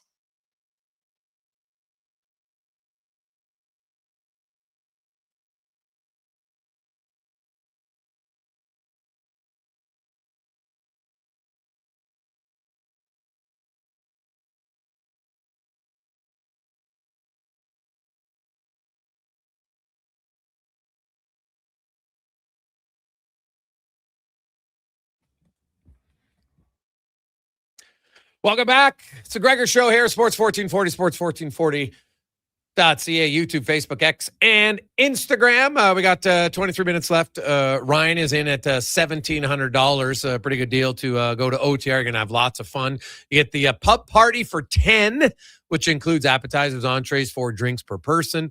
You get that. Then you'll have an additional $500 in gift cards, $250 to On the Rocks, $250 to the brand new Druid that opens up next week in the old Mercer building right across the street from Rogers, and a pair of seats to the Oilers Lightning game on March 21st. Should also mention when you have your pub party for 10, you get a little extra TLC from Dr. Wang that night. So I'm telling you, it's going to be a good time. Good time. Oilers are in Pittsburgh to take on the Penguins. It'll be Skinner and Kulak. First game is the Penguin going up against their former teammates, the Oilers. You also have Tristan Jarry in his second game with Edmonton taking on his former team, the Pittsburgh Penguins. Draisaitl's going for 0.1000. Crosby's trying to tie the Penguins' all-time franchise mark. He needs 2 points to tie, 3 points to beat it. So lots of storylines. Both teams disappointed with their last game. The Oilers lose 4-1 in Montreal. The Penguins blew a 3-0 lead to Utah the day after blowing a 5-1 lead in the third period against San Jose. So both teams, I think, will be fired up for sure. Let's get to Quinn Hudson quickly, con man. And just, was he waiting for the call? Was he surprised when he got the call? No, definitely not. Calais was there a couple weeks ago in Bakersfield. He's like, just keep doing what you're doing. Don't really talk much about it. And then we're just having our team Christmas party on Sunday. And it's like 8 o'clock at night. They're like, oh, you're coming up. So I got on a flight the next morning at 5 a.m. There you go. Probably made the Christmas party pretty fun, right? What does he feel has been the biggest attribute for his success so far this year in Bakersfield? He has 16 goals, 28 points in 24 games. I think just figuring it out. It's definitely a change, like a lot more games, less practice. So it's definitely a change of pace for sure. And I think just getting comfortable with all the guys we've been playing with. We're having fun down there. So it's been great. Oh, yeah. When you're scoring, man, it's fun and it's easy. And he is definitely rolling, no question. And hopefully for him, he can continue it in Edmonton. He's obviously not going to get the same amount of power play time and opportunities here, but we'll see. Maybe he gets a few shifts. He's going to start the game with Frederick and Lazar, and we'll see. Maybe just after power plays, et cetera stuff, maybe he'll find himself getting on a line with not a line, but maybe with a few shifts here or there with some others. Hey, Greggs, you said Frederick's a proven player. You're right. He's proven he can't play well this season. Right? He's struggling. He's struggling. This is not new. Not every player on your team every year is going to play well, even when your team's playing well. It just doesn't happen. Right? I get he's got an 8-year contract. The first 33 games have not gone very well. We'd all agree with that. It's not like there's anything new to come up with Trent Frederick right now. Right? You're not buying him out. You got to hope that Trent Frederick can be, because Trent Frederick was a good player in Boston. Hasn't been in Edmonton for a variety of reasons. I don't know what they are. He knows best, but he's got to figure it out. Right? You got to work your way out of it. There's nothing else. It's not like someone's going to come up to you and just go, oh, here's some little, pixie dust. Psh, and now you're going to play well. It's not how it works. You got to grind it out. And some guys, man, it might last all year. Right? It was 60 games for Connor Brown, maybe longer. It happens. Some guys just, they don't find their stride. Their confidence is gone. Sometimes you need to summer away. And you hope for his sake that it doesn't last the whole time, because obviously that would be a brutal contract, no question. I get for 33 games, it does not look well. You can't sugarcoat it. It's really been it would be an awful start, no question about that. So, hey, Greg's, do you think the goalies could have switched masks? Would that be possible? Seems weird. Skinner's wearing his Oiler mask, Penguins Coilers, while Jari's wearing his mask and Oiler colors. Wow. Those masks are very specific to your head. You can't just, switch the backing out and know it's going to fit properly. So I would say a big fat no. Guess what? You feel comfortable in the mask you wear, you're not going to change it. They don't see the outside of their mask once it's on, right? It's not like they're looking like, I guess maybe if they want to see the reflection in the plexiglass, be like, oh, geez, I'm not looking good. But I don't think they care once the game starts, man. I don't think that is something that they are going to worry about very much at all. So let's take our final break of the show. We'll come back, see where we're at with Month of Giving on the Gregor Show, presented by PlayAlberta.ca. Hi, Mike here from Northgate Chevrolet Buick GMC. December is here. Christmas shopping, Christmas wrapping, Christmas baking, grocery shopping. What about our vehicle? Does it need tires? It's not running? No problem. We got you covered. At Northgate GM, we have a tremendous selection of newer used vehicles, winter tires at cost, and of course, service with a smile. Come in and see us today, 13215 97th Street, or visit us online at northgategm.com. You're in Northgate country. At Papa John's, our butter chicken pizza is a Canadian favorite, and we think we know why. We start with a velvety, tangy, and subtly sweet sauce. Then it's our better ingredients: fresh, never frozen original dough, juicy grilled chicken, and crunchy green peppers and onions. Sounds delicious, right? Well, wait till you try it. It's butter chicken made better. Order your large butter chicken pizza today for only $19.99. Better ingredients, better pizza, Papa John's. Proudly locally owned and operated. Picture this. You're sleeping and you're awake, but it's a good day because you're about to make your way to McDonald's to pick up some breakfast. Fast forward, you're there. But what's this? You can now get all those breakfast classics penny style with rich, creamy hollandaise-style sauce, a happy little tear rolls down your cheek. You grab your small McCafe premium roast coffee, still just $1 plus tax every day, and see. Get up and at 'em with the Egg McMuffin. At participating McDonald's restaurants in Canada, prices exclude delivery. Across the province, Albertans are taking their shot on Play Alberta. With casino winners every hour, jackpots worth millions, and revenue that stays in the province, there's never been a better time to sign up. Right now, our listeners can score a $50 free bet when they make a minimum $50 deposit with code Gregor50. That's code Gregor50 for a $50 free bet. Start playing with your game sense today to find out if you're Alberta's next winner.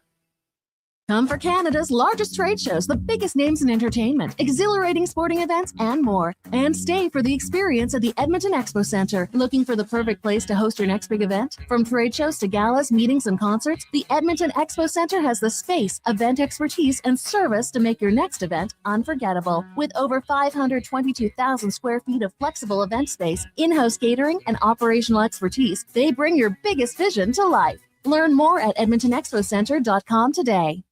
Boxing Week blowout starts early at the Brick. Find real Boxing Day prices early and beat the rush on the 26th. Score the best deals on electronics and appliances. Plus, save up to $1,000 off sectionals. Buy more, save more. Up to 25% off bedroom and dining. Up to 40% off mattresses. And up to $500 off big screen TVs. Don't wait for the crowds. Shop the Brick's Boxing Week early access event. Some exclusions apply. The Brick, saving you more. It's a time for caring, sharing, and time giving. OPT Inc. asks you to look upon this festive season as an opportunity to help others. It is the best gift of the year. Wishing you a truly Merry Christmas from Rod, Roger, Tina, and Bernie Masson.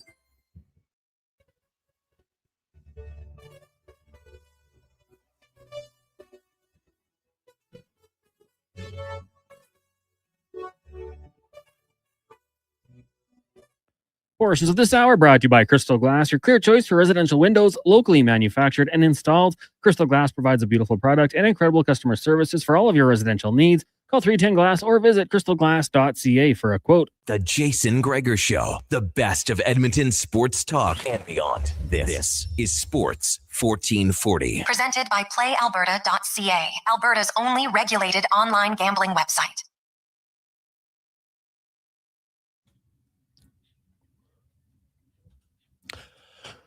$5:46. Welcome back.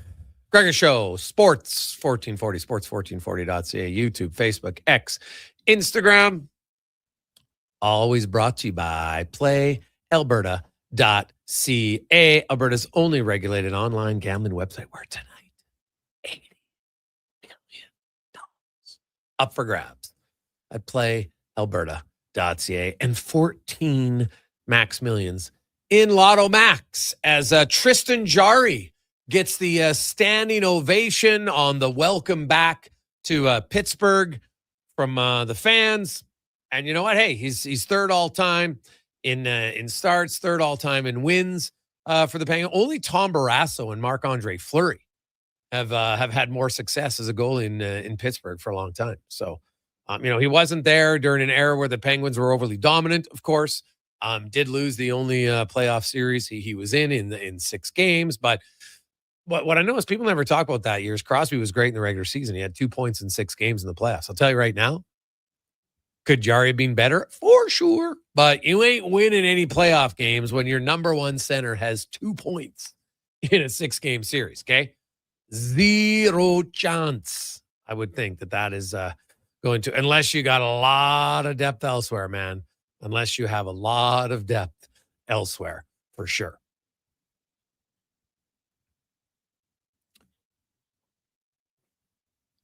(833-401-1440), 833-401-1440. You can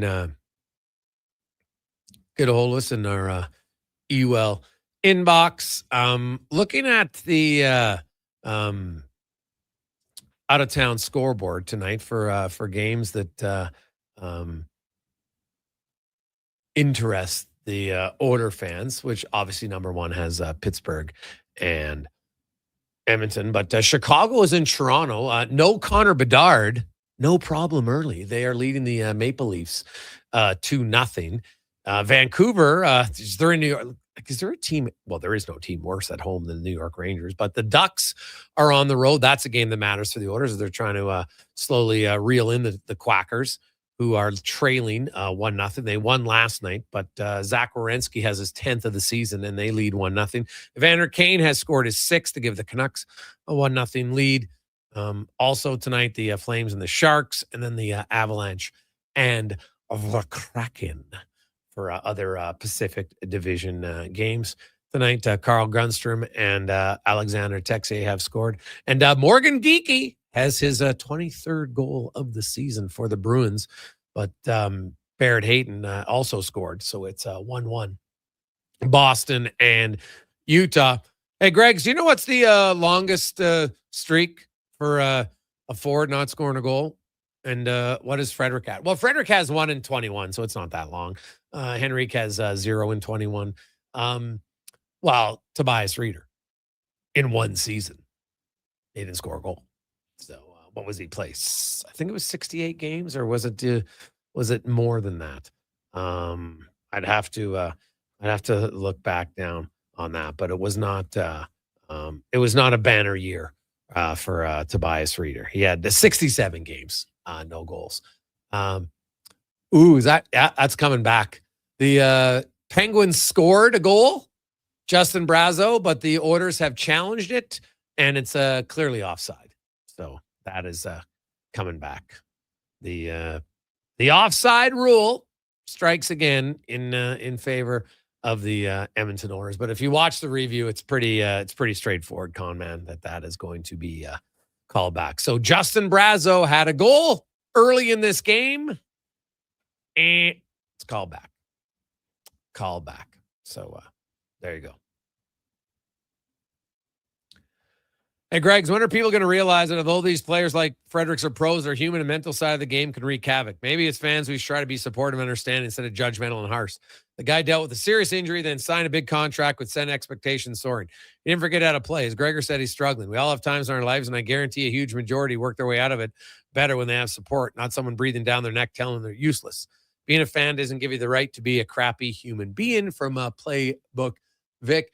And, yeah, the goal is called off. That's obvious.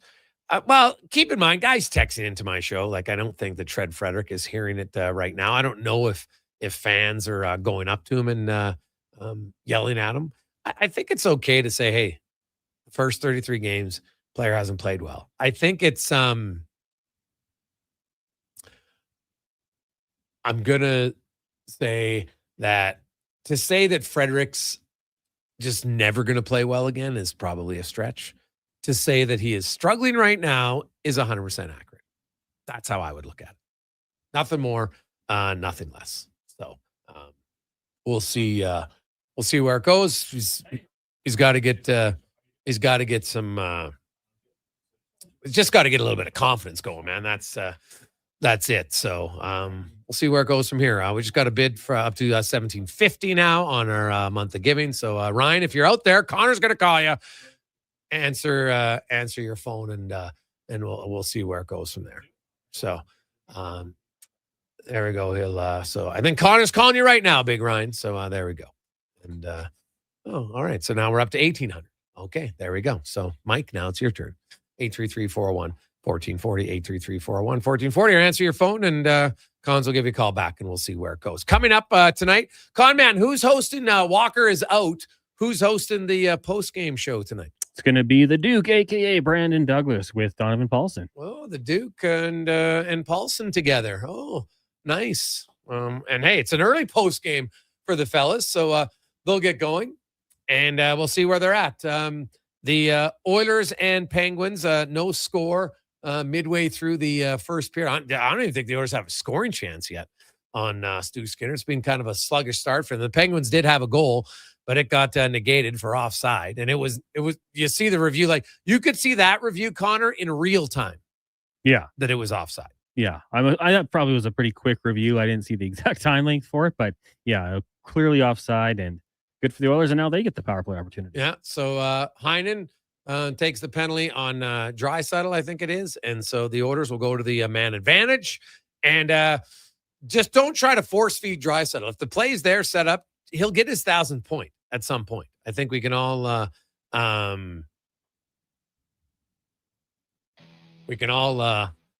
realize he'll get 1,000 points. I'm sure they'd like to get it sooner than later, but we'll see if they overpay him or not, or force it. We'll see. Congratulations, Ryan. You have won.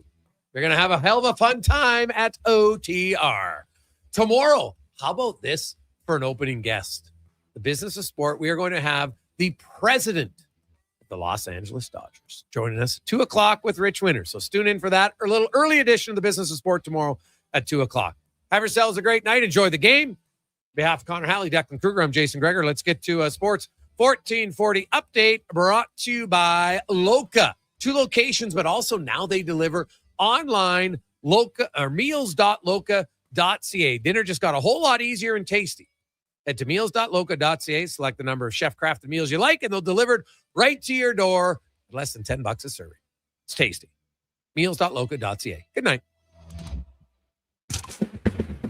The Sports 1440 update. And the Edmonton Oilers in action out in Pittsburgh midway through the first. This one is scoreless. Once it wraps up, Donovan Paulson will leave with Brandon Douglas recapping it here on 1440. Elsewhere, after 20 minutes, Bruins and Mammoth tied at 1 apiece. The Blackhawks lead the Maple Leafs 2-0. Canadians and Flyers tied at 1. Islanders have a 1-0 lead over the Red Wings. Evander Kane, 6th of the season, puts the Canucks up 1-0 over the Rangers, and the Ducks trail the Jackets 1-0. Later tonight, Wild host the Caps, the Flames in San Jose, and it's the Kraken taking on the Avalanche. In the association this evening, NBA Cup Championship from Las Vegas. The Knicks battle the Spurs with $500,000 prize on the line. Tip-off at 6:30. In the WHL, the Oil Kings are in Lethbridge at 7. And in the AJ, earlier today, Whitecourt gets past 7, 4-3. Later on tonight, the Storm in Drumheller and Calgary hosting Fort Mac. In the PWHL, you've got the Ottawa Charge in Vancouver at 8.